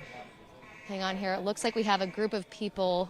Don't know if these are police officers here that we've been just keeping an eye on in this area. So there's a lot of media out here, of course, reporting on everything that's happening. But we do have a lot of damage to this store, a lot of damage to a lot of nearby stores here. We see a lot of sirens going on. We have another fire truck or possibly an ambulance coming through in this area. It's going to get really loud, so bear with us. But they have really been responding to this spot here, too. Remind us again, guys. What's your exact location? Keep in mind all the calls that they're making. And they might be getting to the area of that fire that we were covering here. Yeah, it looks like an ambulance is making its way down, and that was the fire that we were just at here, just up the street there at 4th Street. Now we're at 3rd Street, just kind of looking through at this gap kit. So we'll give you one more look. Again, oh, and we see some police officers out here too. You can see in the back of the bed of that sheriff's truck, they might just be making these rounds. We talked about they've arrested several hundred people in this area. We saw that big bus come through that likely had some people who were arrested on it, and they're heading there to the county at this point. So they're just making their way through. These are kind of the small kind of back alleyways. And again, there's so many places for people to hide, and then they're able to jump out and possibly start looting again. But so far, looks calm, but you get kind of, you know, there's a little bit of excitement each time one passes, some of the ambulances and some of the sirens that are going off. But this whole area, it's going to be a big, huge mess, and one that they're going to keep cleaning up. We also see what looks to be some fire trucks here in this area too. It's a pretty fluid situation, so we're just kind of keeping an eye on everything here. They don't have their sirens blaring, but they do have their lights on. But just keep in mind, they could possibly be responding to some new fires or ones that have kind of lit back up after they weren't able to put too much water on them and they had to move on to that next call. So we have some police coming through this area here. We have some fire trucks making their way down. But Colleen and Jonathan, we're just going to keep an eye on everything happening down here in Santa Monica. We haven't seen any arrests in this area where we are just now. We're going to keep watching it for you. We'll send it back to you. Okay, Kim, thank you. We want to bring in the Long Beach City Fire Chief. Are you with us, Chief? I am, thank you. Okay, we've been monitoring this fire. By far the worst destruction physically of any structure we've seen so far in terms of the looting in your city. What can you tell us about what may have caused this and how you guys are attacking this fire? Yeah, I'm not really sure what the actual cause of the fire was, but as you can see from video, it got going pretty well in a short period of time. Our response to it was 2 task forces, and we have a task force mode going right now so that we're teamed up so that nobody's ever responding on their own. Once they got there, it looks like they got a handle on it fairly quickly. I believe from the reports I'm getting that it was kept to that structure alone, and so it did not get any of the exposure structures, and so they did a great job getting out in front of it. Chief, what about the area around this building here? It appeared to be new construction, exposed wood, things like that. Are you concerned about that at all, even at this point? Well, yeah, the concern would be that the exposures would end up get going, and it looks like we stopped it short of the exposure. I do have some reports that there was some damage to the new construction. How much, I'm not really sure. We'll find that out tomorrow morning. Are you hearing of any other reports of fires being set anywhere else in your city, Chief? To this point, no. We've been very fortunate this go-around. We've had a number of small fires that we were able to get ahead of, some vegetation fires that we got on very quickly. This is the first structure fire, if you will, that I can recall from today. No doubt you're in contact with Chief Luna there. What about other police activity? Other hotspots where there might be protesters and things? What are they telling you? Yeah, so at this point, I'm not really sure where the hotspots are. I'm just getting back into my office. I will be in contact with Chief Luna here in about 5 minutes. We are co-located at our headquarters, and they have their command staff downstairs. We're upstairs, and we'll get back together here in just a few minutes. But we have been working very closely with them. PD has been providing force protection for all of our firefighters as we respond out, and we've been collaborating very closely. How difficult, Chief, is it going to be to recover from this? I remember Pine going through this real resurgence. There was a lot of building in that area. How difficult is it going to be to rebuild? This is one fire, but it's a big fire. It would seem to be one of the anchor stores in that area. Yeah, it will be difficult, and to your point, it's heartbreaking for me to see this happen. It's the second one that I've gone through. I was here with in the '92 riots, and to watch a lot of that burn to the ground, and I've seen the resurgence of Long Beach from the time I got hired in 1986 to today. It's a beautiful city with fantastic residents. We get great visitors that come into our city. I have every confidence we're going to rebound, and then we'll come back stronger than ever. Do you worry, though, it will hurt some of the tourism there right around Shoreline? I mean, that's really built up as well with sort of the restaurant row and the outlets. I mean, the outlets were the Pine Outlet Mall there was targeted today as well. Are you concerned as a person who lives in the area, who works in the area, that this could affect the economy? Rubber bullets. Well, while it certainly could affect They have their batons out.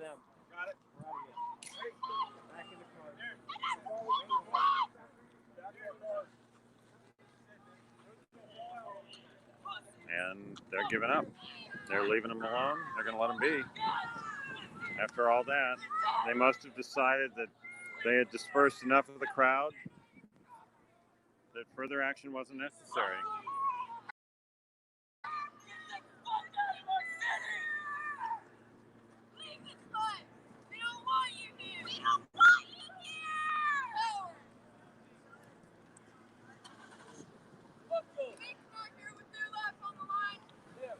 So I guess they fired enough tear gas and rubber bullets to do what they wanted to do, which was get rid of the majority of the protesters. There were hundreds of them. I'm going to walk down L Street and see where those fire trucks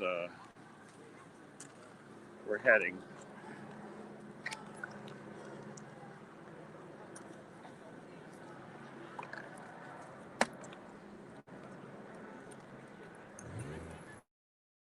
K, 7th and K is dope.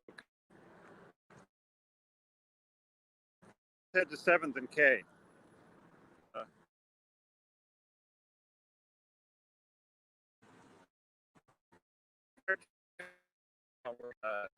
To the east, but there's been activity all along the street. That's where the looting took place that I saw. I'll walk you by that.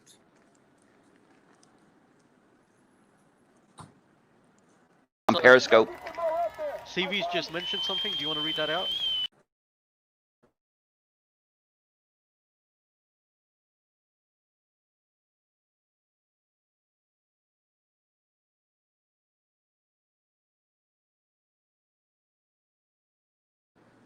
The window and couldn't break the window, so they broke the window of the fish and chicken restaurant. And then the looters went in one by one, grabbed items, and then ran out. And moments after that is when the police arrived in full force. And here you can see there's Sharif's Fine Jewelers. They were looted last night, along with the Macy's store in Doco and the Kicks Shoe store and various other businesses.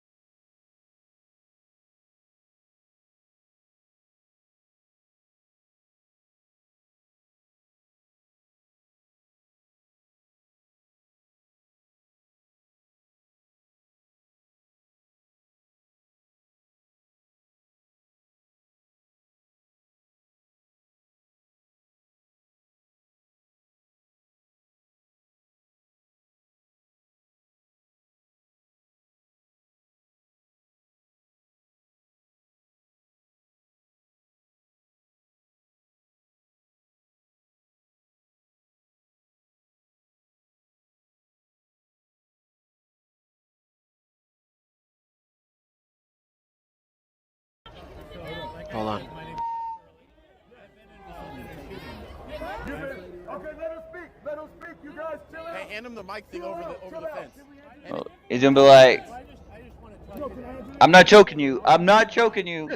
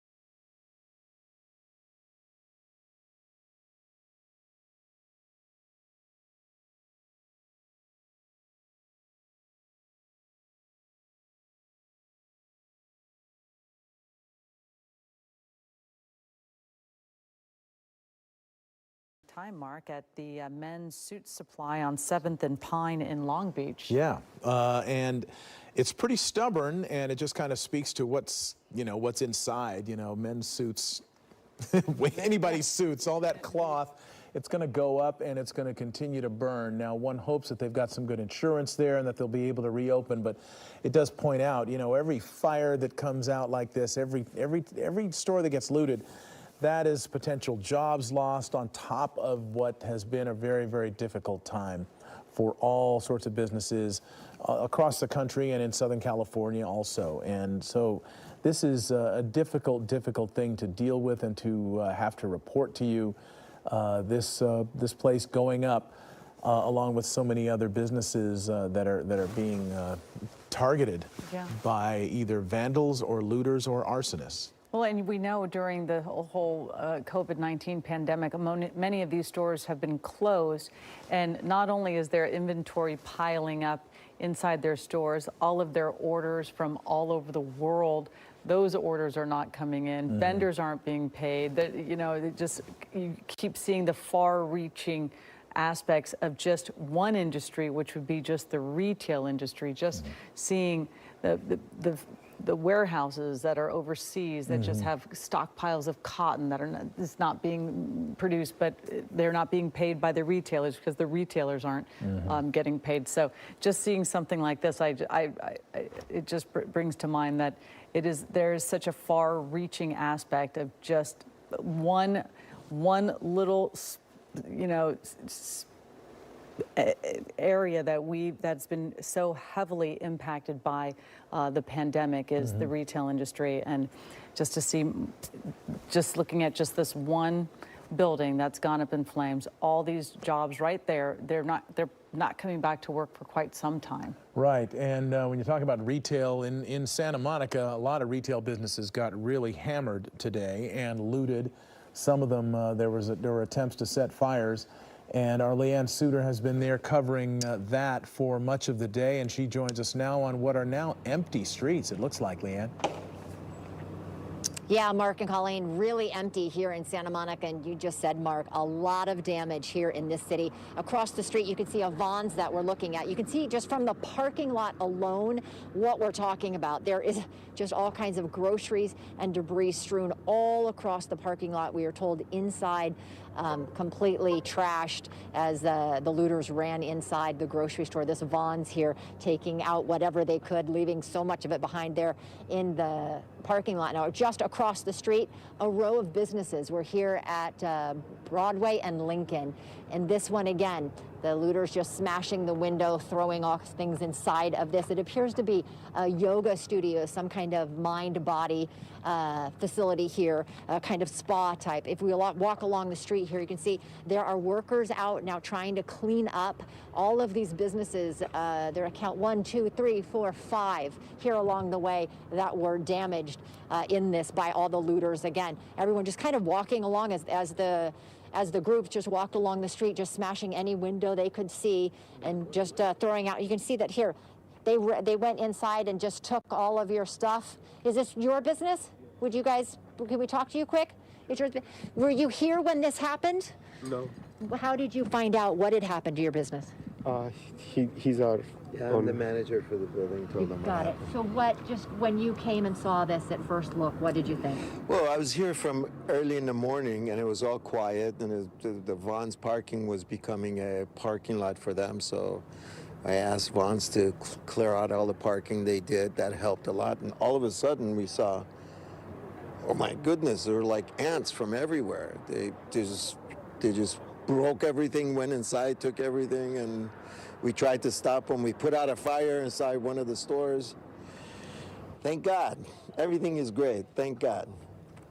Nobody was hurt in all this. How bad was the damage inside? I see Petite Spa here. How bad was that? Was pretty. That's his spa. I think they took some of the equipment, I think. Got it. And some of the other businesses here. I see some are really gutted. They went into the nail salon and took paper towels. They took nail polish. They took just the stupidest things. But how about, if you had to guess, kind of managing this, how much damage do you think you're looking at? Well, the smoke shop lost $500,000 of equipment, of merchandise.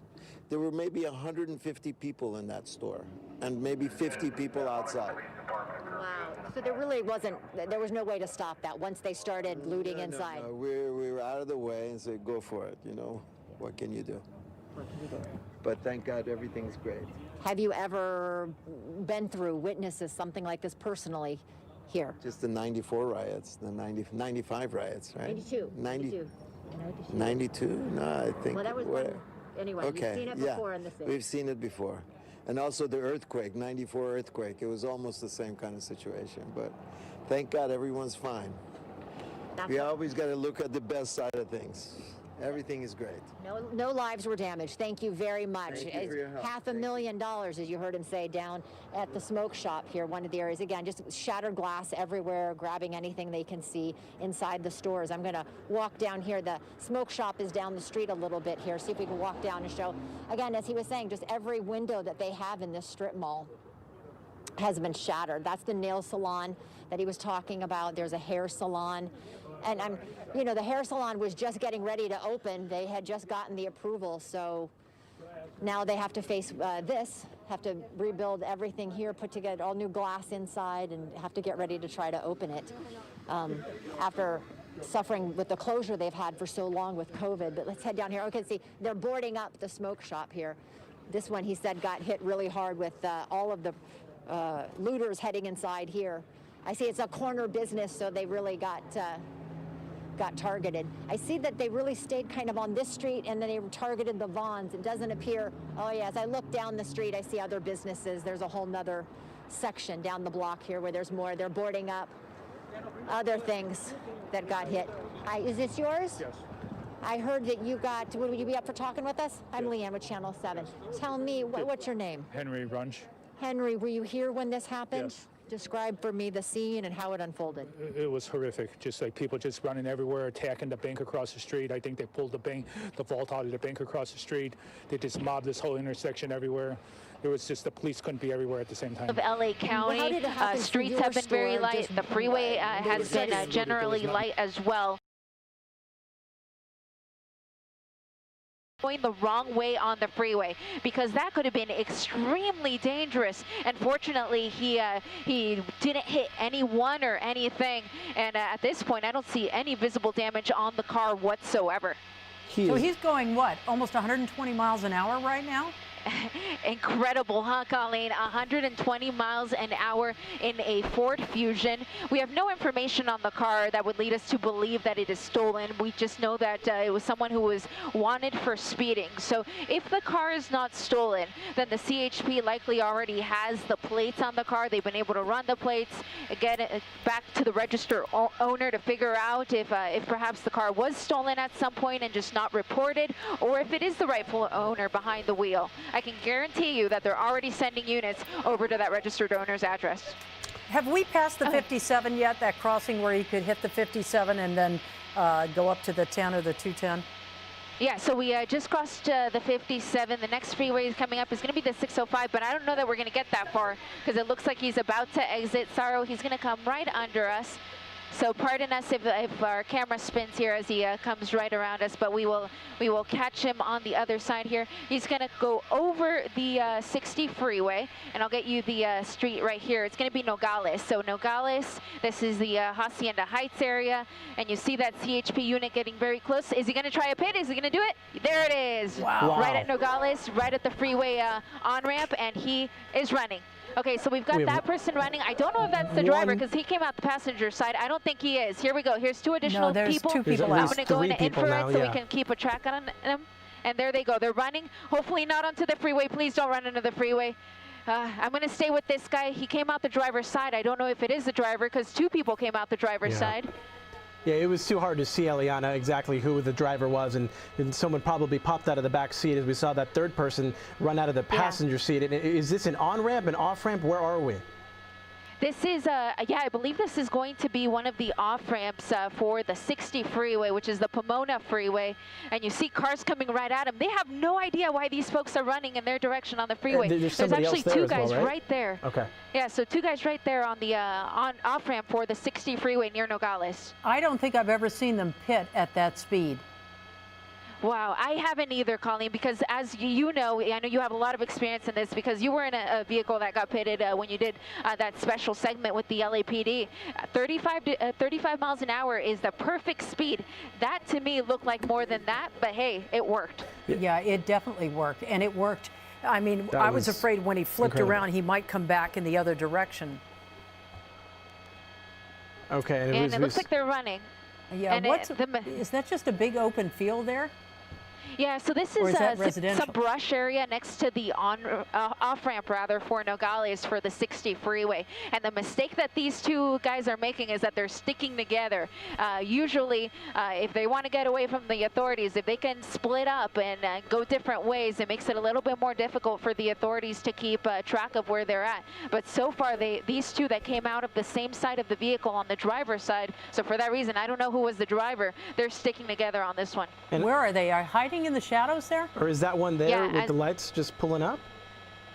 Yeah, I believe that they're still hiding there in the brush. I haven't seen them come out. Again, this is going to be the 60 freeway Nogales exit, and our shot looks a little bit red there because I have the infrared in so that we can look at these guys. And this vehicle is coming up and stopping. I wonder why. I think it's because the CHP is right in front of him, and so he can't exit off the freeway. This guy has no idea what's going on. He's just trying to get home, getting off the Nogales Street exit from the 60 freeway, and now the CHP is blocking, and there they go running. So they're going to run in the direction of the freeway. I hope they do not run onto freeway lanes and they just stick to the right shoulder, which is what they're doing so far. And now you see the night sun from the sheriff's helicopter to keep track of these guys as they run on the freeway. You know what? We're going to keep an eye on the situation here. The only reason we broke away from the pressing story today, and that, of course, being the protest, was that this was so dangerous. What is he doing? Crossing the freeway? He's running on the freeway. Okay, we're going to stay with this for just a minute. This is incredibly. Yeah, oh my gosh! Look at these cars. They're coming at freeway speeds. Oh no! I'm gonna zoom out, guys. I don't feel comfortable. I don't know what's gonna happen here with all these cars coming at him at these speeds. And he just moved off to the emergency lane again. I'll zoom in once again. But boy, this is so dangerous. This guy should just stop. He really runs the risk of getting killed.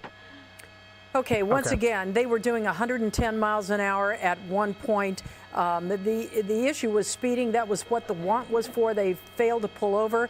He is running down the freeway right now. We're going to keep an eye on the situation, and we're going to go back to the story of the protests and what has been going on today. Looks like he's run out of speed here, run out of gas. Robert Kovacic, you're up in the newsroom. You have some news for us as well? Well, Colleen, this is something that you're going to hear for the first time only on NBC4. So many people wonder what exactly is the National Guard's role here. You know, we know, and it's been made very clear to us by LAPD Chief Moore as well as Sheriff Villanueva, that they are not going to be policing. They don't have the experience or the credentials to do that. Their job is to also hold turf. Well, their job as well, as we learned tonight, is to save lives. This is Olympic and Hill at 7:35. There was a man there, a car drives by, a white SUV, Cadillac, and all of a sudden, shooting starts. And the man is hit. Another victim is hit as well. The National Guard is driving by. They jump into action. And what do? A member of the National Guard gives CPR and tries to resuscitate a 25-year-old man. We're not going to show you the video. That 25-year-old man has passed away.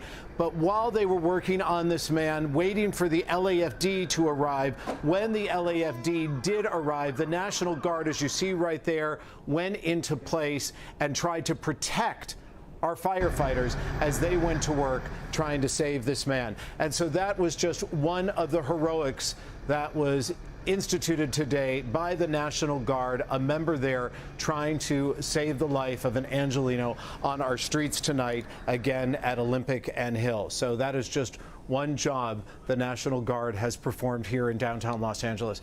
Before we go back to you, we had so many responses from viewers online and into our newsroom about a piece of video I tried to play on my iPad that LeBron James, that King James said, you know what, I bet the media is not going to play this because it is so beautiful and it does show a peaceful protest. Here is what happened. We've got the video now for you of what happened in Denver today. Take a look.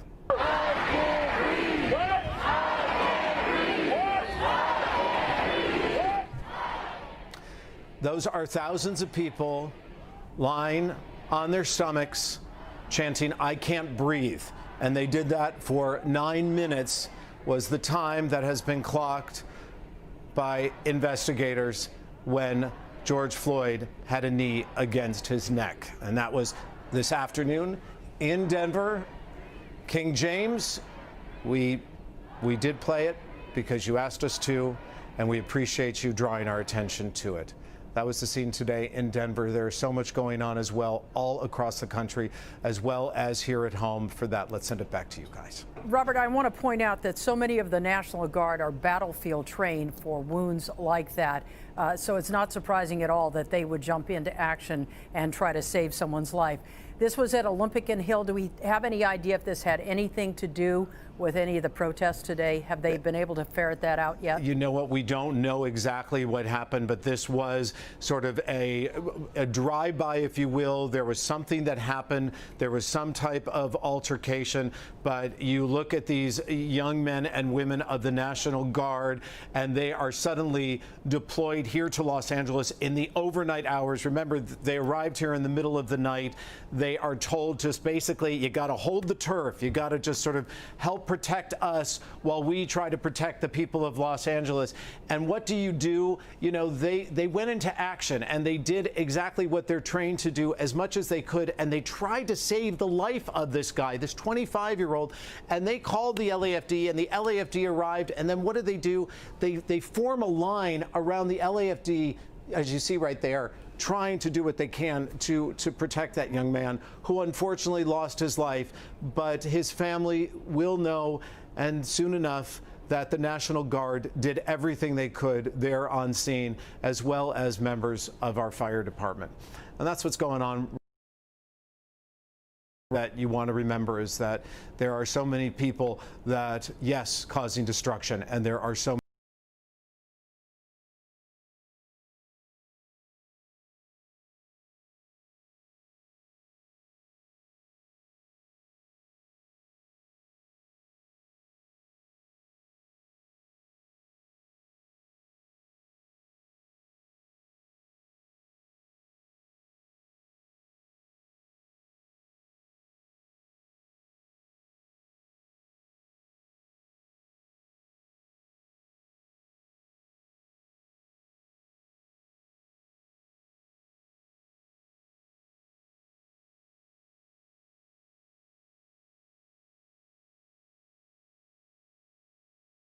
Your news coverage now with some breaking news. We're starting the news just a little bit early because we've had some developments we want to let you know about here in the third night of protests in downtown Portland. We do have a curfew in effect, but as you can see, thousands of people downtown near the Justice Center. And we've just learned from police, they tweeted the demonstrators have broken windows in the federal courthouse. They've made entry into the courthouse after a largely peaceful demonstration up until this point. Portland police sound truck advising them to leave the building immediately, advising the crowd to disperse. They have also said to ensure the safety of the staff, because there are staff inside the courthouse, they're using riot control agents on the demonstrators who are setting fires in the courthouse. So a lot of developments in just the last few minutes. Let's turn now to Pat Doris, who has been covering this following the protests for us all night. Pat, as you just heard us mention, this has been largely peaceful throughout the day, and things just recently took a change. Right. It seemed like the crowd was just sort of drifting away, and then all of a sudden came the flashbangs. There had been a couple of fireworks from that area to the left of us. We're now at 4th and Madison because the police had announced everybody needed to move, and they started letting go with some of the flashbangs. And people did move ways to the west, but I think now they're circling back behind us and coming right back to the Justice Center again. So beginning to, get a little bit more tense as far as the police are concerned for sure, and we'll see kind of what happens as this continues to develop. Laurel? And there are thousands of protesters down there. You can see some of them looking to leave here, but we want to get the latest from Art. He's a little ways away from where Pat is. Art, what are you seeing from where you are? That's right. We're on the south side of everything. We are at 3rd and Jefferson, and we had been seeing a lot of people leaving. It seemed like leaving the area, but then all of a sudden we heard the announcement from Portland Police saying that they wanted everyone to move west. And initially, people did start moving west to move out of the area. Portland Police said, "We want, you got to move out of the area, move west, or you'll be subject to arrest if you do not move out of the way." Now, as we see people, they are moving back east on Madison. It looks like they're kind of walking east along the side of the Justice Center right there. So we don't know what's going to happen because that is not the direction that Portland Police asked people to move. The other thing that we've seen is that someone has some fireworks out here. We've seen some of those going off. At one point, there was a loud bang, which was a firecracker or something like that. And at that point, Portland Police made an announcement that said, that was not us. That loud noise was not us. So at that point, that was a while ago, they wanted to make sure that the crowd realized that Portland Police weren't doing anything at all, that it was someone else who was doing that. Again, all of a sudden they made the announcement at about 10 minutes to 11 that everyone needed to leave. They needed to move west away from the courthouse. They started to do that initially, but now we can see people who are flowing back east on Madison and going that direction, still sort of milling around out here, but there have been no other problems and no other announcement. The truck, the vehicle has been making the announcement is about 30 yards behind us, but they have pulled over to the side of the road and just kind of watching everything go on right now.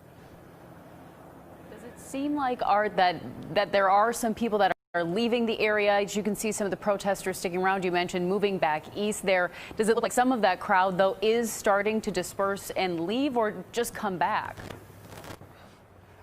Well, before all this part of it started, it seemed like there were a number of people who were leaving the area. The crowd to us from our vantage point on the south side of it looked like it was getting a little bit smaller. We had a number of people who were walking south towards us on 3rd who seemed to be leaving the area. Then all of a sudden, police made the announcement for everyone to move west. They started doing that. Now they're moving back east. It's a little bit hard to tell exactly what people are doing and what's happening right now. The crowd ordered to disperse after we heard that windows were broken. Windows were broken at the federal courthouse, and the police had originally tweeted that people had entered the courthouse, but now they're saying that demonstrators were not able to enter the courthouse, and officers have secured the courthouse. And you can see they're making a stand there around the courthouse with protesters being told to leave. Art, let's talk about how, you've been following this for hours now. It really was a largely peaceful demonstration as these demonstrators came across the Burnside Bridge from the east side, moved into the west side. Thousands of them gathered at the Justice Center, and it was largely peaceful until now. Well, it really has been until now. As we watched them, we went down to Burnside and 3rd as they came across the Burnside Bridge.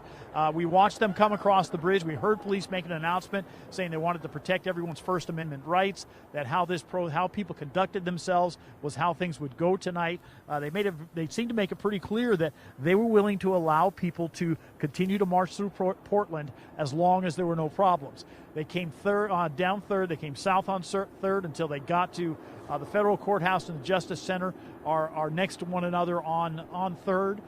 When they got here to that point, that's where they began to gather. There was a massive crowd in the street, in the park across the street from those buildings that was out here. We would hear chants from time to time. We would hear loud cheers from time to time, but there weren't any problems. Then all of a sudden, just a little bit before 11 o'clock, we started hearing the announcement over and over and over again that people needed to move west, to leave the area. That if they didn't leave, that they would be subject to arrest. So things have been fluid and kind of changing all along, and we've seen that throughout the day, how things have changed. This large group came from the east side of the river and has largely been a peaceful group of people who have come over here as demonstrators. Well, we got to say that what people are looking at here, let's listen to this. Break into the courthouse.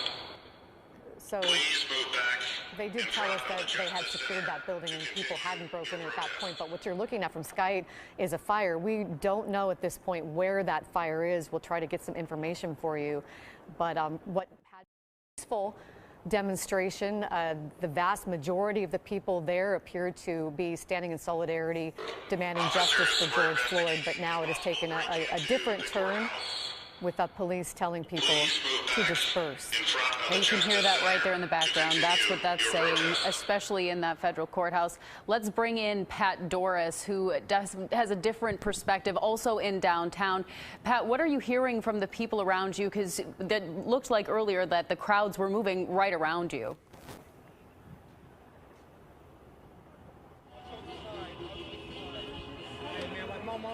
We'll have to bring Pat in just a moment. It sounds like we don't have a connection with him. We're watching a fire burn in Portland on the left side of your screen from Sky 8. We're still trying to determine where that is. On the right side, you see crowds that are being told to disperse from around the federal courthouse, where Portland police have said demonstrators broke windows in the courthouse. At first, they thought people had gotten into the courthouse, and there were reports on their Twitter feed about fires being set, but now they say it doesn't look like anyone got inside, and they've secured that area. But we are watching a fire burn somewhere downtown with Sky 8 above. We've watched this since early this afternoon at Laurelhurst Park at 6 o'clock tonight. There was a big crowd there, and they started marching several miles down Burnside, chanting, carrying signs, almost everyone wearing face coverings of some sort. And then they came across the Burnside Bridge, where they met police. And at first, we didn't know, and it didn't look as if police would let them cross the bridge.